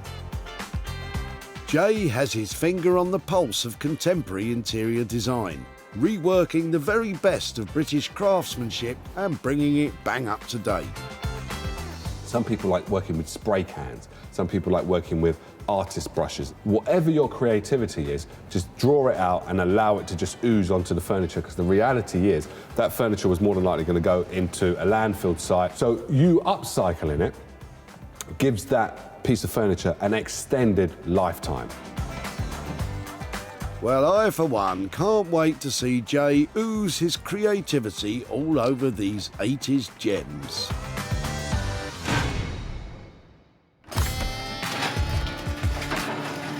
One item down, 2 to go. Sarah will leave no boot or box unrummaged, no nook or cranny undisturbed. It's hard work, but she's loving every second of it. I never get tired of being at the dump. See, tyres. Oh dear. Let's all just forget that ever happened and move on. This is Julie. She's helping a friend clear out her garage. Julie, meet Sarah. Hello. That's really sweet, isn't it?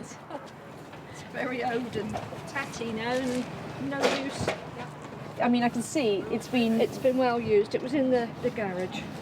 It's just the right sort of size, and it's got that retro charm that people are looking to put back into their houses at the moment. So, and everything was movable, it's all wasn't it? made properly too, isn't it? You know, Yes. all the joints and everything, all well. Yeah. But it's put together to last, and it obviously has. This kitchen cabinet has been in Julie's friend's family since the 1950s. Would it be okay, instead of putting it in the tip, to let me have it to take away and see if I can do something with it? Certainly. I think that... Certainly, please do. And it's on wheels, isn't it? Yes. Yeah, It makes life easier. Lovely. Thank you so much for letting me have that, and I'll keep in contact. It may be well worn, but it's strong and sturdy. There's a good few years left in it yet. A bit like me, I hope.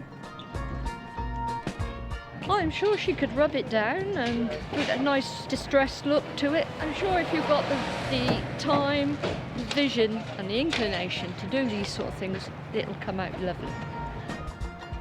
It's just teetering on the brink of having that appeal, that retro look that people want to have back in their houses. It's got enough chunkiness so we can cut it up, and I think I could be onto a winner here. Julie's also found the drawers, which give Sarah the complete cabinet to take to her choice of craftsman.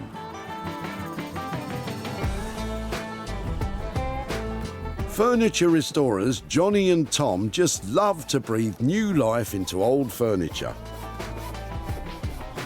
These young hotshots have only been working together for a year, but have already made a name for themselves with their imaginative designs and restoration techniques. What I like about what we do is working with friends. That's always a good point, but is having something to start from and having an end result. The actual craft and figuring out the problem and solving the problem is what's enjoyable about it. As well, it's kind of like a puzzle. You know, it comes in not in a very great condition, and then you get to see the person's reaction when you get it back, and that's what I enjoy the most. Ah, Tom and Johnny, 2 young lads full of positivity and optimism. Hopefully this item won't put an end to all that.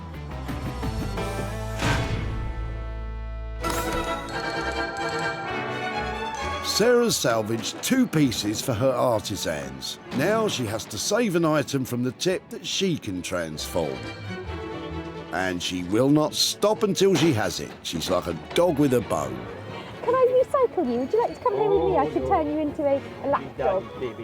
Come on, Sarah, no time for pats. The clock is ticking. Or in Richard's case, it's not ticking. What are you chucking out today then?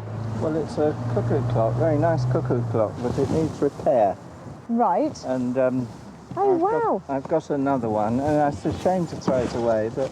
Not many people have 2 cuckoo clocks, do they? No, well, I mean, I've got the other one because the last one needs repair, but... So, made in Germany, did you get it from Germany? Yes, in the 1950s, I was in the army in Germany, and I bought it then. It's really sweet. 1950s. I hate throwing it out, but it's going to cost a lot to repair, and I don't need it. I wouldn't know where else to put it. Well, I think if you've got one cookie clock, that's probably enough. But if it'd be possible to take that from you and see if I can mend it, and oh, I'm so excited! I'd be much happier doing that than it going down in the landfill. Yeah. Well, no, I'm so pleased that you let us have that. That's lovely, and I shall try my best to get it going, and then I'll. It's up to you now. I know. Oh, the pressure. Sarah must be cuckoo to choose this broken clock, but she does love a challenge. So I really don't know what I've got here. I am not a clock expert. There's potential that this little cookie clock could turn a pretty penny, but at the moment it's not working. I'm not sure if all the bits are here. I'm not sure what kind of market there is for cuckoo clocks at the moment, but I'm going to stay positive and hope they've just picked up a winner. Perhaps Sarah can make this cuckoo sing again. She has her 3 items. Jay will perform his makeover magic on the bamboo chairs. Tom and Johnny will take on the challenge of the cabinet. And Sarah will need to make the cuckoo clock into something saleable. So today's eclectic collection of items will provide just the kind of challenge that I love, but there's going to have to be some radical changes if I'm going to make some real cha-ching. Welcome to Wolverhampton, the hometown of heartthrob Liam Payne from boy band One Direction. Their mega hit, What Makes You Beautiful, is a tale of seeing beauty where others may not.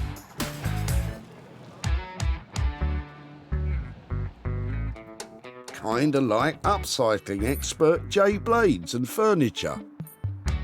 Even though I don't agree with people taking chairs like this to the recycling centre, one thing I must say is that I do enjoy that they do, because if they get rid of it or they don't see the beauty in it, I guarantee you I will definitely see the beauty in it. So I'm really, really excited to see what Sarah's going to bring along.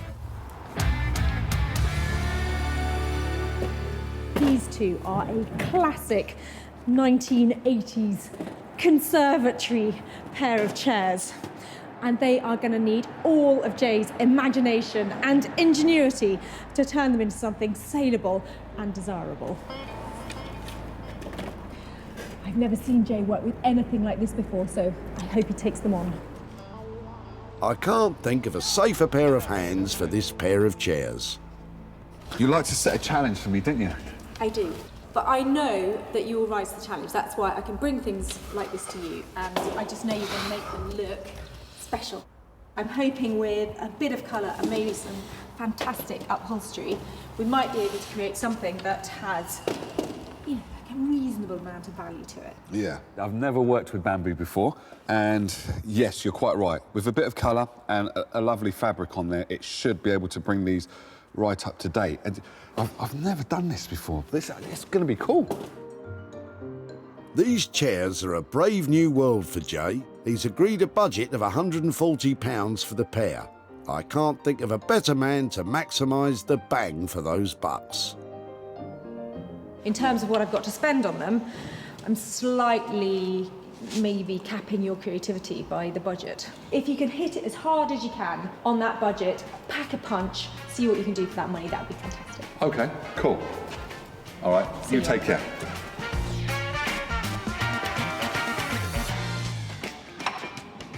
Well, I think I was right in thinking that those chairs are not right up Jay's street, but he's going to take them on, and if anybody can make a couple of duds into something desirable, it's Mr. Blades.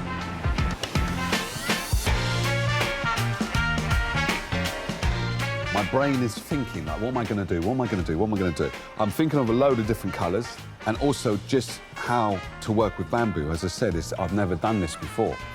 Wow, Sarah's done it to me today, I must admit. Even I would like to see how these turn out. Jay has £140 budget to transform these 80s throwbacks from dated to desirable. This is the South London market town of Croydon. There's been a market here since the 13th century, where, just like today, traders would sell fruit, vegetables, leather goods and linen, although I think there are probably fewer oxen on sale these days. Tucked away nearby is the creative hub that is Tom and Johnny's workshop. And Sarah's wheeling the old kitchen cabinet their way.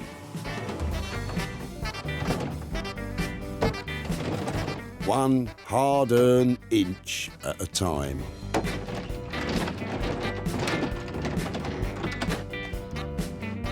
I think I should probably have left this at the tip. A few times she's brought stuff which is really unexpected and kind of a bit shocking, so hopefully nothing too outlandish. This poor old kitchen cabinet is in a really sorry state, and I'm hoping the boys in here are going to take up the challenge to turn it into something amazing, because at the moment I'm thinking it should probably have stayed at the tip. Well, perhaps the boys can help you see the positive side of this item again, Sarah. Give us a hand with this. Oh, wow. Wow, that sounded almost Yeah, enthusiastic. yeah. It's a bit of a dog, isn't it? cool. Should we get it inside? Yeah. Well, I think underwhelmed adequately describes that reaction. It's not in fantastic condition, is it? No. But I'm hoping that there is just enough left in it that you can actually make it into something, because it has got quite solid drawers to it. I'm having a look here and I'm thinking it might even be beach fronted to the door and the drawers. So any ideas what you might be able to do with it? Yeah, definitely. I mean, the handles themselves are really nice, actually. They just need a lot of cleaning up to kind of get them back to sort of a nice kind of look. Yeah, if we take this paint off and see what's underneath here, this could be really nice, this wood. So perhaps the whole carcass strip might be nice and then finished in oil or some other kind of finish. If it was kind of pale and interesting with those sweet little handles on it, it could look quite nice. This is a bit of a shocker on the top, though. Yeah, we're going to have to do something with that. Possibly painted, probably with an oil finish. Cost comes into it as well. Yeah, I think exactly. we need to see what we can keep it looking as good as possible, but keeping it cheap. Yeah, I like that cheap word. But if I'm leaving you, what, $260? If you can try and make it as saleable as possible and as approachable to as many people with styles of their interior, that would help. That's why with the top we probably go for something that's quite a neutral colour, something that's going to go well in any room. So that way people are going to be able to kind of use it where they'd like. I think that sounds great. Yeah, so that's brilliant work. Perfect. Yeah, Thank you so much. Cool. Good lads taking up that challenge, because that old kitchen unit, it's definitely seen better days. The only place that is going is up. It's going to be a challenge for us to get it back up and running, hopefully as a useful piece for someone, whether or not it's used in the kitchen or, you know, in their hallway, you know. Yeah. It's going to be a challenge, but I think it's going to be a nice piece at the end of it. The boys have a plan, a stripped wood cabinet with a painted worktop, and they have a price, £260 all in. From the suburban streets of South London to the quiet countryside of Sarah's home in Sussex. She's dropped off the bamboo chairs and the cabinet. And now, having enjoyed a morning walk with Bramble, she's going to get started on the cuckoo clock.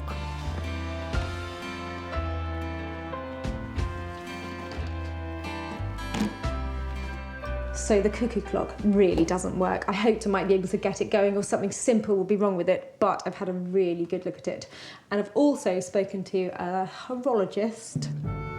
A what? Excuse me a sec. One quick interweb search later, I can tell you a horologist is a clockmaker.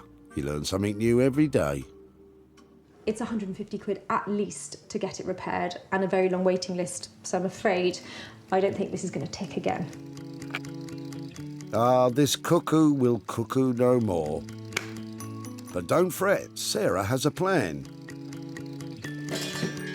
She intends to transform this clock into a smart phone charging station. You know when a cuckoo clock is broken, it starts to sound like a pigeon. It's a heavyweight item, and Sarah needs to lighten the load by clearing out its internal workings. I'm sorry, this feels awful. If this all goes wrong, it could make a lovely bird box. You might think Sarah's cuckoo phone charging station is bird-brained, but when you're finding a new purpose for an old item, no idea is too off the wall or wacky. Get inspired and go for it. So that is pretty much stripped now. So if that's all one colour, I think that's going to look really cool. But I need to find out a way of introducing the phone to it. And this bit, the old moulding from the front, definitely needs to be kept. And I'm hoping that a phone might fit in there. Oh, look, that is perfect. and really lucky because that's going to mean it will look like it's made to do this, which is always helpful. So if that's going to be on there in some beautiful colour, and then the foam will go in here. I've just got to work out a way of getting the charger cord in here for whichever phone people have. Can't be that hard, can it? I think just get a little bit of something to go over the top there. It'll be fine.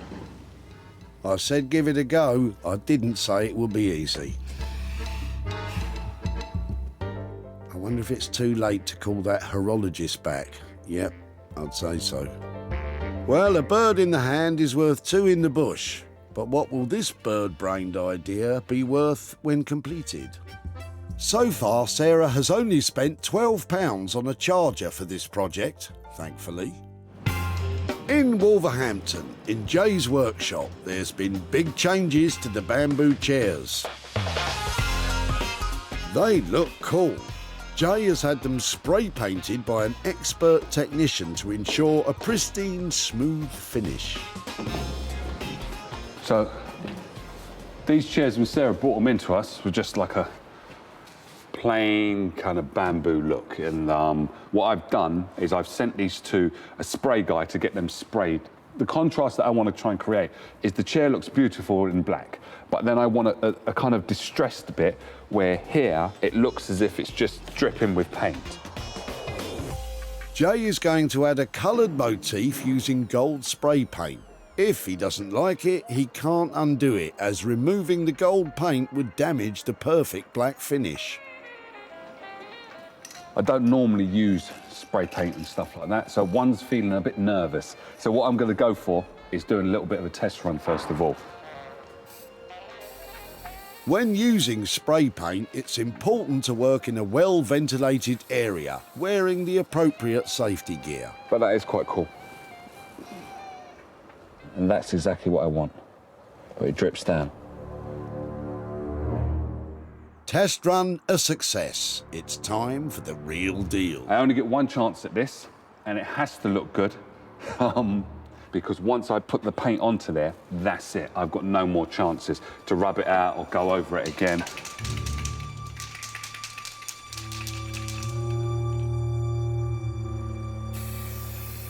I'm nervous just watching. It's a one-shot deal, so here's hoping Jay achieves the element of distressed grandeur he's after.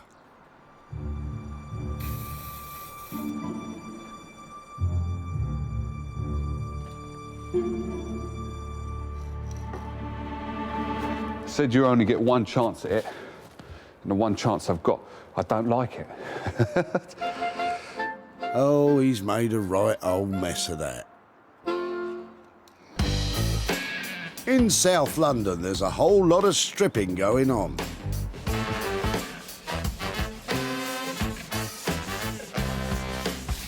Tom and Johnny have been hard at it for over 3 hours, stripping the paint from the cabinet. It's just a lot of not very nice work on this one. There's a lot of dirty work, a lot of sanding, a lot of years of paint and build-up on it, so it's not the sort of most glamorous of jobs. But I think the end result is going to come quite quickly once we've done all the horrible bits. Sarah hoped that once stripped, it would reveal the cabinet was made of solid beech. Unfortunately, it's plywood.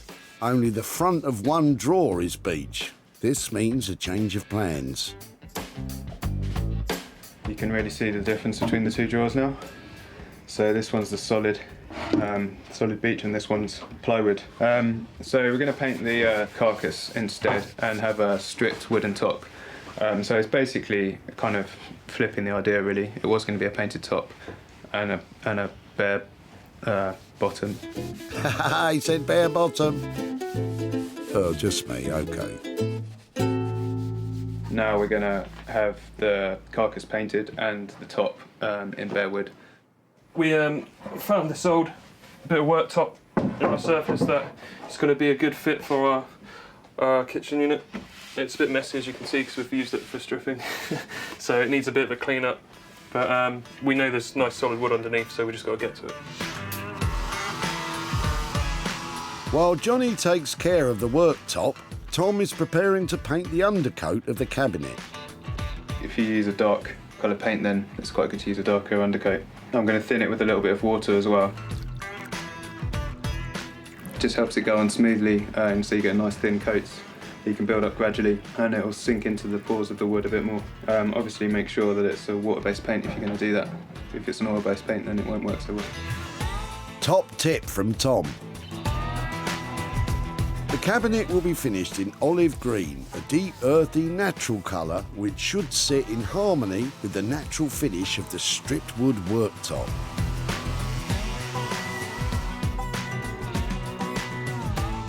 So like as expected underneath, it's a really nice solid piece of beech. It's starting to come through, just needs a lot more sanding. So I'm just going to continue doing this and then hopefully we can get it looking like this all over. They've been forced to change their plans once. Here's hoping it's plain sailing from here on in.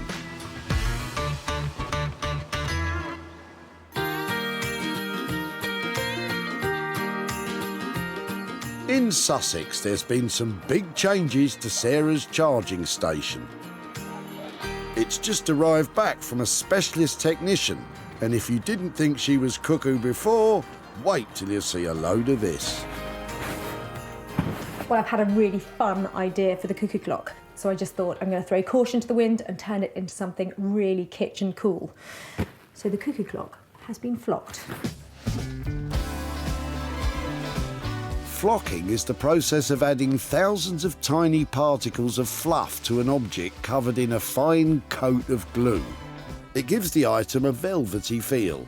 It was very popular in the 1970s on wallpapers, but truth be told, you can flock almost anything. It's flocking marvellous. Look at these two. Aren't they amazing? Look at that really vibrant, lovely pink. I've mixed it up a bit and I've got a few different tones of pink here. So when I put it all together, it should kind of layer up so it looks really pretty. But this stuff, stunning, isn't it? So all I've got to do now is put it together and hopefully we'll end up with something that is truly unique. When Sarah saved this Cuckoo clock from the scrap heap, it was beyond repair. But now, its time has come to be born again as a retro chic and completely unique smartphone charging station. It's functional and eye-catching, a classic Cuckoo clock design given a bold and brash spin. The vibrant shades of playful pink give it a pop art feel. It's one of a kind, uber cool and utterly brilliant.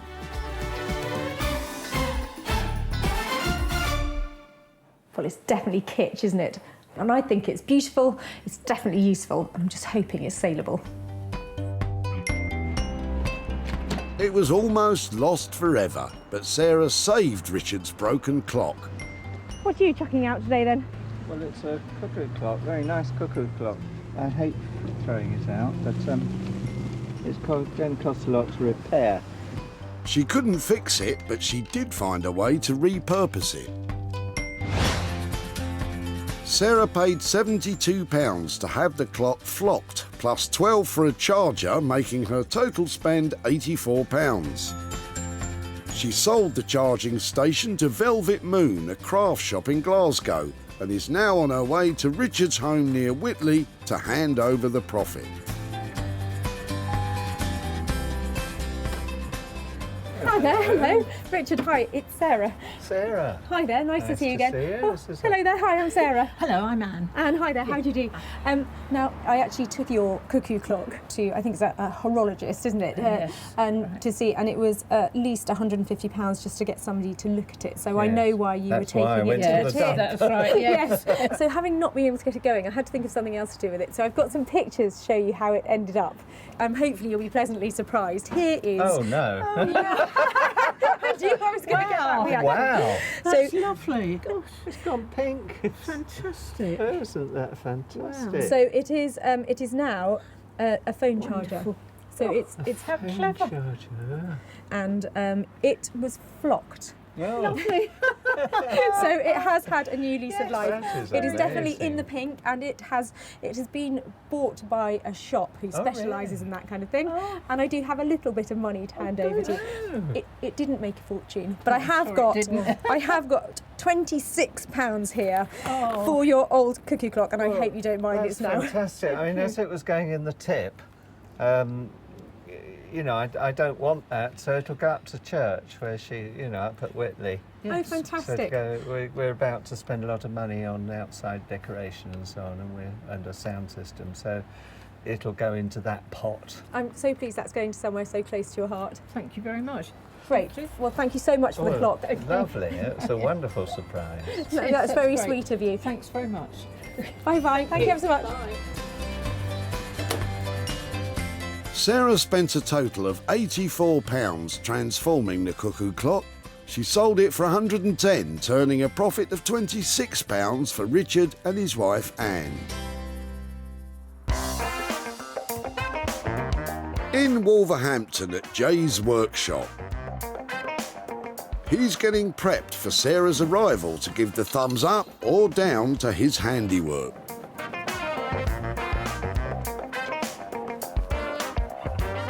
It is perhaps no surprise that those two bamboo chairs were destined to the tip.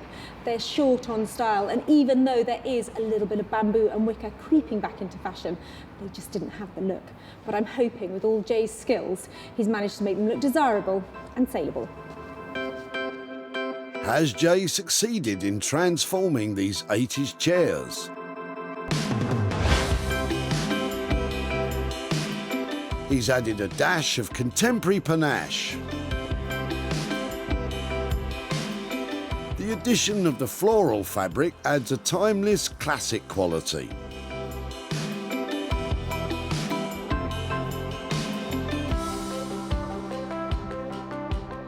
And with the deep cushion, well, that just looks oh so comfy. And as for that drippy, distressed motif, it's now a golden glint down one side, a stylish touch. For Sarah's viewing, Jay's hiding the floral design. He's such a tease. How are things? Very good, very good. You good? They're different. They're different. They are different. Uh-oh, is that different good or different bad? That's just, this is the bottom fabric, if that makes sense. Okay, are you saying there's another dimension? Oh yeah, there's another dimension. There's So something we've got to turn them over.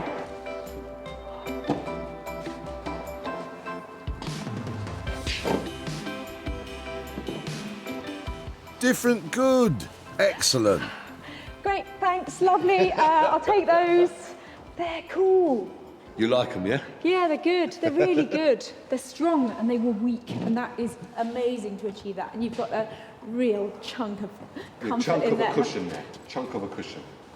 Because the problem I had before is when you sit on them, the bamboo really, it comes through, the thin cushion. And personally, I really like the fabric, I must say. It's really, really nice. I haven't gone for this print right in the centre because there's so much going on here that I thought do it a little bit off-centre, similar with that one as well. Rather than use the fabric in exactly the same way that everybody would, it's just doing it a little bit off-centre, which makes it look really, really cool, I think. They look classy, they look designer, and they look expensive. They do look expensive, I must admit.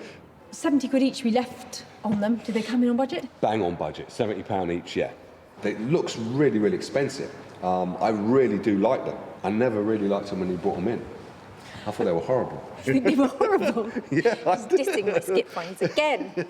I don't shop for my stuff. I know okay? you don't. I have to drag it, kicking and screaming off a recycling centre. So I love what you've done to them. I think you've given them every chance of going back into somebody's house and being loved again. Thank you. Nailed it again, Blades. Right, thanks for that. That's a job well done, Jay. These chairs are as exciting as I could possibly have hoped for. They have got heaps of character now. They are crispy, clean, exciting things that I can sell. hopefully make some money on. Zaina was moving home and clearing out when Sarah spied this pair. I've had them years and years and years, and nobody's ever liked them. I think you should give them to me, and you should see if I can make something exciting out of them for you. It's much better to recycle, and did feel a bit guilty bringing them. But maybe if they can be refreshed, they'll have a new life. And that's exactly what happened. With a striking new look, Sarah sold the chairs to Nick Smith, a regular client of hers whose online shop specialises in retro and recycled items. And now, Sarah's going to tell Zaina the good news. Hi there. Hello. Hi, good to see you. And you. So this is where you were moving to when I saw you at the tip? Yeah. This is it. How did it go? Because you said you had loads of bits that you were clearing out. We did. We've spent all summer whittling it down, and finally we're all sorted now. Your chairs went all the way to Wolverhampton to a fantastic guy called Jay Blades, who specialises in taking furniture like yours and giving it a whole new lease of life. And I've got some pictures to show you. I'd love to see it. How about that? Wow, that looks amazing. Oh gosh, they're so different. They're lovely. For some reason I thought they were going to be a sort of khaki colour. I don't know why I didn't expect them to be black. The cushion pads are absolutely beautiful, really lovely fabric. They're really comfortable as well. They've got that big squashy because seat pad on them. they were really, I had quite thin pads, and after a while they were a bit sort of... Yeah, that 10-minute chair where you want to stand up. Yeah. They're not like that now, and they're lovely. And they have been bought by a retro shop, and I've got a little bit of profit to hand over. Joking? That's so good. There is a £25. There's £5 there. Wow, and thank you. 20 quid Well, there. that's not bad for some old junk. Thank you very much. And what might you do with that little... Well, I don't think we'll need to buy any more chairs, but it'll probably go towards something else that we need here, so that's very helpful. Lovely. OK, well, really great to catch up. Thank you very much for letting me have your chairs. You're welcome. Bye-bye. Bye-bye. Jay charged Sarah £140. She sold them for £165, giving £25 profit to Zaina.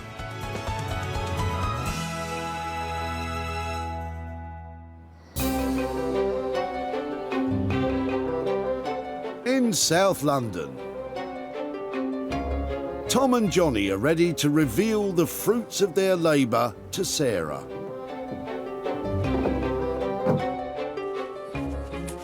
Ever since I dropped it off, I have been wondering if Tom and Johnny have been able to find any redeeming features to transform that old kitchen cabinet into something that you'd want to have in your house and that I can sell for a profit. Have the lads achieved the perfect combo of style and practicality? They've done a marvellous job.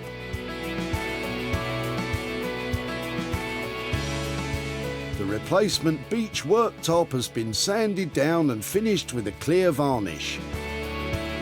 It's a strong and sturdy bit of solid wood which adds character and quality. The original metal handles have scrubbed up a treat and add to the heavyweight feel. This cabinet was built to last, and now it's ready to take pride of place in a new home. Hello. For now, though, it's hidden away, ready for the grand unveiling. How are you? Good. You? Really nice to see you. You too. It's under wraps. Is that It a is, good thing or not? We'll see you in a second. Guys, that's amazing. I cannot believe that. It's Yeah. great. It looks fresh and modern and really cool, doesn't it? The finish is fantastic. Yeah. It looks brand new. Yep. Retro style, Yep. but brand new. We used all the original fittings. They cleaned up really nice, so we didn't even have to change them. So, yeah. Look at you. That's so clever. I did not think that it would have that much style and that much distinction about it, because it was awful when we dropped it off, wasn't it? Yeah, it didn't look great. You had a great chunk of timber on the top that adds gravitas to it. And it's much thicker, which is nice, because it gives it a bit more kind of weight to it. Before it looked quite flimsy, whereas now it looks really solid. There's nothing lightweight about this piece of furniture, but have the boys kept within their £260 budget?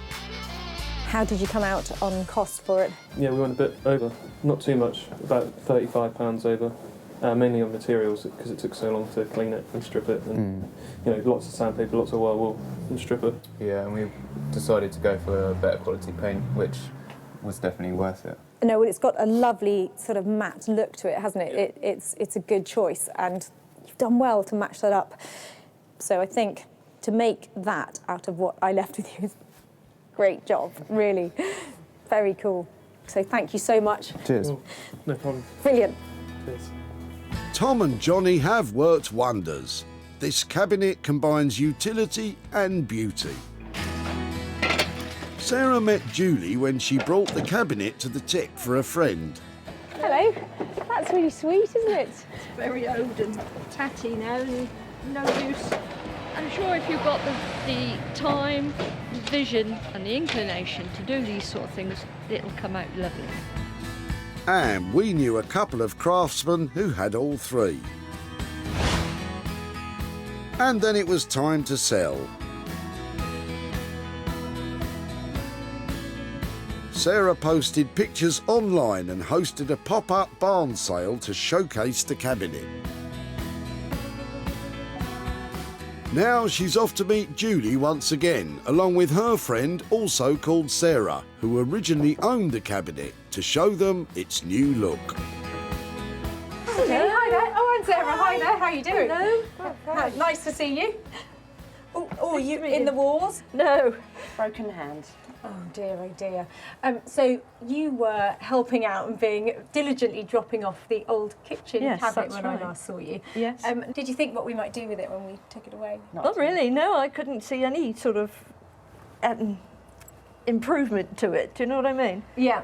Well, it went to some lovely guys. They're called Tom and Johnny, who are based down in Croydon, and they are proper furniture restorers, and so they're used to putting a very fine finish on things. So I've got some pictures to show you of it. So here is the restored kitchen cabinet. Oh my word, that is wonderful. It's good, isn't it? It is. They have completely restored it, and they've given it a new chunky top. All of the drawers completely relined. Yep, same handles. They kept all of the detail that they could. It's surprising what you can do when you have the foresight. You know, it's marvellous. It's beautifully restored. Could be an island, couldn't it? Exactly. You know, a kitchen island. Exactly. Yeah. It's something that's still for sale. Yeah. So they have made it look amazing, and I have high hopes that it will be soon sold, and I can come back to you with some profit. Oh. But it is a really lovely piece, and it had all the bones of it have been saved. It's gorgeous. Okay. Really nice to catch up. Okay, thank you. Bye-bye. Thank you. Bye. Bye-bye. Well, I think Julie and Sarah really appreciated Tom and Johnny's hard work in transforming that old kitchen cabinet. They certainly brought it back to life. Tom and Johnny charged almost £300 for the restoration. The cabinet is still to sell, so that might mean a loss of £295. But I'm sure it won't be long before the cabinet is taking pride of place in a new home. Sarah saved 3 unwanted items from the skip, and now, rather than being chucked in the landfill, they've been given a new lease of life. Well, we've made a little bit of money along the way, but what's been really special is that I've met some great people, and we've seen 3 tip finds transformed into amazing new items.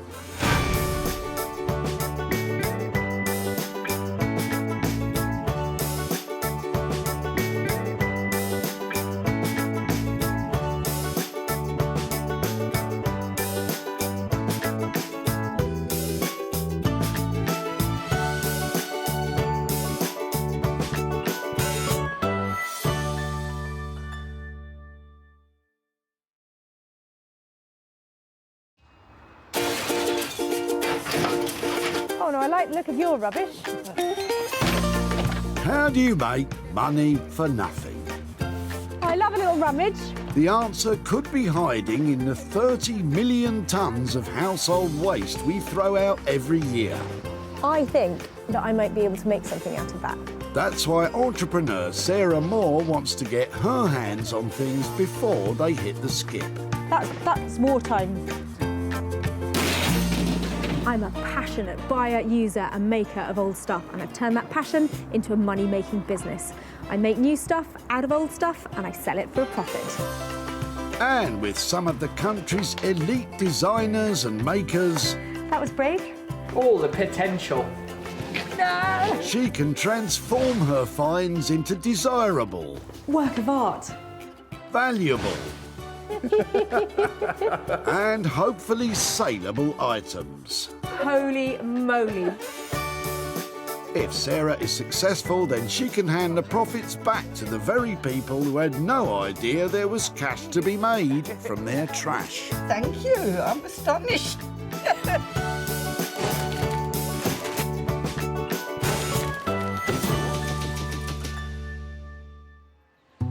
Today we're at the recycling centre in Altrincham, Greater Manchester, and lumber lover Sarah's here to stop some waste getting wasted.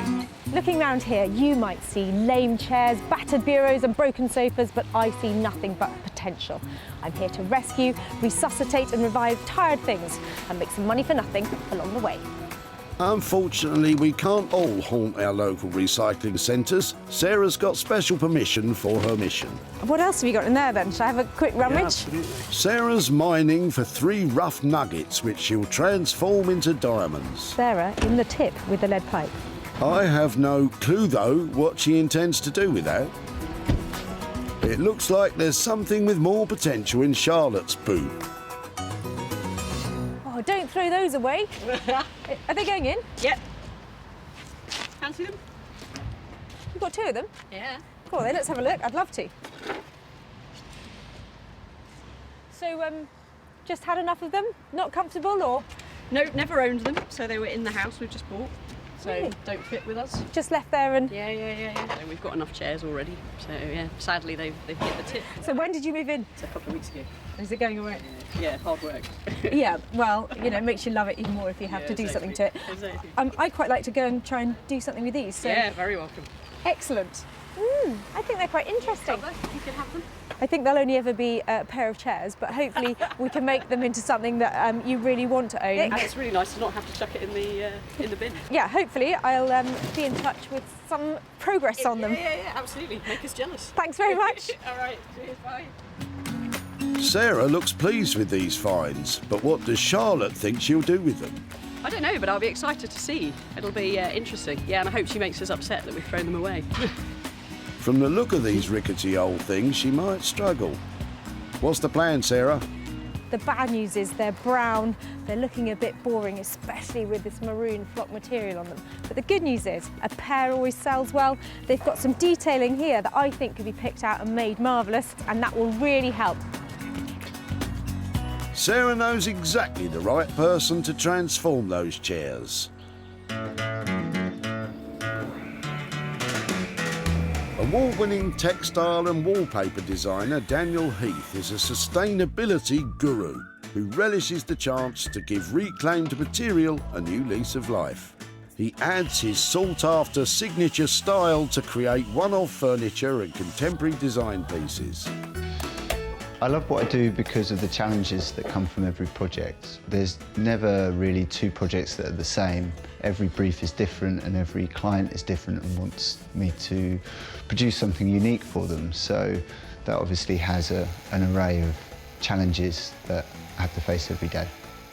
Each one that comes along is different, and that's the joy of it. Daniel says he is a fan of reclaimed rubbish, but he might be put off by the state of those chairs.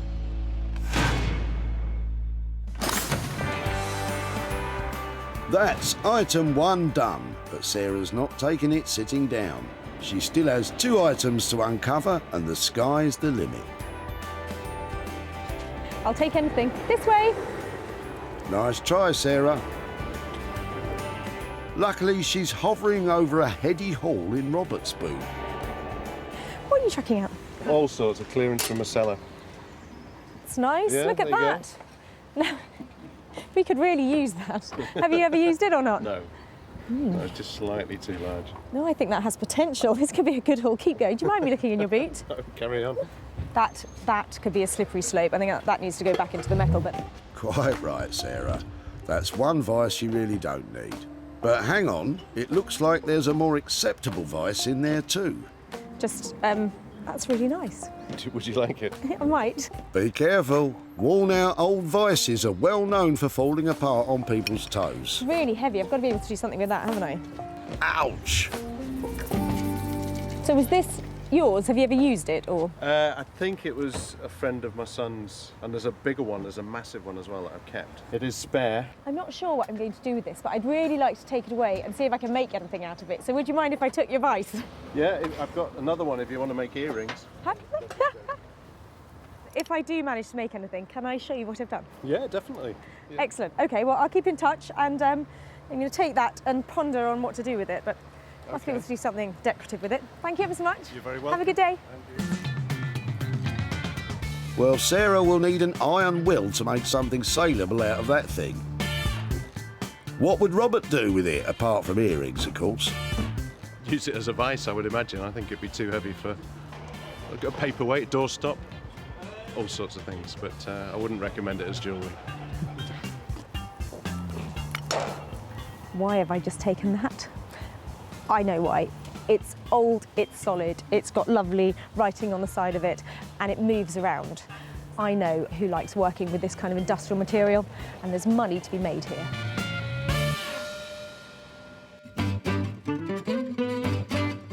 There is nothing that can't be turned into a lamp, and Guy Trench is here to prove it.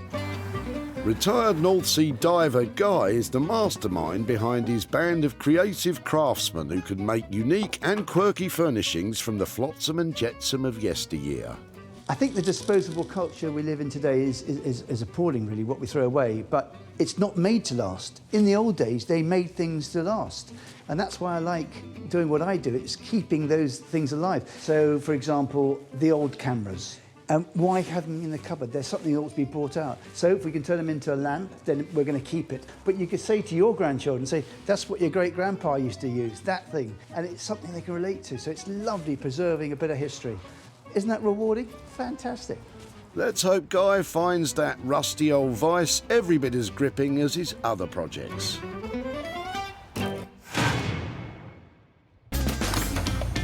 That's 2 items filed under found. Sarah will take on the third and final item herself, if she can find something. What are you chucking out? Cardboard. Oh, that's no good. She's being unusually choosy. You coming back with any furniture later, then? No. Well, no time for small talk. No furniture? If it's furniture you're after, Sarah, take a look in Adrian's boot. It's got a lovely pair of legs on it, hasn't it? More than a pair. I was going to say 2 pairs. 2 pairs of legs. I see you've got a sweet little piano stool or something at a dressing table. It was something that was up in the loft for a long time, and it's really just clearing it out. We have grandchildren and they like to play up there. This makes a little bit of room for them. You're throwing stuff out of a certain era here that is appealing to people today. You know, lots of people like it's a vintage look, I have to say. I think vintage is now over 25 years old, so... What should I be doing with it then, do you But think? bringing it here and letting me have a look at it. Ray Miller, Liverpool. Lovely, so it's not far from home, is it? They say brown furniture's making a massive comeback. Oh, right. And it's no surprise. Furniture from this era is often beautifully made with bags of character, and it'll last much longer than the average pine flat pack nonsense. Sarah's sure she can turn space saving into real savings for Adrian. I hope that she can use them and maybe, I mean, sell them, that's fine by me. It would be nice for them to have a good home. These are a sweet little pair of vintage items. Table, nice legs on it. It's got a little pie crust edge to it. And this stool was probably in front of a dressing table in the 1950s. Together, these are the kind of things that I'm seeing £5 each in a charity shop. Not great in this state, but these have potential to make profit. Well, that's up to you, Sarah. With that table and chair nabbed, it's mission complete. Daniel will give those chairs the once or twice over. Guy will attempt to squash some profit out of that vice. And Sarah will be getting her teeth into all those lovely legs. Today I managed to gather yet another unusual hoard of items, which once reimagined I think have a real chance of making some money for nothing.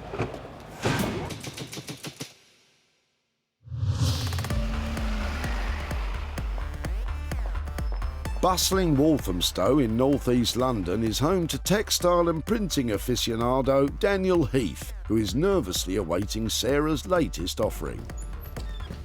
It seems like she's got something that I'm going to be a bit unsure about, so I'm a little bit more anxious than normal.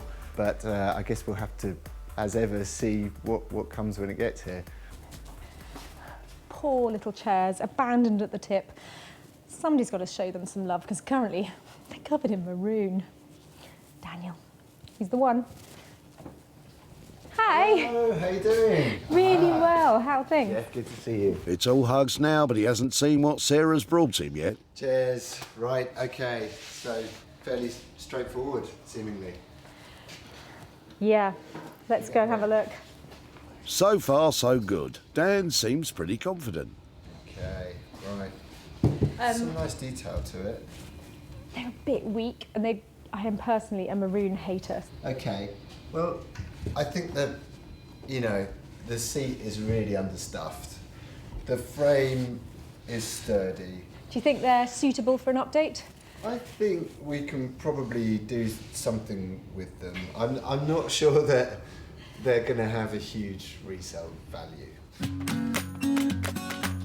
The chairs are around 100 years old, but in their current condition, they're unlikely to have any value. The challenge for Daniel is to add his signature look without breaking the bank, and there's a lot of work to do. So I think basically it's going to involve using some fabric that I've got to reupholster. Sand or paint, not really sure. It looks like they're in okay condition, but I think underneath that's going to need some new something.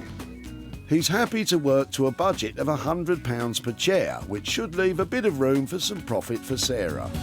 Seeing them brought back to life, making just a few quid, I'm happy to leave them at that. I've got great faith that you'll make them look fantastic, so thanks ever so much. Thanks, Sarah. Hope they're an easy one. Cheers. I feel a little bit sorry for Daniel, because those chairs currently are not a nice prospect. But I bought them here for a reason. I'm hoping his beautiful deco hand-printed fabrics are going to give those chairs just what they need to turn them into something saleable. I'm glad that Sarah's bought these because they wouldn't have continued their life in any other way. So if anything, we're saving them from being broken up. So yeah, I'm glad they're here, sort of. Dan's quoted £100 per chair, which makes a total of £200 for the pair. Daniel's fabric designs will add value, but he's no upholsterer, so those chairs could prove tricky.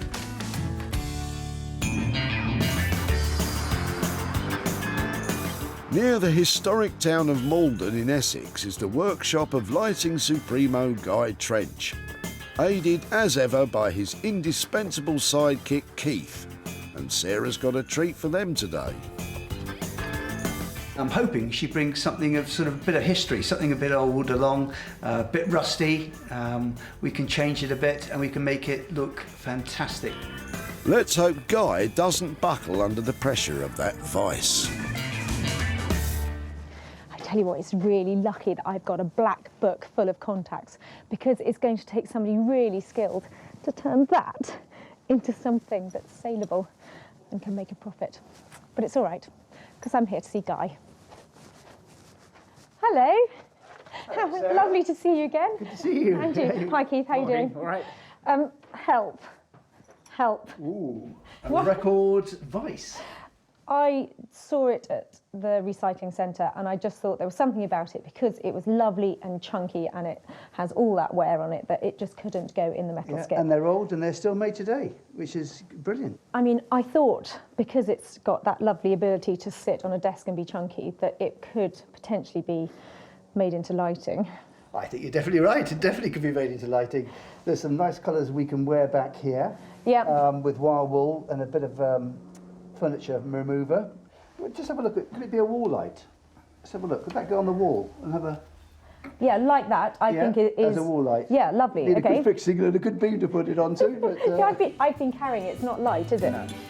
Sounds like Sarah's come to the right place for vice advice. But what about the price? Let's hope it's nice.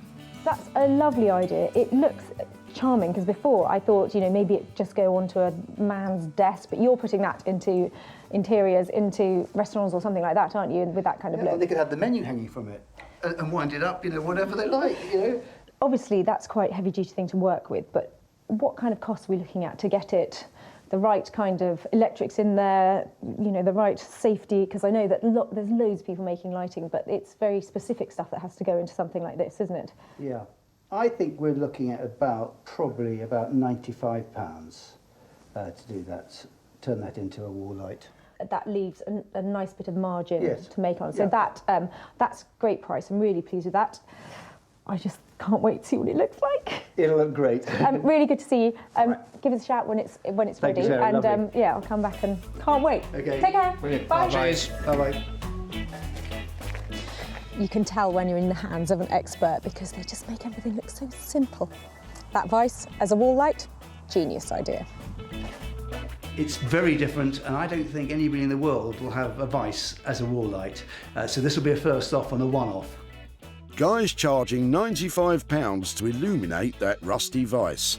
It's certainly got a long way to go before anyone will want that industrial hunk of metal hanging on their wall.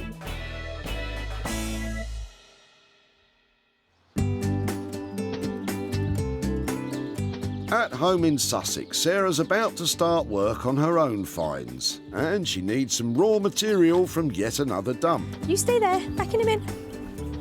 As a huge fan of all things discarded, Sarah knows exactly where to find her nearest one, in her own garden. I'm looking for buried treasure. If you live in the middle of the country 100 years ago, nobody collected your rubbish, so you had to put it somewhere. Many old and rural properties have a historic rubbish heap similar to this one hidden away. And you'll just find little pits with bottles and old batteries and broken up old enamel all over the place. Sarah's been attacking hers for years. It's probably her favourite place. She's already got quite the collection of Edwardian and Victorian bottles and jars, but she's just a few short. These are the inspiration for my next item. Wait and see.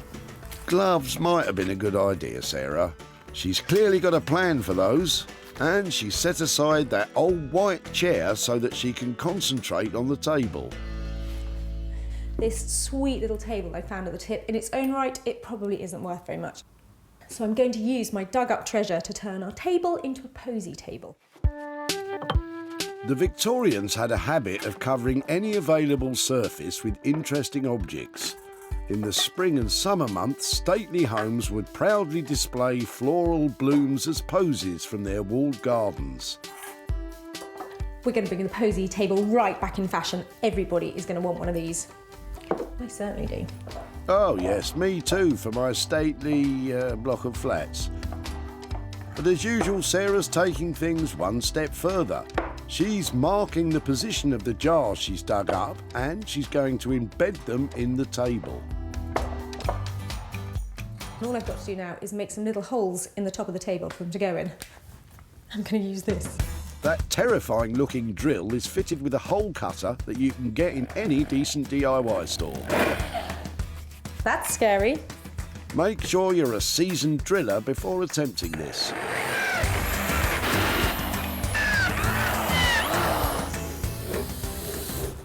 Oh, that's perfect. That will definitely do.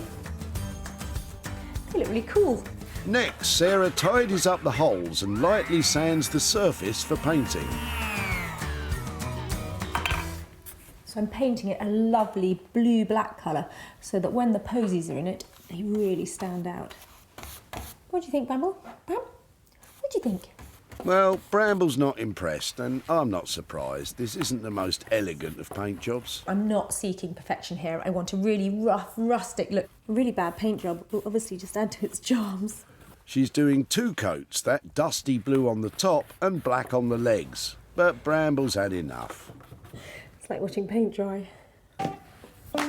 It literally is.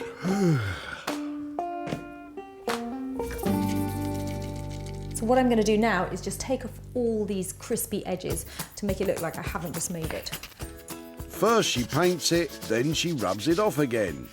It's hard work, this. I could do with a bit of a lie down myself. What I'm trying to do is imagine how it would have been worn out if somebody had been using it all the time, like putting all the pots in these holes and where they picked up on the edges. For Sarah's final trick, adding a layer of dark wax to complete that vintage feel. So you can buy these waxes in all sorts of different colours, or you can even stir paint into clear wax and make your own bespoke coloured finish. Still bored, Bramble? Bramble, sausages! I knew she could hear me. Sarah's well on her way with her take on Victorian extravagance. And with just £5 spent on wax and paint, it may even make a healthy profit. But will she actually be able to sell such an unusual item?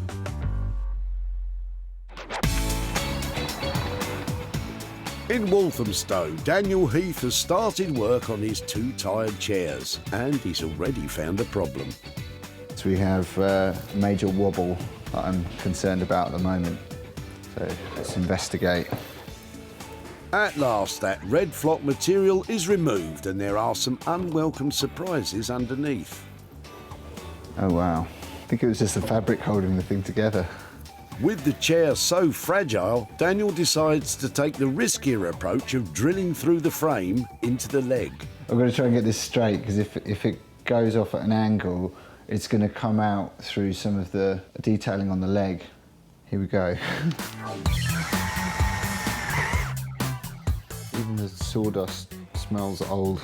Next, Daniel adds a long screw to hold it all together. Very, very carefully, because if this wood splits, Sarah may return to only 1 chair. I'm going to do the ultimate test now, and I'm going to sit on it, which might make some very entertaining footage.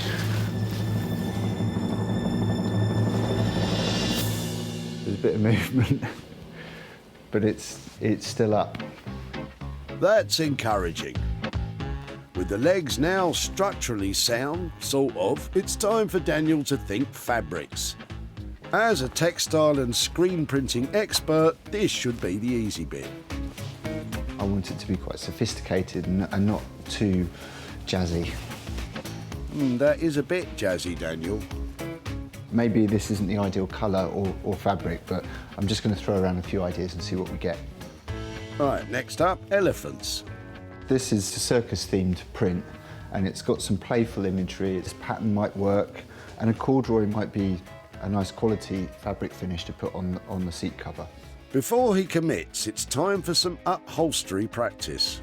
We want to make the pads quite thick because they were so flat and sad when they arrived.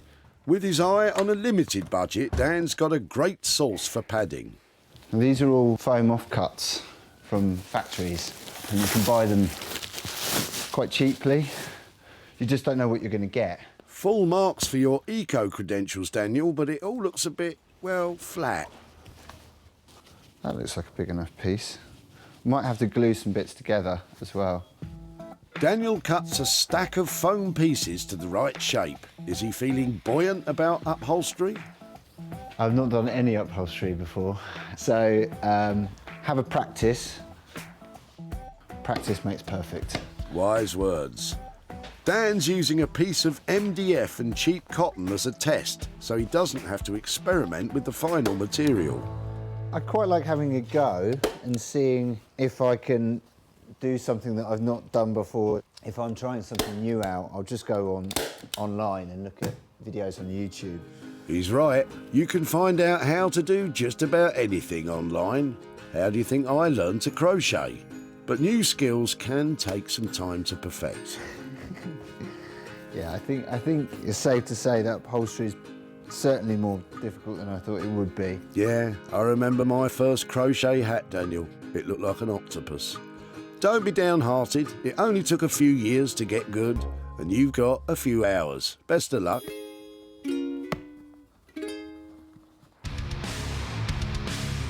Near Malden, Guy and Keith are enjoying their heavy metal. And Guy's getting quite excited.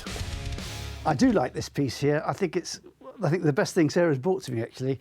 I love the navy blue in this bit here. Not so keen on this silver here. Yeah. Someone's obviously painted it.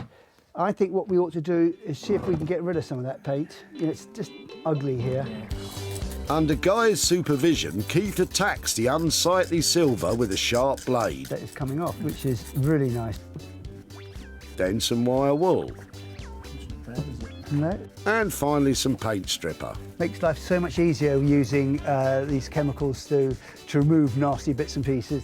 Perhaps you should have started with that, gents. Whoa, here we go, there's a bit of blue coming through. Keith's sensibly wearing gloves, as that's nasty stuff to get on your skin. I think when we finish that could look rather nice. You ready for a bit of wax on that, Keith? Try that bit, yeah. Yeah, OK. Our busy bees are giving the vice a wax coating for a clean, matte finish. And slowly, slowly, you're seeing it being transformed. Lovely. No, that's nice. That's very nice. Yeah, no, I think that's clean. Next, Guy calls on another of his associates, electrician Steve. Since Guy's making a wall lamp, Steve fixes it onto a wooden base so that it can be hung, because you don't want that thing falling down. I think you need to hang this one on something which is fairly sturdy. A little lightweight plasterboard, it might pull out, so try and find something firm to put this onto. Steve fixes a metal stem to the vice that will hold the light, but Guy is not completely satisfied. I don't like this, you know, we've got a lovely old looking vice here, and we've got a nasty bit of steel, you know, which is shiny. It doesn't really go together. We don't do shiny, we like keeping things nice and old. After Guy attacks it with some wire wool, Steve gives it a coat of tourmaline to darken the metal so it matches the rest of the vice. Now you can see we've got a lovely black rod here. All looks in keeping with the rest of it. Once it's dry and waxed, Steve threads his wire through and solders the light fitting in place. Meanwhile, Guy's grappling with some key design concepts. It may look better with a shade, or without a shade, just a bulb. Do you know, I don't know. I'm not sure which is the best way to be. Decisions. Let's have a look at that, Steve. Yeah, I think it's quite good.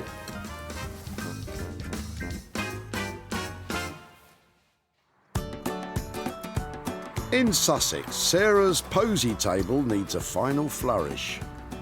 As pretty much nobody's heard of a posy table, we really need to get these things in context to take pictures to sell them.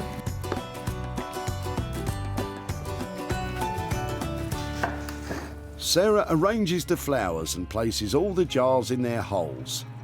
OK, that should do it. But has she brought that humdrum brown table into bloom? Sarah took an unwanted old white seat and an average occasional table from the recycling centre. She soon decided to concentrate her efforts on the table. Now Sarah's taken it back in time and transformed it into a posy table that wouldn't look out of place in the reception of a 19th century stately home. Those Victorian jars she found in her garden tip present her bouquets beautifully, and their colours pop out against the dusty blue of the worn-looking table. And Sarah knows exactly who to target for a sale. I'm really pleased how this has turned out. The flowers in it look lovely, and that's important because if I'm going to sell this to a florist, it needs to really work. Definitely worth embracing those power tools. At the dump, Sarah spotted some of Adrian's furniture. It's got a lovely pair of legs on it, hasn't it? It was up in the loft for a long time, and It's really just clearing it out. which sadly had worn out its welcome. You can accumulate only so much. Sarah turned the table into a stunning floral display. Blooming marvellous. It looks great and was snapped up by Sarah Hughes, the owner of a vintage furniture store in Marlow, Buckinghamshire. What Sarah's done with it is really imaginative, and I just think it's really fun. And I've got customers who are florists who are going to love it. And now Sarah's at Adrian's home to surprise him with the good news. Hello there. Oh, hello there. Lovely Hello to there, see you. How are you? Very well. Hi there, I'm Sarah. This is my wife, Sarah. Another Sarah. Two Lovely. Sarahs. That keeps it very easy for me. So it was your things, the stool and the little occasional table you were dropping off at the recycling centre. Had you had them, have they been family pieces or? Well, the stool, yes. The table, no. Well, I set the stool aside and it was actually the table that I decided to work on because it had such an interesting shape to it. I've actually got some pictures here to show you of how it turned out. But before I do, have you ever heard of a posy table? A posy table? Presumably for flowers. What's a posy table? Well, I can show you in a moment, but a friend of mine told me about it, and it is this lovely table that gardeners in big estates used to prepare little bouquets and buttonholes for the ladies and gentlemen of the house. Wow. So I've got some pictures to show you. Lovely. So here is your table. Oh. Oh, there we are. Can we have it back? Isn't that lovely? It is. Oh, yeah. You approve of its reuse. Yes, absolutely. Yes, it's lovely. Yeah.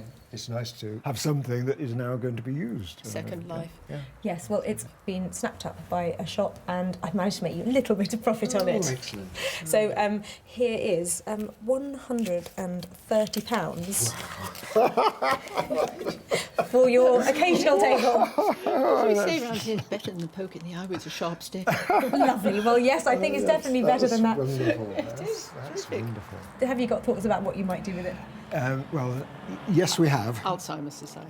My mother died about 10 years ago, and Dad looked after her for a number of years, well supported by the Alzheimer's Society. Well, I think that is absolutely lovely, and I was really inspired by your old table, and that's a great place for that to go. Splendid. Thank you very much. A total pleasure. Lovely to have met you and to catch up with you, Adrian. Thank you very Thank much. you. Bye-bye. Bye-bye. Thank you. Sarah spent a modest £5 on the makeover. She sold the posy table for a whopping £135, earning Adrian and his wife Sarah £130 of profit. Well, if Adrian and Sarah's reaction is anything to go by, there are going to be posy tables popping up everywhere. I'm delighted that they like what I did with it, and I'm so pleased that that money is going to such a worthy cause.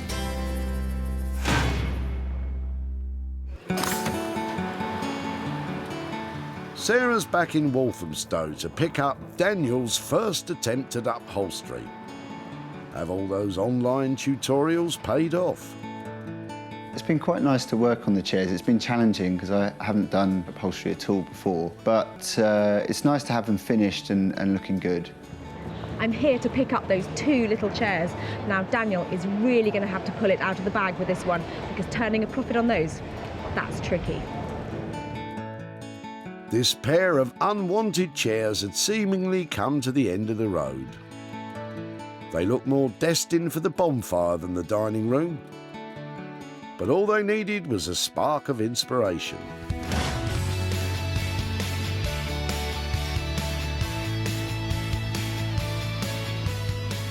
The chairs are now contemporary and unique. With newfound skills, Daniel has made the chairs solid and sturdy, whilst using his old skills to screen print one of his designs onto the cord covering. With a vibrant lick of blue paint offsetting the raised yellow seats, these chairs would make a bold statement in any room. Daniel's dug deep with this one. Let's just hope Sarah's happy with the results. Hello. Hello, how you doing? Are they them? They are a bit of a transformation. They look completely different, don't they? Yeah, Like, they do, yeah. comfortable, and they look like they would fall apart before, didn't they? Yeah, This is beautiful, what you've done with the... I've never seen corduroy printed like that. thank you, yeah. We thought it'd be a nice sort of accent piece for somebody's front room. And before they didn't look like that. I mean, they look like the ones you'd hide away and get out if you had to. Yeah. And now, I think it's because you've luxed up the base bit here, you know, there's the seat pad to make it look generous, and they just have a completely different, like, warm, comforting look to them, don't they? Because they just didn't look like that before. No. Yeah, they're quite comfortable. I can attest to that. Well, that's great. But will Sarah be comfortable with how much they've cost? I think you've done wonders with them. There was £100 each budget for them. Is that all right? Did you come in on budget? Yeah, that's fine. They will sell instantly, won't they? Great. Yeah, especially with a bit of Daniel Heath action going on the seat. That's fantastic. So I think if we get them packed up, I shall ship them out and see if I can make some money out of them. Wonderful. Thanks, they're great. Cheers. Thank you. Sarah's as puffed up as those seat bases. Does Daniel feel his first attempt at upholstery has been a success? That went really, really well. I'm really pleased that Sarah liked the chairs so much. So, yeah, very happy. Well, if there was one person who was going to make a profit on those chairs, it was Daniel Heath. Can't wait to get them sold. At the recycling centre, Sarah came to the rescue of Charlotte's unwanted chairs. Don't throw those away. Are they going in? Yep.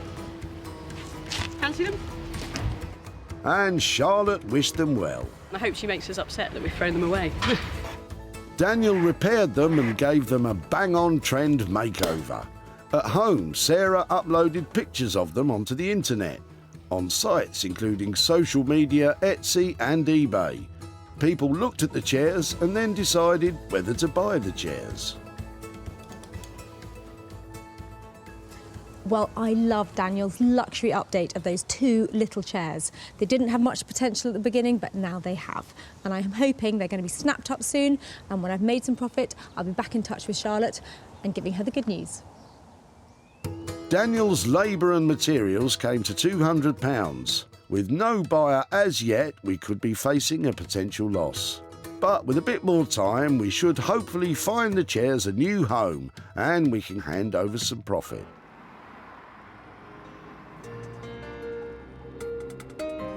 In Malden, Sarah can't wait to see what Guy's been up to.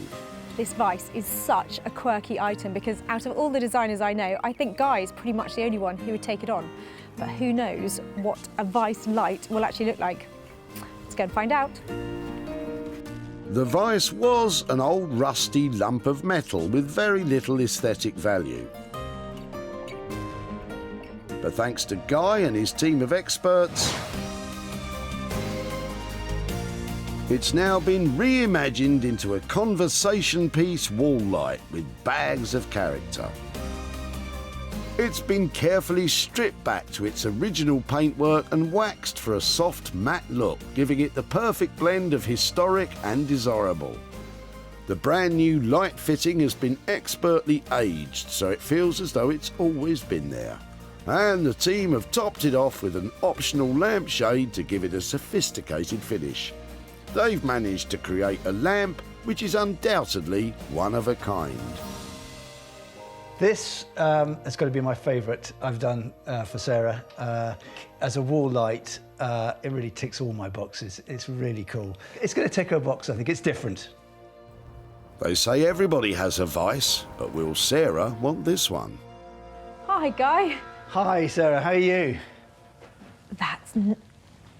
I can't believe it. Is that it? That's it. Isn't that clever? I can't believe you've turned that horrible thing into something decorative. I think it's one of the best things recently I've done. And these actually work, so we can make the jaws go up smaller or larger. And I think the whole thing looks just amazing. It's beautiful and yeah, just the right sort of finish on it as well. It's got a nice look to it. It's quite sort of industrial. We've just shown it with a feather shade. So we could have a black shade, you could have just a funky bulb in, whatever you wanted. It is really appealing. I love the fact you've put that piece of chunky wood on the back because the look's so strong, isn't it? The vice lamp is an artistic triumph, but did Guy manage to clamp that budget down? I think it was £95 to convert the vice. Are we anywhere near that? We are on budget, just. It is really just. It's got a little bit more extra work than we thought it was, but as you've bought me lots of things, we'll keep our word, and that's our price to you. I think it's really exciting that you're creating these one-offs, and if this is the first Vice light ever, then we're really lucky to have that, and I'm pleased it came into the tip and it's ended up here. I think it's a lovely ending to its story. So thank you so much. So guys, answer the question, what does a Vice light look like? And the answer? Amazing and really saleable. I love it, and her look on it was, wow, it's really different, and that's exactly what I'm trying to create for everybody. I think she loved it. At the dump, Sarah pounced when she spied Robert's bootful. What are you chucking out? All sorts of clearance from a cellar. That's really nice. Would you like it? I might. Thankfully, she ignored Robert's suggestions. I've got another one if you want to make earrings. Instead, the Vice has been transformed into a wall light, and Sarah was soon able to sell it to Morag Smith, a furniture and interiors dealer from Berwick-upon-Tweed.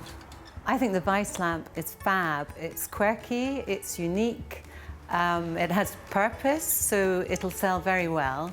Immediately, you're putting an interesting bit of history into a useful place in the house. Sarah's back in Greater Manchester to let Robert know what became of his rusty old Vice. Hi there. Hi Sarah, how are you? I'm really well. Nice to see you again. Nice to see you. When I saw you at the recycling centre, I thought you were reluctantly throwing out some stuff, but were you having a clear out? Yeah, I was having a clear out of the cellar. I guess the only thing that was of any value there was the Vice. And did you think what we might do with it? You could either use it as a bench Vice again or a doorstop. I couldn't really imagine anything more artful to do with it. We took it to a fantastic chap called Guy Trench, and he specialises in making old stuff into lighting. So do you want to have a look what he did? Yeah, I'd love to. Here is your Vice in all Can't wait to see it. all its new glory. Whoa. Oh, that's amazing. He cleaned it all up and did that. That's incredible. I didn't think it would be made into a light. I was thinking, I don't know, some art feature or something, if at all. It was lovely and it has real appeal. So your light has sold. It takes quite a lot of investment to turn something like that into a light. So I've got a little bit of profit for you. Oh, lovely. I've just got 20 quid. Oh, brilliant. Well, I was expecting nothing for it, so that's great. That's really good. I'm going to give that to charity. Yeah, definitely. Oh, well, that's fantastic. I'm glad that's going to a good cause. So thank you ever so much. All right, thank you, sir. Lovely really to catch nice up to again. meet you. Thank you. Guy charged £95 for labour and materials. The lamp sold for £115, leaving a profit of £20 for Robert. Sarah found 3 waste wonders at the recycling centre in Altrincham. Charlotte's suspect seats were given a stand-up makeover. Robert's old Vice was given a new twist as a lamp. And Adrian's table took a trip back in time. Well, it might not always be straightforward, but I'm really proud of those 3 great transformations. And it's really good to know that all those things that we saved from the tip are off to brand new homes.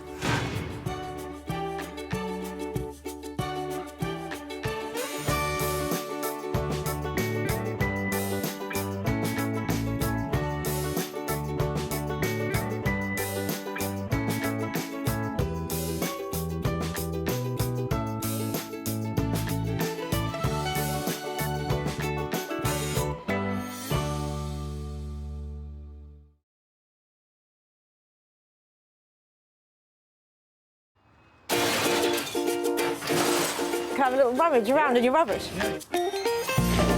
How do you make money for nothing? I love that. The answer could be hiding in the 30 million tonnes of household waste we throw out every year. So heavy, they don't make them like this anymore. Look at that. That's why entrepreneur Sarah Moore wants to get her hands on things before they hit the skip. I'm a passionate maker, buyer and user of old stuff, and I've turned that passion into a money-making business. I make new stuff out of old stuff and I sell it for a profit. And with some of the country's elite designers and makers, Say something nice about it. My juices are flowing in this one. They are going to be wow. she can transform her finds into desirable, Isn't that stunning? valuable, Oh, wow. and hopefully saleable items. That is bonkers. If Sarah is successful, then she can hand the profits back to the very people who had no idea there was cash to be made from their trash. Got £350. Whoa.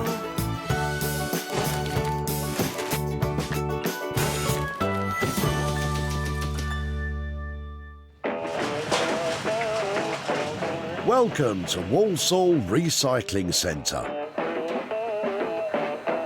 a non-stop hive of activity. With the nation becoming more and more aware of the benefits of regenerating unwanted possessions, one woman is on a mission to turn your trash into hard cash. I love turning a profit where others see trash. Making old stuff that's drab into desirable and fab is just so satisfying. But before you make a beeline for your local tip, take note. Sarah's been given special permission to seek out 3 items that she can rejuvenate, repurpose and sell on for a profit. And Brian, with his broken up sofa, has caught her eye. Nice sofa. It was a nice sofa. What's happened to it? We broke it up because it's not very good now, so we just got rid of it. Have you got the bits or not? Little bits in there, but they're broken. Come on, let's see. I like the back of I've it. jumped on it. Have you? Yes. You boys have all the fun, don't I you? know. Let's have a look. For all the rest of it's broken. Have you got the arm bit? Have you got the other Got it bit? in there somewhere. Are those its legs? That's it, those are the legs. I'm loving it more by the minute. So that goes on there. Come on, Sarah, you must be well used to the game of furniture jigsaw by now. Oh yeah, that bit goes there. Great. All the cushions are in the back of your car. Brilliant. So that's 1970, that sofa. Check out the expert eye. I'm impressed. It's written all over it. It's got a date on it. Oh, right. Expert, you see. That's cheating. Now I've got all those bits that you've smashed up. Do you think I could take them away, put them back together and see if I can make it back into a lovely sofa again? Well, I don't know, because part of it's broken. You could try. I shall definitely be able to get that fixed. Fine, that's great. The question is, what will become of Brian's old sofa? I don't know, to be honest. I don't know. It'd be good to find out. I know what you're thinking. She's bonkers. Correct. But this is going to be brilliant. I know it's in pieces, but it is going to look fantastic when it's finished. Trust me. Watch. Oh, we will, Sarah, we will. But who's Sarah picked to help her transform this item?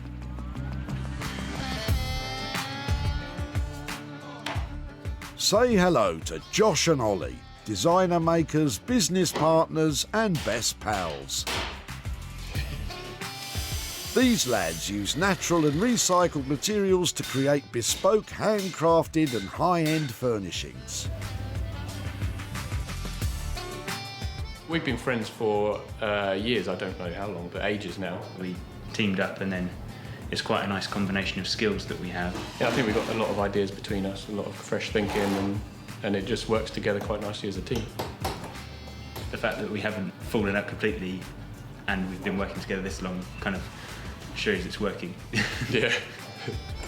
Here's 2 young lads full of positivity and optimism. Hopefully Sarah and this old sofa won't put an end to all that.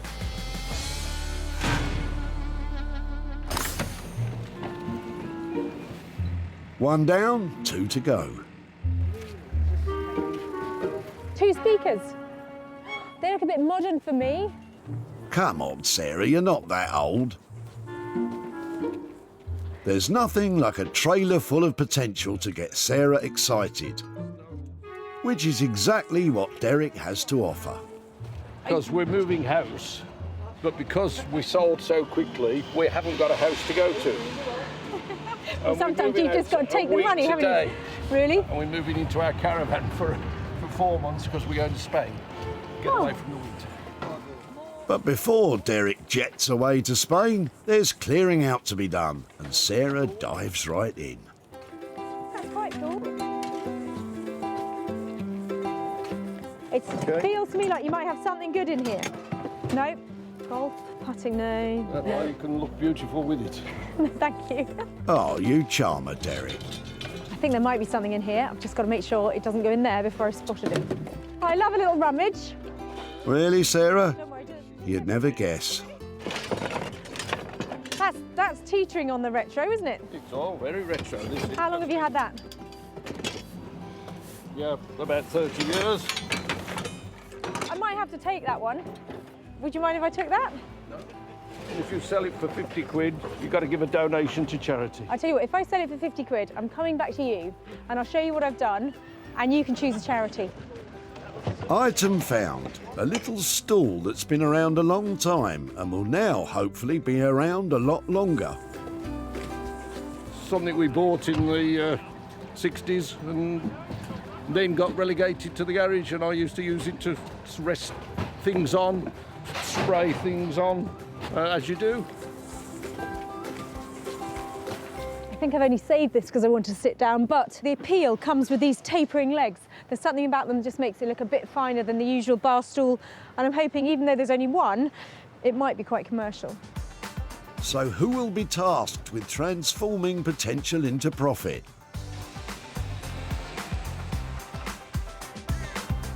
Jay Blades has a passion for classic British craftsmanship and adding a little va-va-voom to vintage furniture. I take a risk every day with design. A lot of people, I've taken a lot of flack for the work that I've done to some furniture. People say, you shouldn't paint that. Jay loves reworking furniture from a bygone age to bring it bang up to date, pushing the boundaries of contemporary furniture design. I love a challenge. Even when I'm making mistakes, I enjoy making the mistakes because it teaches me about a process that I never knew. A mistake for me is always about learning. You like a challenge, do you, Jay? Well, Sarah's got one coming your way.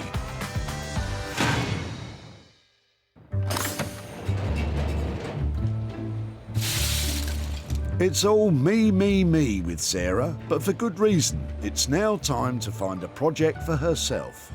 I would say if it's made out of chipboard, I can't do much with it. And it doesn't take long for Barry to present Sarah with a toy from the good old days. What's in your bag then? Throwing anything good out? Yeah, well, an old railway station. That does look cool. Very old. Can I have a look at it? Yes, you can. So this was yours, was it? Well, funny enough, I was working in a toy shop. Right.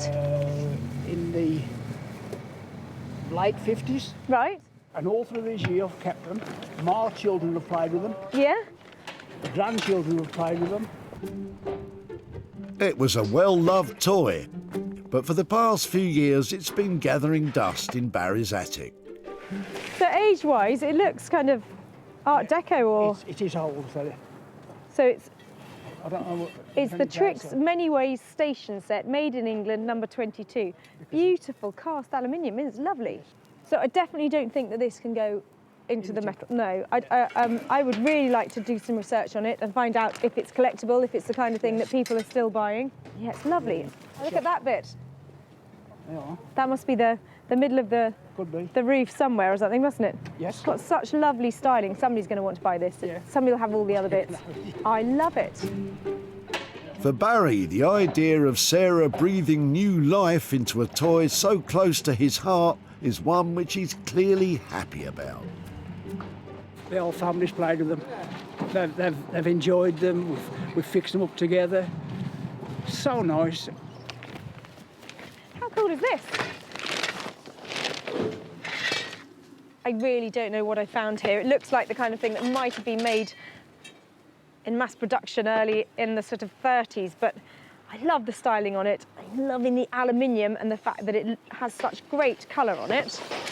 I'll have to have a really good think about this because this could go in all sorts of different directions. Quite cool though, isn't it? Very cool, Sarah. It's been a good day at the dump and Sarah has 3 very different items. Josh and Ollie will be dealing with the broken up sofa, Jay will transform the slinky stool, and Sarah will get creative with the toy railway station set. Transforming today's eclectic selection of items is going to be just the challenge we love, but there's going to have to be some radical transformation if we're going to really bring the money home.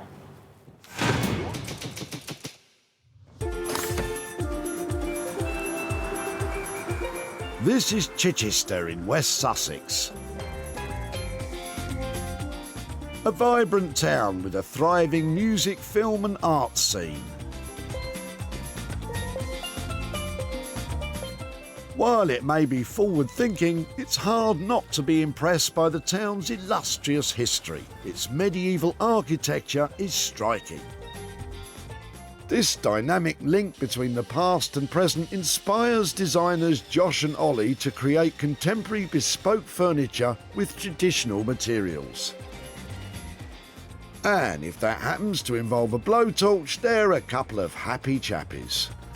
I wonder what they'll make of the 70s sofa Sarah's wheeling their way. We love what Sarah does because we're into like restoring old items and keeping things going. So yeah, always interested to see what she's going to bring us.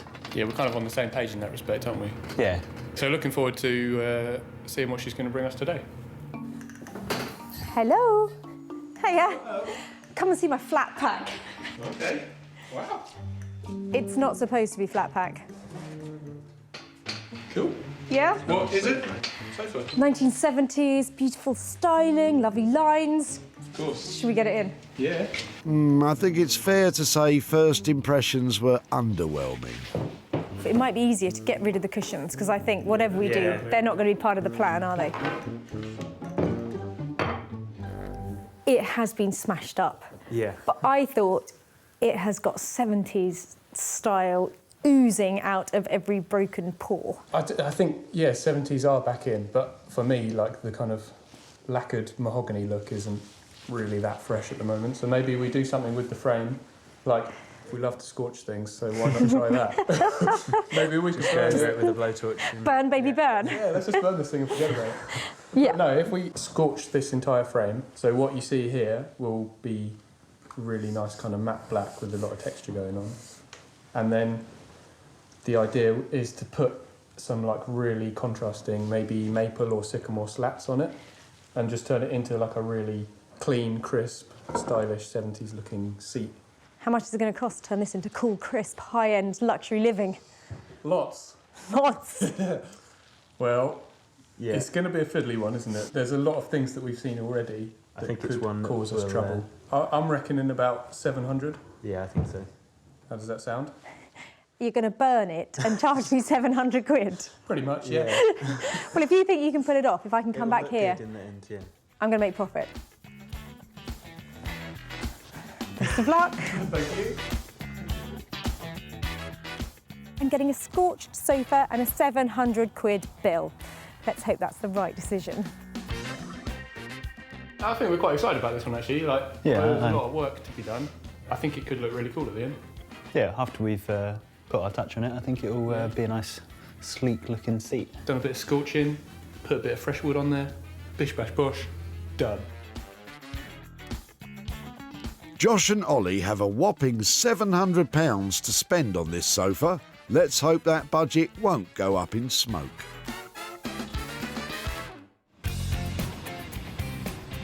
Welcome to Wolverhampton. The local council have a grand vision for its future, to encourage people to come from far and wide to study, work and shop in a booming independent retail sector. This encouraged Jay to relocate his business from outside London and set up shop in the city. Here's hoping he likes the surprise Sarah has in store for him. I'm hoping it's something timber-wise, real timber. Nope. Sorry about that, Jay. But knowing Sarah, she loves to set me a challenge and tries to trip me up every now and again by bringing me something that I've never worked on before and just say, like, Have a go at that, Jay. I thought you would like that. Hello, how we doing? Hey, I'm good. How are you? I'm very, very good. Very, very good. Wow, what have you got me? You good? Well, something slightly out of the ordinary. Wow. Okay. I know it's not wood. Shall I tell you what I'd do with it? Okay, yeah. Wow. If this was mine, I think I would probably try and make the legs into like amazing, long, gold, beautiful legs. Yeah. And then I'd cover the top and the back in a powder puff of Mongolian sheepskin covered in kind of pink tinge. Wow. But I thought I'd bring it to you and hear what you do with it. Because I don't think you're the powder puff type, really, are you? No, I'm not. I like your ideas, though. I do. And I'm holding pink as well. But I do like your idea. It is nice, but not... He doesn't. He's being polite. No, he hates it. I do like our idea, but I wouldn't do pink fluffy stuff, even though I have a pink duster. I'm not going to do the pink. I'm going to do something different. I'm going to do something interesting. I am going to recover these bits and make that a real focal point. Yeah, we're going to make this one look really, really special. It's going to look the business. Okay. Does the business cost the fortune? If I was using pink fluffy stuff, it would cost a fortune. But I could probably, I would say I could do this one for about, it's just a simple recovering, polishing up. I'll do this as a cheap one, to tell the truth, so that'll be about £30 I'll do that one for. Okay, well, use your 30 quid wisely. I will do. And I'll leave it with you. Okay. Take care. Take care. Well, I'm a teeny tiny bit disappointed that Jay didn't take on my idea of powder puffs and gold legs, but I've got high hopes for my singleton stall. Sarah's smiling, but Jay's looking somewhat perplexed. She loves to set a challenge, and there it is. I think the style of the stall and the shape and the form is really, really nice. So hopefully I should be able to do something with the fabric. It's a really simple idea, just recover. With a budget of £30, will Jay be able to rise to the challenge and meet Sarah's high hopes?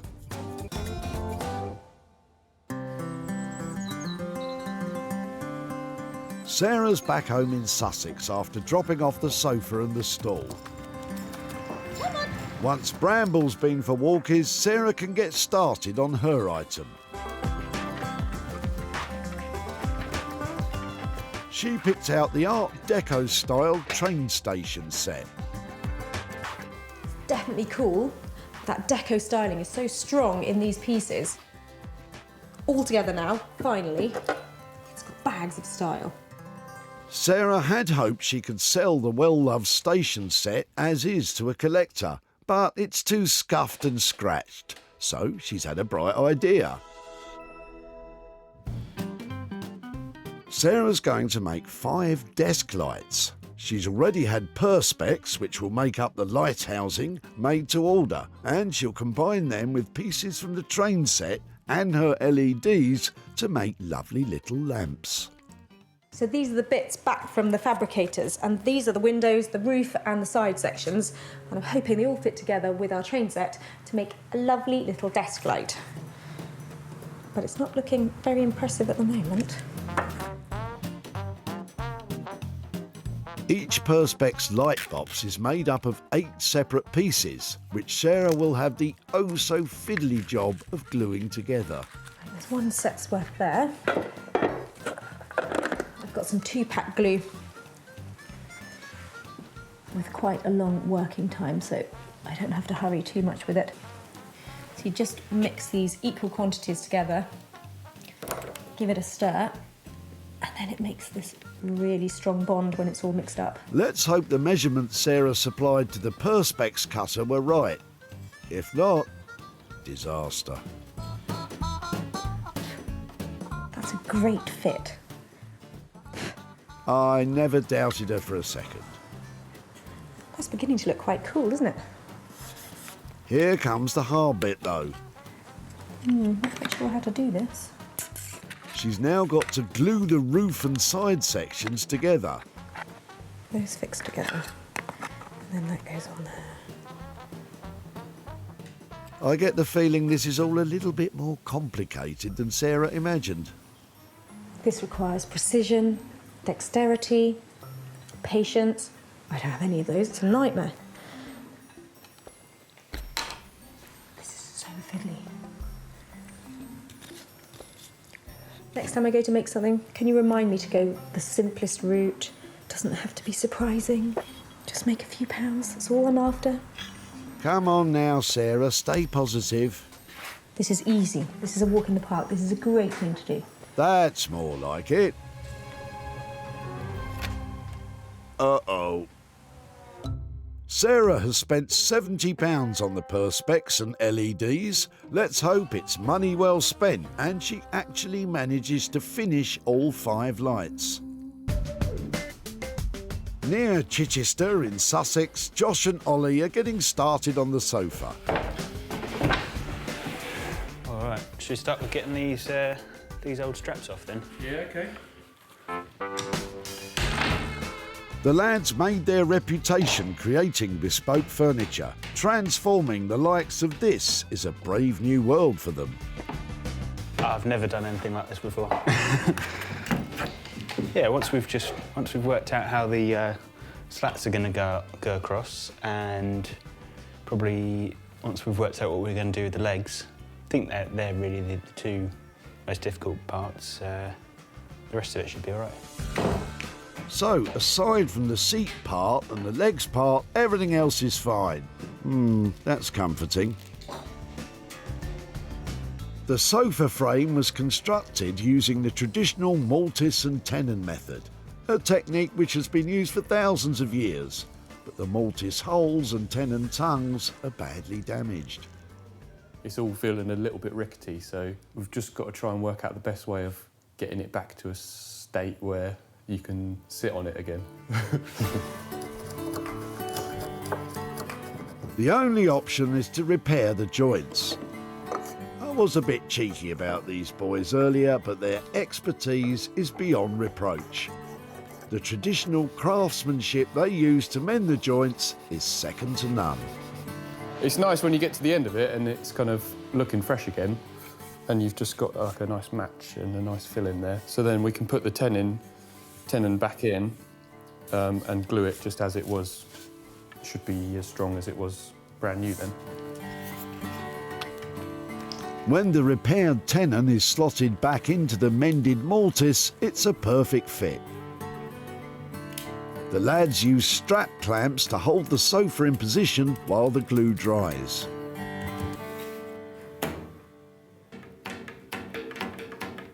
I don't think we're going to make a sofa anymore. It's just a big old sort of bass guitar now, so scrap that idea. Right then, lads, let's get a groove on.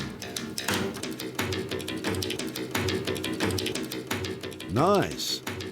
Let's slow it down. And back up for the big finish.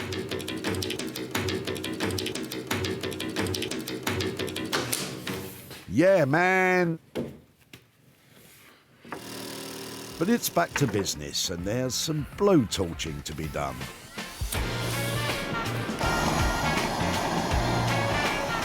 A charred finish is a difficult technique to master, but if they get it right, it will give the sofa a striking look. It just gives a nice texture to the wood. It also preserves the wood as well. It's like a natural way of doing that. It just brings it back to a nice even matte black finish. The lads are taking safety precautions against fumes released from the old wood stain. Although Josh could do with pulling up his trousers. Fingers crossed, this gives the sofa the sleek and stylish look they're after. If they get this wrong, it could warp the wood. In Wolverhampton, Jay's trying to add character to this sad and sorry stall. Birds in flight, trees. He's been sent a package of fabric offcuts from a designer friend, and he's hoping there might be that special something in here to give the stall an impressive new look. The plan is basically to look at fabrics, basically to look and see which ones work best together. Now that's nice. I like that. That's not the only one he likes, though. Whoa. Now that looks cool. Yes, it is. Ooh la la. Already, it just looks really cool. See, now that looks, to me, that looks really, really gorgeous. I would have the back a little bit darker. If I can get a darker fabric, it might shine it out a bit better. Decisions, decisions. Jay's spoiled for choice. See, now that works. I really like that. So it's almost as if you've got the birds above the tree, down at the bottom. When selecting patterns, it's essential to achieve harmony. This doesn't mean they have to match, but they should have some aspects in common, such as colour palette, scale or style. Seems like Jay's made his choice.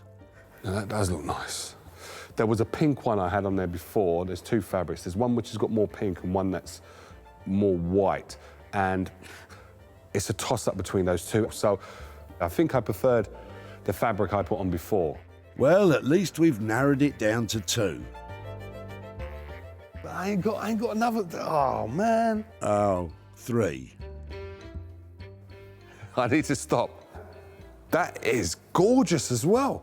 It's only a £30 job, a really simple thing to do, but it has to look right. It's giving me a bit of a headache. OK, Jay, let's put the fabric to one side for now and concentrate on the legs.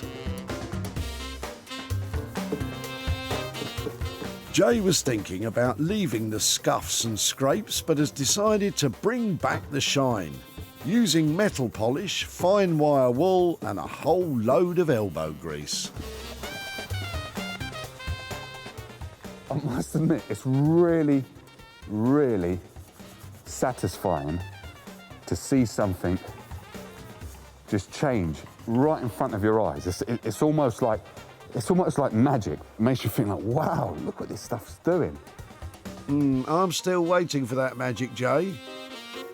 Remember when this was supposed to be a quick and easy job?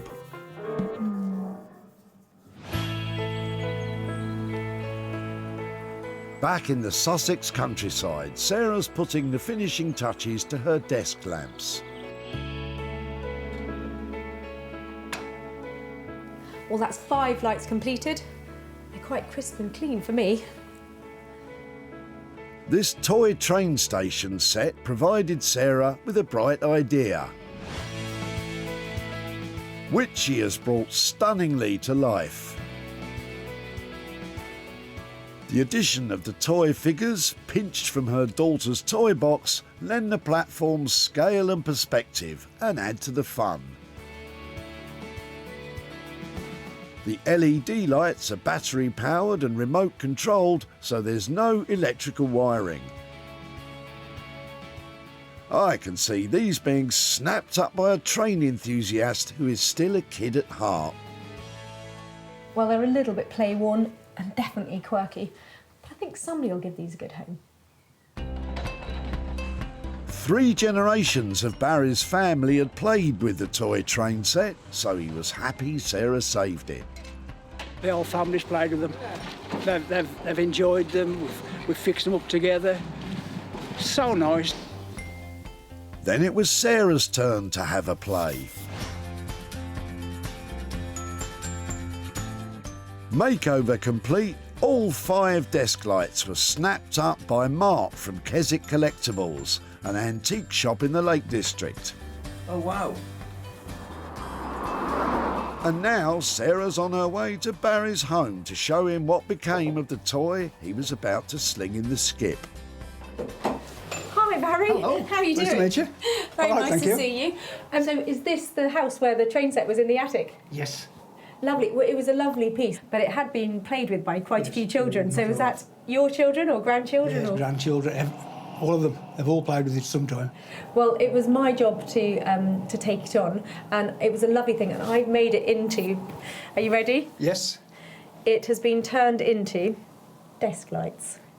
Smashing. Put Yeah. it together on a little block and turned it into 5 individual desk lights.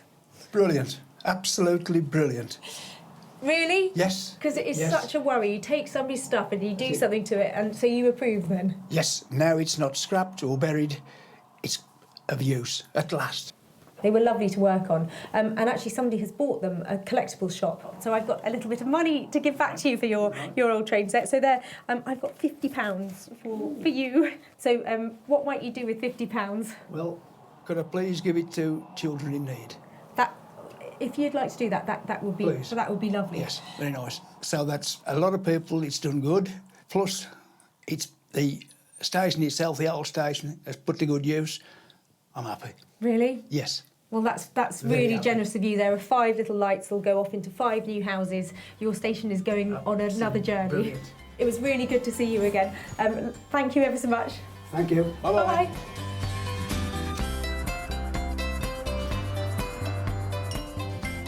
Well, that was really lovely to see Barry's reaction to his old train set, because he and his family had obviously had so much fun using it, and I really enjoyed making it into something else. And I think he was really enthusiastic about the fact it's going on another journey. Sarah paid £70 for materials. They sold for £120, making a profit of £50, which is now on its way to charity. I'm really looking forward to seeing how Josh and Ollie have got on with the 70s sofa. And I'm not the only one. No, not them. Her. I left the boys with a massive challenge, a completely smashed up sofa, and I can't wait to see what they've done with it. It was beat up and broken down, but with Josh and Ollie's help, Sarah hoped it could be brought back to life. Wow, it's been born again like a phoenix from the flames. The scorched wood has been sanded down to create a smooth matte black finish. This contrasts beautifully with the light American maple timber used for the seat. Craftsmanship on display here is second to none. It's unique, bold and super stylish.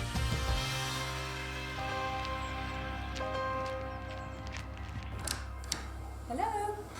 Oh, hello. Lads! Yeah, just having a little coffee break. Hey! Hello.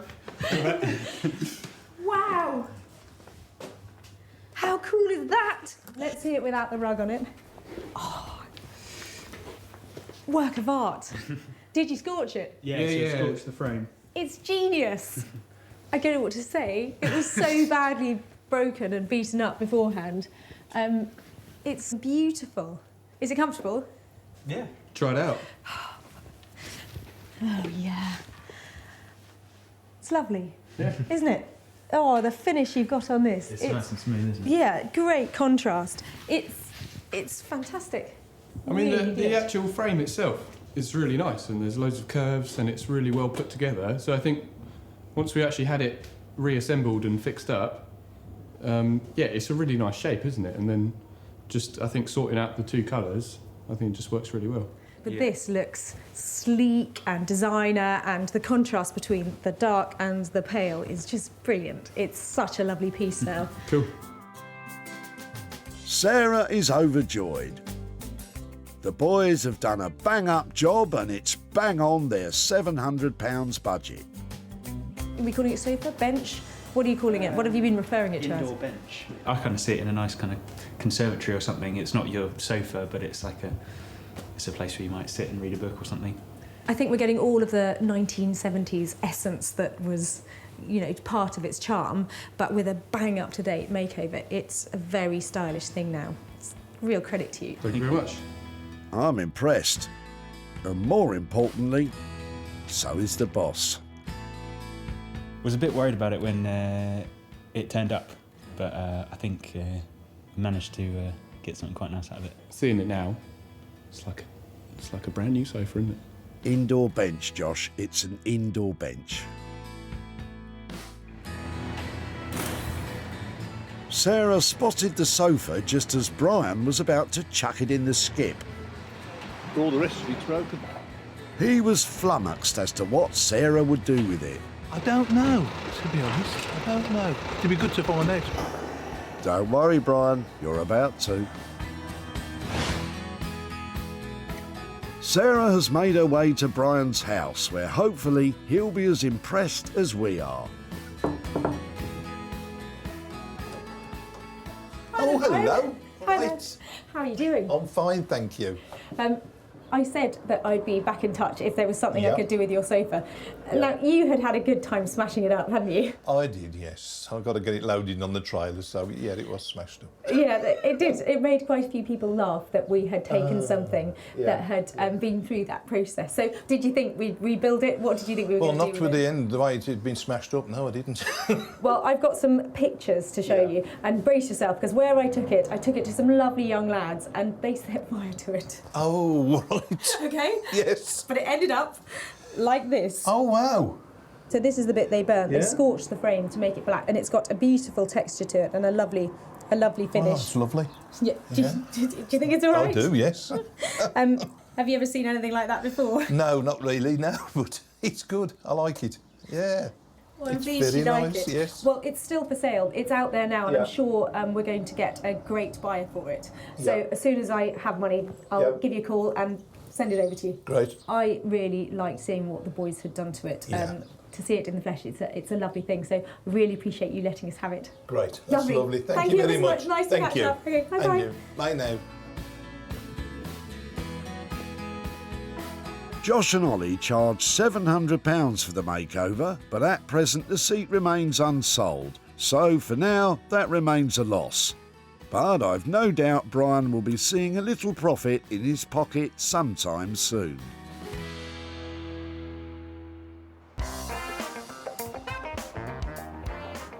In Jay's workshop in Wolverhampton, he's getting prepped for Sarah's arrival.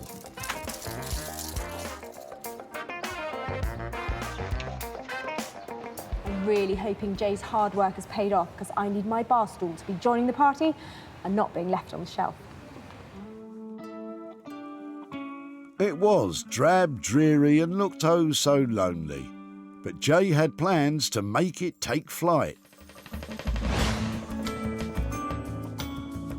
Jay's choice of fabric has allowed the stall to soar to new heights. The nature-inspired design lifts the chair. It's now light and airy rather than lifeless and leaden.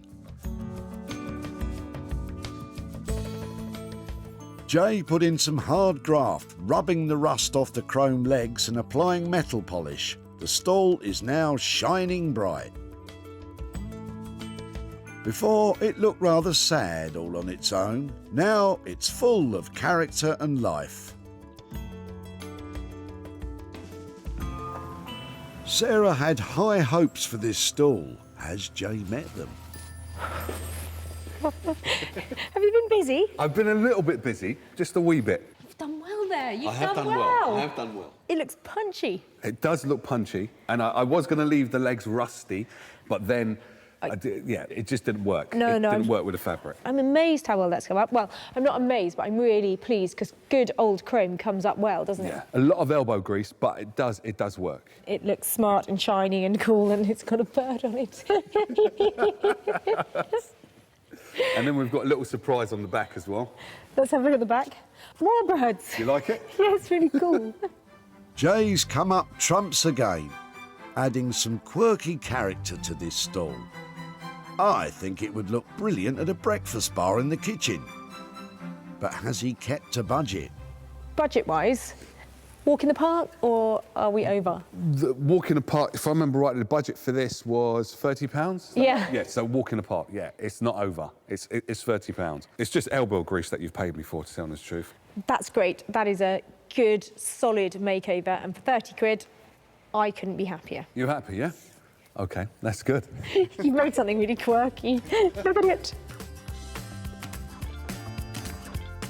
I think the chair came out a lot better than I anticipated it coming out, to tell the honest truth. I'm really, really happy with the way it looks. Well, this stall has had just the update it needs. All I've got to do is get this bird a new home. The sad and solitary stall was almost in the skip. That's teetering on the retro, isn't it? It's all very retro. Derek had sold his home and was having a big clear out in preparation for the big move. We're moving house, but because we sold so quickly, we haven't got a house to go to. Really? And we're moving into our caravan for 4 months because we're going to Spain. Spain, eh? It's all right for some. And it was all right for the stall too. Jay worked wonders with his nature-inspired design. The stall was snapped up by one of Sarah's regular buyers, Nick, who runs an online shop specialising in retro and recycled furniture.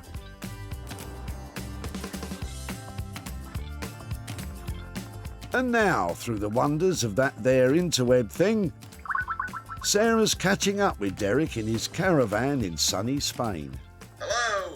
Morning, how are you? We're fine, thank you very much. Is the sun out over there? You look very healthy and relaxed. Sun is gloriously warm at the moment. We're very healthy and relaxed and enjoy every minute. Now, I took your bar stool and I've got some pictures I'd like to try and send to you to show you what actually happened to it. So I've just pinged them over to your email address now. Right. I don't know if anything's appeared yet. Here it comes. Oh, yes. Oh, I like the hummingbird. Wow, that's good. Oh, you have certainly made a difference there. So, do you approve? Absolutely. Yeah, I'm very, very impressed. I'm really pleased to say that I actually managed to sell it as well. So I've got a little bit of money, £30 here, that's coming over to you. Excellent. Never expected that. Never, once we were going to the tip, I thought that was it. That's coming your way. So any idea what you might do with 30 quid? Well, it'll take us out for several good meals here in Spain. Thank you so much. You go and enjoy the lovely weather out there, and I'll make sure this wings its way to you. Thank you very much. Jay charged Sarah £30 for the makeover. Sarah sold the stall for £60, giving Derek £30 profit to enjoy on sun, sea and Spanish cuisine.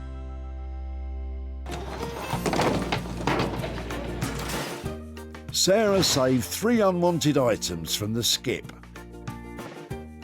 And now, rather than being chucked in the landfill, they've been given a new lease of life. Whilst it's nice to turn a profit, it's not all about the money. I mean, I literally dumped rubbish onto the doorsteps of our artisans and they picked up the challenge and transformed it into fantastic items.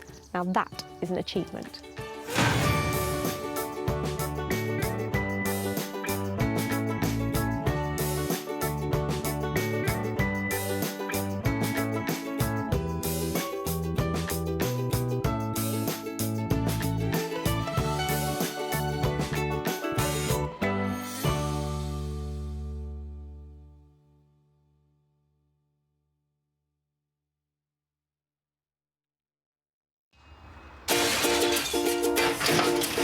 Oh no, I like the look of your rubbish. How do you make money for nothing? I love a little rummage. The answer could be hiding in the 30 million tonnes of household waste we throw out every year. I think that I might be able to make something out of that. That's why entrepreneur Sarah Moore wants to get her hands on things before they hit the skip. That's wartime. I'm a passionate buyer, user and maker of old stuff, and I've turned that passion into a money-making business. I make new stuff out of old stuff and I sell it for a profit. And with some of the country's elite designers and makers... That was brave. All the potential. No! She can transform her finds into desirable, Work of art. valuable and hopefully saleable items. Holy moly. If Sarah is successful, then she can hand the profits back to the very people who had no idea there was cash to be made from their trash. Thank you, I'm astonished.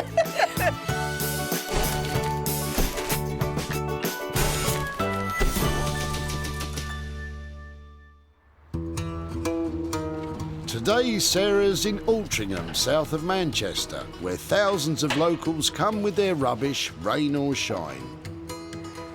People throw away all sorts of goodies. All I've got to do is make sure I get my hands on them before they go in the skips.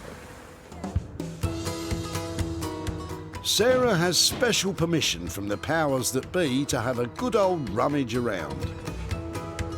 No TVs. What? No TVs? Remotes? There should be something here. Grammar policewoman Sarah is on the lookout for a trio of transformable trash. And Trevor has some rotten old wood. Is that out of your garden? It is, yes. What is it? Hawthorn. It was a tree that I cut down because I wanted the fencing was bad at the back.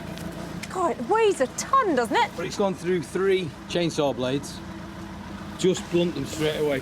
It looks to me like there's enough left in it that I might be able to do something with it. I'm not sure that Trevor's too convinced, to be honest. I shall take that away, and if I manage to make a chopping board or a little spoon, can I come back and show you what I've done with it? Of course you can, yeah. Take it with my blessings. Thank you so much. Yeah. Hawthorn is one of the hottest burning woods, so if Sarah can't come up with a plan, at least they'll make a nice fire. But what does Trevor think she'll make? There's some good wood there. I'm sure she'll get more than spoons out of it, but it's going to take a lot of hard work. Oh, she's got sharp tools because it's very, very dense. This may look like dirty old chunks of wood at the moment, but I know exactly who to take it to so I can clean up and have a real chance of making some profit. With the first item found, Sarah knows just the people who can tackle all that wood. Say hello to Josh and Ollie, designer makers, business partners and best friends. These boys use natural and recycled materials to create handcrafted furnishings and high-end interior pieces. I'm Josh, and this is Ollie, and we're Forge Creative. I think the main thing we love is designing new products and new furniture, where you've got that idea and you come into the workshop and just see it come to life. The sort of thing we'd like Sarah to bring us would probably be something with a bit of character, a bit of age to it. I think we like something with a bit of a story.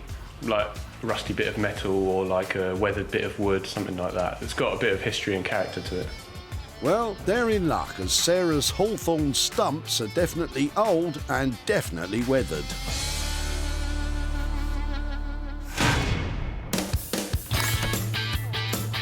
Back at the tip, things are hotting up for Sarah. That is not the only busy bee round here. This place is buzzing. Sarah's spoilt for choice, but she's honing in on Lydia and her chair. You after a sit down, Sarah? Oh, I love this. Oh, thank you. Have you had it for long? I've had it for a long time, yes. It belonged to my family.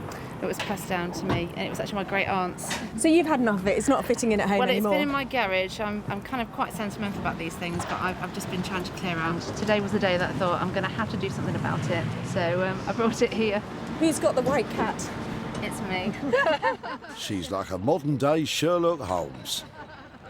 I would love to be able to take it away and see if I could do something with it. Would that be all right? That would be wonderful. It really would. Well, that's lovely. Thank you so much for letting me have that. Thank you. Really nice to have met you. Nice and you. Sarah certainly seems pleased with her jolly green armchair, but what do Lydia and Kate think will become of it? I suppose in some ways it's kind of quite a blank canvas, isn't it? Yeah. You know, so maybe some really nice fabric. Yeah. Just completely modernise it. Yes.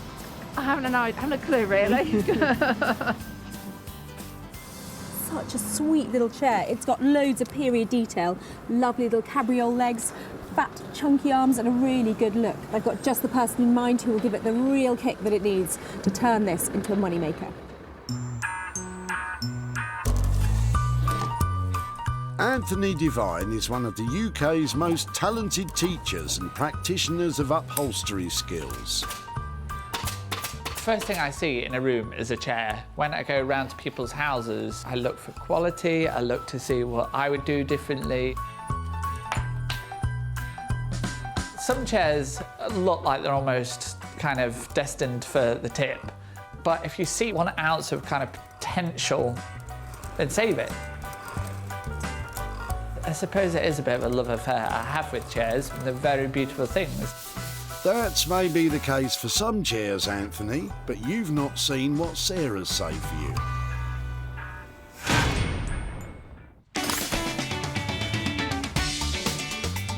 Sarah's third and final find will be the one she works on herself. Nothing to see here. Perhaps Michael can offer up something of interest. Is it dead? Is it not working anymore? No, it works perfectly well. It works perfectly well. The motor's very, very good. Right. It's just that the blades are blocked. But somebody who knows anything about it could do it. It's in quite good condition. I've never thought about taking a lawnmower away from the dump before. You're very welcome. How old is it? I don't really know. I would think it's 10 to 12 years old. Okay, so it's had a good use. It gets serviced every year, Yeah. so it's good. If it still works, there's potential I may be able to make something out of it. So I'd love to have a go at using the parts or doing something with it. You're very welcome. Thank you so much for letting me take that away. Okay. Can you go backwards? This is not looking promising. Don't have it on that. That'll Oh, that'll stop. Okay. I've got a new lawnmower, but I haven't got enough room in my garage for both of them. The old one works perfectly well, apart from the gears have locked. Sarah does look confident that she can mow up some moolah. But what does Michael think she could do with it? I'm sort of quite fascinated myself. Somebody with a little bit of mechanical knowledge or imagination can do something with it. I'm sure the motor can drive anything, really. You probably think I'm gaga taking this old garden mower, but it's been really well looked after and the engine still works. That may be so, Sarah, but I still can't see what you're going to do with that, other than cut some grass. So that's all 3 items scooped up. Josh and Ollie will turn that Hawthorn into something spectacular. Anthony will strong-arm that armchair. And hopefully Sarah will get motoring with that mower. I would say, on balance, it's been a great day here at Altrincham. I've collected a classy cluster of cracking future collectibles, all of which I know will make some money for nothing.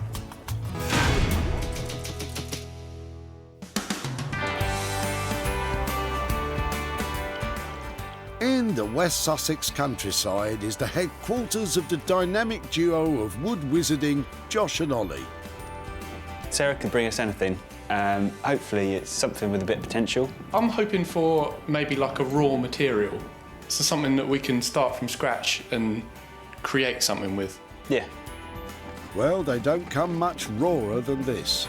I'm really hoping my humble collection of Hawthorn logs is going to come good, because I need to make something out of these, and at the moment, it's not looking that hopeful.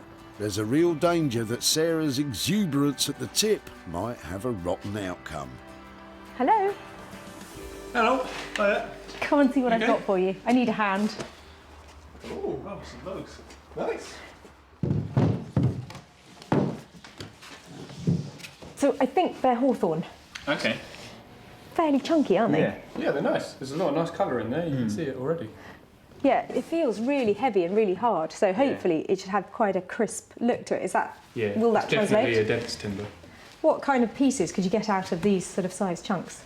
Well, I was just thinking ornamental pieces, because the wood hopefully will be quite interesting in the middle. So whether we make some kind of vases or some kind of ornaments out of them. Okay, if you really think you can get something out of it. Yeah, we'll certainly give it a go and try our best, see what we get out of it. On closer inspection, it turns out one of the chunks is not quite so solid in the centre after all. I think it's got creatures inside it. Has it? Sorry. With this one, we'll just have to wait and see how much of it is just rotten soil. If we get time, it could be like a sculptural piece. I think that might be code for, dunno. So budget, this set aside, how about those 3 bits? We've got maybe either one big vase or maybe 2 vases out of that. There's maybe another small vase there. And then if we get time, it could be like a sculptural piece, but we'll see how it goes with that one. So I reckon 250 for these 3 bits. And then if we can make something that you sell for thousands out of that, then we'll call it £2,000. I love an optimist. Okay, well, 250 quid on the table for that. Good luck with getting on with that. Always a pleasure. Thank you. I have really left those lads with a challenge this time because they're going to have to dig really deep and use all of their creativity to turn those old stumps into hard cash. But Josh and Ollie aren't easily daunted. I think they will be really nice because there's clearly some nice wood in there. Just need to get in there and get cracking with it. Josh and Ollie are looking for £250 to produce a set of vases and possibly some ornamental pieces. I just hope that wood holds together.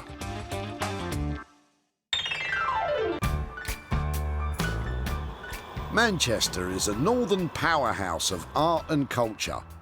It's also home to master upholsterer Anthony Devine. So my buddy's coming back and she's got another item. She promised me this is a good one. And I believe she's giving me free rein on it. So I'm very excited. Well, who else was I going to bring this little beauty to? It's come to Manchester for a makeover. We've saved it from a skip, and now I want it to look lovely again. Let's go and see what he thinks. I just hope he likes it. Anthony? Hey, here she is.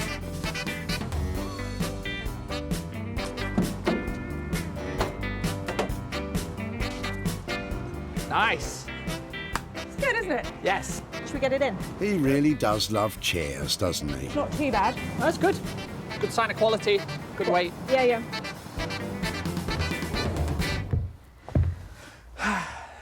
It's good. It is, isn't it? Yeah, it's good. I have had some ideas about it. I was wondering about making it look like something else. Not too radical, but a bit of a play. Yeah, because of the style of the chair, and it's going to sit in a corner of a room and the rest of the house might be all nice and safe. There's an opportunity to give it a little bit of something. Just leave it with us. We'll do a sympathetic restoration underneath and something big and bold on the top of it. Sounds like this chair is in for a special treat. But just how much is big and bold going to cost? 500 quid as a budget Okay. would be like kind of get it all done. If it takes more, it's not going to be much more. If it's less, you can have it back. 500 quid, you know, I trust you implicitly. Absolutely. I know you can do something bonkers with it. You never know. Well, I do know because I've been here before. You slash things, you stab them, you spray paint them, you know. I just can't wait to see what you can do with it. Me neither. Deeply worrying. Absolutely, I've got this one in the bag. As a trusted member of the team, Anthony's earned his creative freedom with this one, but will Sarah live to regret it? Today, modern interiors, they're all just getting a bit bland and boring and it's all very tonal. We want something to be in the corner kind of screaming and shouting, look at me. And probably you would never sit on it, but we want you to appreciate it, and that's what we're trying to do with this chair. I'm really intrigued about what he's going to do with that chair, and I can't wait to come back to find out if he's had a good idea or not. A budget of £500 for a chair which, when finished, will look like, no idea. I just hope that whatever Anthony does, Sarah can sell it. At home in Sussex, Sarah has already begun the mower project by having it taken to pieces into its many component parts. Well, who knew if you took a lawnmower apart, you get so many pieces, and there's some fantastic bits here. There's lots of lovely nuts and bolts I think would make some lovely jewellery, but the standout feature, I think, has to be this fantastic cutter blade. It's such a sculptural thing, and just looking at it makes me think, I want to make something out of that, and I think lighting is the best thing. Lighting is really commercial, very saleable, and actually quite a simple make if you've got something as lovely and strong as this. So with the help of this off-the-peg lighting set, I'm going to make a lamp with this bit as the base. But before I can start, I've got to get the hacksaw out to get this out of that. Of course, the simple way to remove the blade from its casing would be to just undo the bolts. Money for nothing, they say. It's hard work making money for nothing. Before lawnmowers were invented, grass was cut using scythes. It wasn't until 1830 that an English engineer, Edward Budding, patented the first lawnmower. I'm pretty sure he didn't envisage his invention being used for lighting. That was a lot of hard work, but that is every part as sculptural as I'd hoped. And this bit, another part of the lawnmower, it's going to make the best base for it. I reckon put it in that way up. Looks like a light already, doesn't it? I've just got to clean it up and see if I can get the wire going through the holes that happen to be there already. And that's going to look amazing. Sarah gives the blades a thorough clean with warm, soapy water to remove old encrusted grass and mud. Next, in order to remove any sharp edges and make the blades safe, Sarah uses a coarse sandpaper and a whole load of elbow grease. Finally, the little bits and bobs are given a thorough wash. I'm just cleaning up these two pieces because these are going to help me connect this to that. I love the way that design evolves when you're reusing pieces like this because that is a really chunky, lovely bit. And it adds so much by putting it on there, and you probably wouldn't design that unless you'd just found it.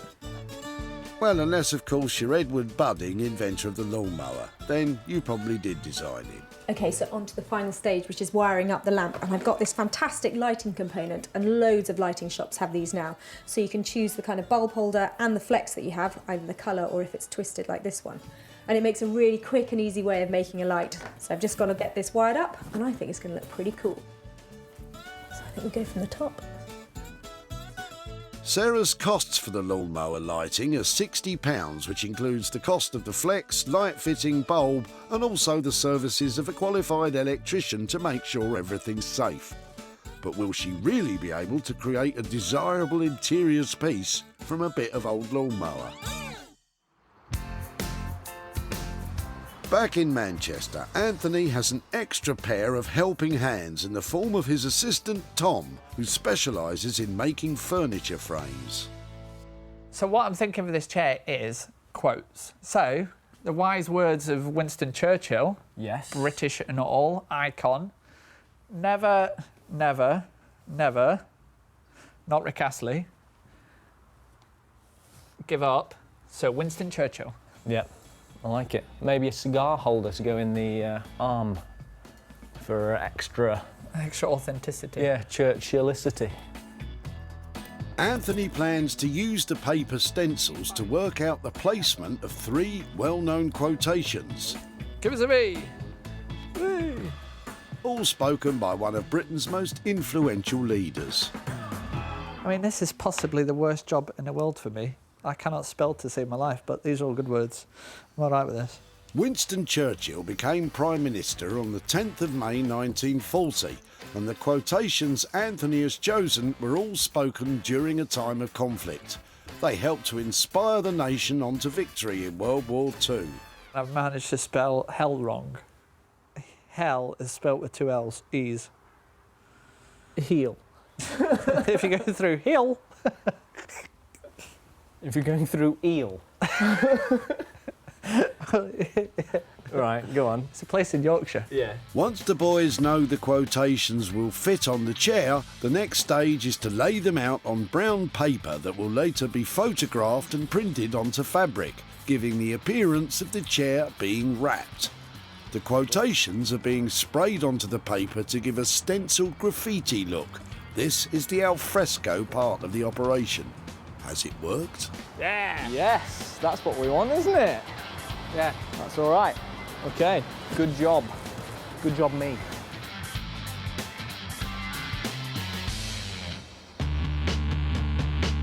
In Sussex, Josh and Ollie are getting familiar with their hunks of hawthorn. Okay, well, I'll start working on this piece and make some vases. Yeah. And I'm going to have to figure out what we can do with this one, because it's looking pretty rotten. Yeah. Looks like Josh has drawn the short straw here. Stage 1 is to investigate, which seems to involve pretty much every method of chopping up wood. As Hawthorn is so dense, Ollie's breaking out the big guns. After all that chopping, is there anything usable left? Yeah, so I got some all right bits out of the log in the end. There's a lot of rotten bits, so you can see there's loads of bits that aren't so great, but I think there's some good wood in there. Josh is going to make a set of ornamental trees that are a speciality of theirs, while Ollie will make a star on one of the vases. So I'm just trying to adjust this and trying to get it to sit well. Obviously it's going to be shaken around a bit, but just do the best to get it balanced. It's just a case of slowly getting it rounder, and then we can speed up the lathe and get cracking with it. Time for the boys to get spinning. Even though these lathes can spin the wood to up to 1500 RPM, it'll take some time for Ollie to get that wood down to a round piece. Josh's smaller ornaments are quicker to create. They've turned well and they've come out all right. It's really characterful wood. It's pretty cool. Meanwhile, Ollie's making progress with his vase. Yeah, it's getting there now. It took a while to get it rounded off, but it's looking more like a vase now. Next is to, just carry on kind of getting the shape that I want and drill the hole in the middle, sand it and take it off to finish it. But Josh has hit a problem while making his third tree. A lot of it's all right, but then there's just little patches of that bit's just really squidgy. At the end of the day, you've got a bit of rotten wood, haven't you? I mean, there's not a lot I can do. I can't get rid of all of it, but I can just try and work around it. Working with rotten wood is certainly a rotten job, especially with Ollie turning what turns out to be fine timber.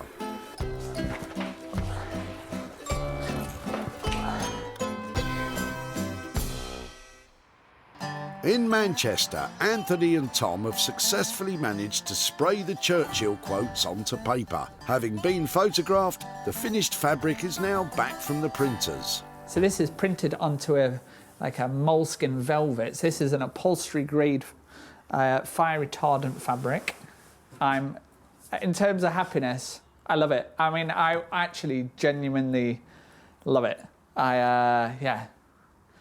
We've blitzed the budget. It's always daunting because we have absolutely no room for error. And sometimes we can play around with things, but this time the printers are already closed. Sarah's due in the morning. It's going to be another late one. Anthony's known for his last-minute makeovers, but this is perhaps his most ambitious. He's already stripped the chair, but has to build it back up and cover it, making sure the quotes are positioned inch perfect. No room for error on this one. Okay, have a look. That is a solid 7 out of 10. Thanks. I don't know why you gave me a job in the first place, to be honest. Yeah. Thanks for that, boss. Yeah, you're welcome. So this is elasticated. And this gives us the suspension. With the fabric secured to the arms, Anthony now has to rebuild the seat and the back of the chair. He starts with the elasticated webbing.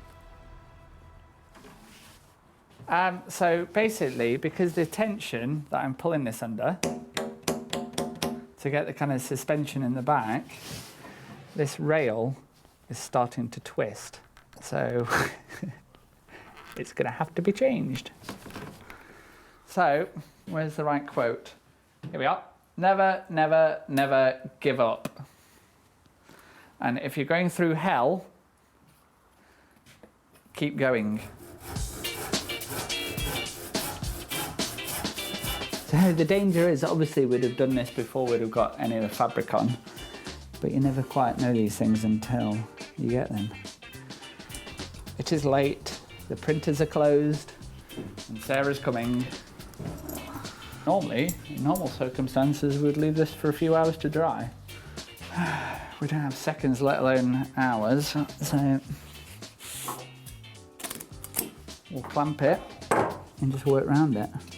I think another famous wartime quote is apt at this point. Keep calm, Anthony, and carry on.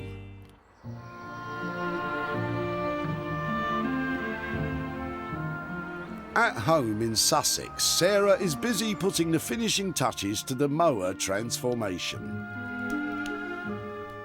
Right, that's all the dirty work done. Time for the last adjustments. Straight.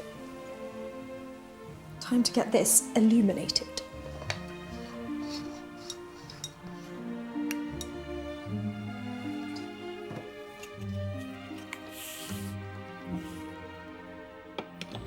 When Sarah took possession of the mower at the tip, its days of trimming lawns were over. Sarah's used the dismantled mower's sculpted blades to create a unique table lamp. The surfaces have been cleaned and waxed, and it's finished off with a contemporary colour-matched flex and a classic-style bulb.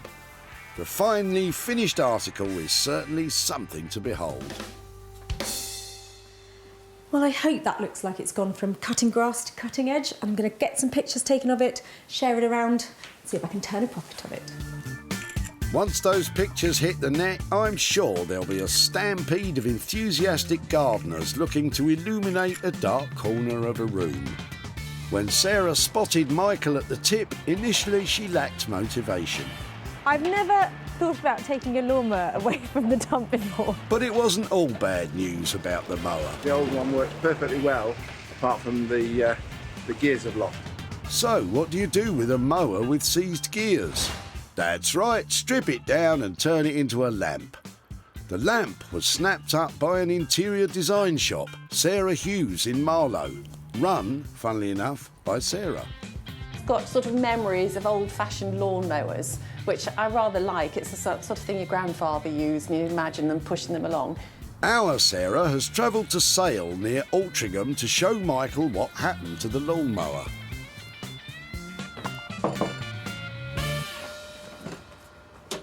Hi there. Hello, Michael. Hi, how are you? I'm very well. How are you? Fine, thank you. I said at the tip that I wanted to keep in touch, so here I am. There we are. I took away your old lawnmower, but your lawnmower was still slightly working when I took it away from you. It was. It still worked, but it was jammed, wasn't it? Yeah, it was. I have made something out of it, but have you thought what that might be? I had no idea. Apart from a lawnmower again, I couldn't imagine what you might have made of it. Well, it was a bit of a puzzle, and I did have quite a long think about it. But in the end, I've made a light out of it, and I've got some pictures here to show you. Go on, I'll put my glasses on so I can see it clearly. Your old lawnmower, I used a little bit of it, and it turned out like this. Wow, how on earth did you do that? Well, actually, it was really easy because your lawnmower blade had all the right holes in it. Oh, that's the blades, yes. Yeah, had all the right holes in it and all the right pieces in just the position to make it into a lamp. It was That's your interior design expertise, isn't it? Well, it did look quite striking. Your lawnmower blade has gone on to be bought by a shop down in Marlow. And they have all sorts of very smart things in their shop, and now they've got your lawnmower light. And I've got a little bit of money to share with you. I've got a £40 profit to give to you for the old lamp made out of your blade. That is incredible. That is absolutely incredible. What might you do with that? I know what I'm going to do with it because in the 90s I was a bank manager, and I don't tell people that very often but we were better then, I think. And I opened a little bank in the Royal School for the Deaf where they had multiple handicaps, and we had dinners for them and raised money.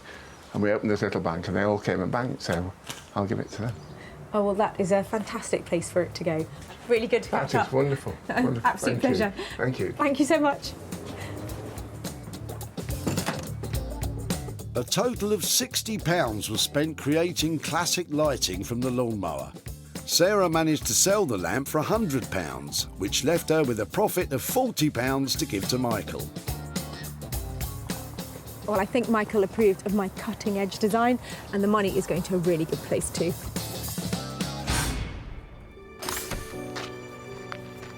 Sarah's back in West Sussex to collect Josh and Ollie's work. Well, I left Josh and Ollie with 250 quid and 4 logs. What on earth are they going to have made out of that? Well, they're pretty confident in their creations. I think she's really going to like these. We've got some original designs, so yeah, I think she's going to be pleased. Sarah left Josh and Ollie with a pile of rotten old Hawthorn stumps.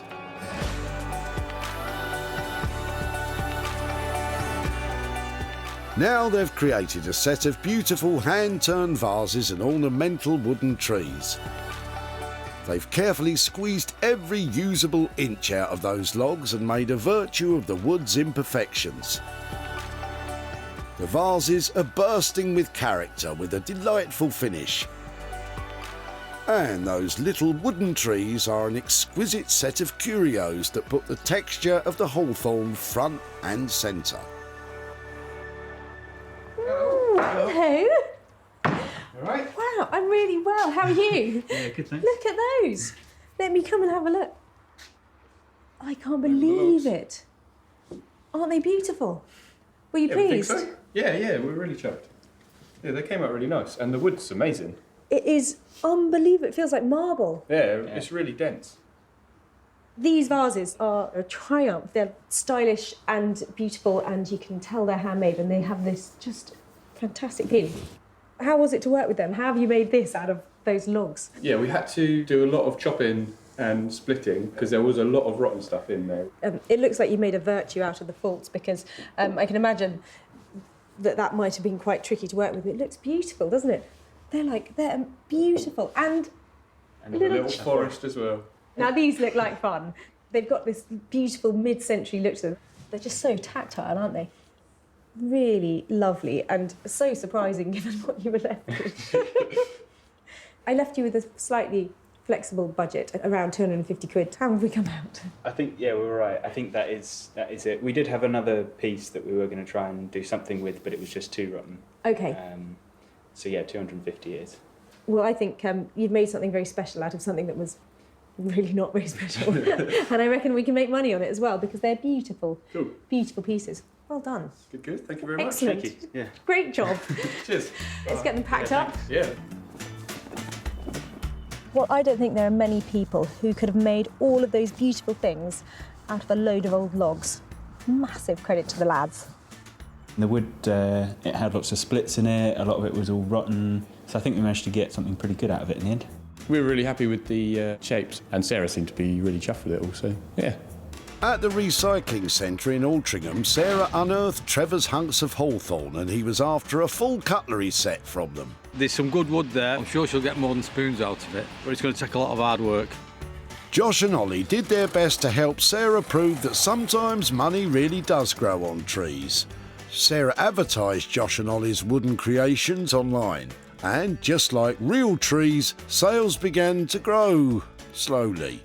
Sarah has come to just outside Altrincham to visit Trevor and to show him what became of his hawthorn stumps. Morning, Trevor. Hi, Sarah. Nice to meet you. And you, how are you doing? I'm good. How are you? Yeah, very well. Good. Now, I can see from your immaculate garden why you might have been throwing away those hawthorn stumps. Had they been lying around for a while? No, I actually dug them out just a few weeks before. Well, I took them to some lovely guys who are based down near Goodwood, who actually got quite enthusiastic about them. But did you think, I wonder what we might do with them when we take them away? I thought if anything you make a lamp out of it of some sort. That's all I thought. Yeah. Really? Well, that was actually part of the discussion. The guys I took them to are called Josh and Ollie, and they both actually got quite enthusiastic because hawthorn is a wood, because it's got such a slow growth. It's a lovely dense wood with lots of colour in it. So I've got some pictures. Do you want to see what we did? Yes, please, yeah. Here are your tree stumps. Wow, that's really good, isn't it? So what they did is the big chunks of them here, they've turned into beautiful vases. Mm-hmm. So they've got all the character of the hawthorn and all the lovely colours and shapes that come out of it when you cut through it. They look fantastic, yeah. And also, they've turned 9 beautiful little trees out of them. That's fantastic. That's really good. Really? You approve? Really good. Yeah, I approve of that, yeah. Well, they were really pleased with them, and they are lovely decorative things. Those little trees sell for about £12 each, and the vases are significantly more than that. And they have been for sale, and I've been selling them really well, but I haven't tipped over into the profit point yet. Well, I'll buy one if there's any spare. Really? Yeah, I'll have one, yeah. Fantastic. Well, I'll definitely be in touch then. Oh, good. Hopefully with a small tree and a bundle of cash. Oh, that's good. That's very good, that, yeah. Well, lovely. Trevor, thank you ever so much. And thank you yes, for that, I shall be sending something your way very soon. Thank you very much. Bye-bye. Thank you. Bye-bye. Josh and Ollie charged £250 to transform Trevor's Hawthorn into beautiful wooden vases and ornaments. Sarah has so far managed to sell one vase and one tree for £67, which means, as things stand, there could well be a potential loss of £183. Well, it's always great when you make something and the original owner wants it back. So Trevor's getting a tree and I'm going to be in touch with profit soon.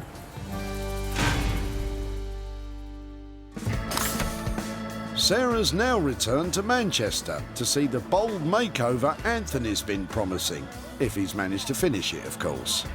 This chair, as complicated as it was, that was kind of our own doing. We could have went simple, but we chose to basically utilise all the skills of all the staff here. Everybody's loving it. Everybody loves it for the impact. Yeah, so hopefully when she arrives, she's going to love it too. Well, Anthony was being really quite secretive about my little chair when I dropped it off, so I'm dying to see what he's done with it.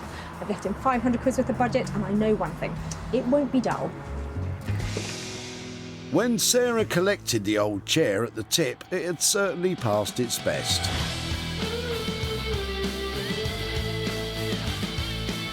As Churchill himself said, there's nothing wrong with change if it's in the right direction.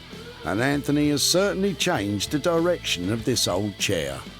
Covered in iconic quotes, hand-designed and digitally printed on velvet fabric, this chair is a one-of-a-kind masterpiece. Anthony promised bold and he's delivered. But will Sarah like it? Hiya. Hello and welcome to the war bunker. How you doing? I'm very good. Where is it then? It's... What have you done to it, dare I look? Hey! Anthony Devine. What an original piece of design. Basically, we wanted to do something, just something. You gave us a bit of artistic license, yeah, and we gave you this back. So we went from taking the chair and we positioned all the letters up, stenciled it all out, worked out roughly where it's going to go. Then we went and stenciled and sprayed them all up and then had it all photographed, sent it off to our printers, and then out she popped, or he popped. This is a lovely transformation, but 500 quid? Have you blown that out of the water? Well, let's just say the 500 quid, we owe another 20 quid just to the fabric printers. Right, this isn't sounding, No, very commercial. no, it is. I'm just going to say 750. I already said it. How much? I mean, 750 quid. Yeah, a little bit over budget, but I can tell why. And I appreciate the fact that you really went to town on it, because it is very cool. Thanks. It's really good. Love it. Sarah seemed to take that very well, considering it's £250 above the original budget. Well, that chair is anything but dull, isn't it? And beautiful. Not cheap, but that's because of all that hard work that's gone into it. I love the fact that Anthony's had free rein to create something that's unique that could have ended up in a skip. When Sarah spotted Lydia dropping off the old green chair, it certainly had some history. It belonged to my family. It was passed down to me, and it was actually my great aunt's. Sarah chose to save it from the skip and allowed Anthony free rein to do whatever he liked.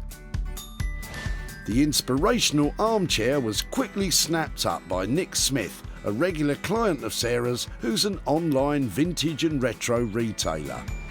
Oh, it's nice and comfy. Sarah has returned to the Altrincham area to show Lydia what became of the old green chair.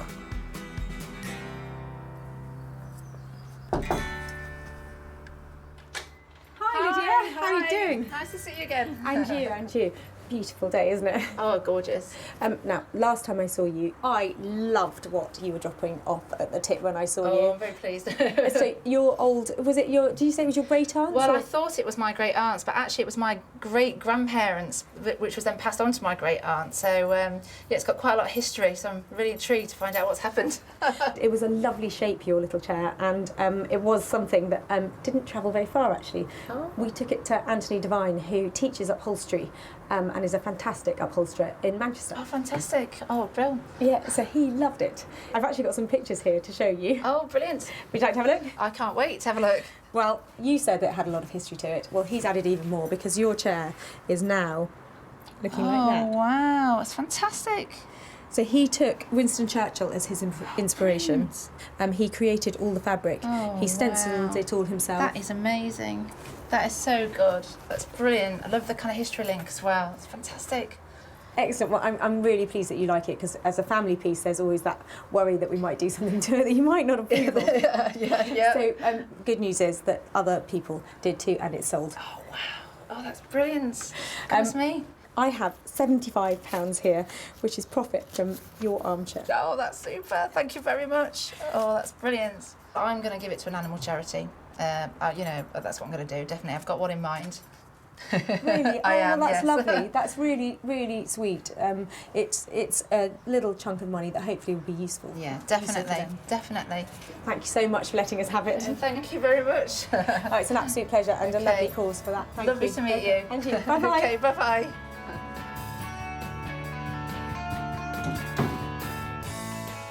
Anthony charged £750 for the transformation of the old green armchair. Sarah managed to sell it for £825, which left a profit of £75 to return to Lydia. Well, Lydia loved Anthony's Winston Churchill historical connection with her chair, and that animal charity has a very generous £75 donation coming.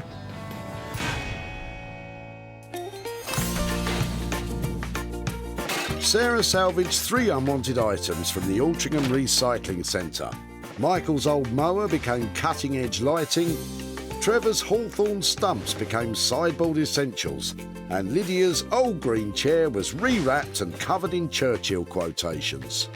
It takes a lot of talent, plenty of imagination and lots of good old-fashioned hard work to transform every item that we save. But it's definitely worth it, especially when we get to hand over some money for nothing.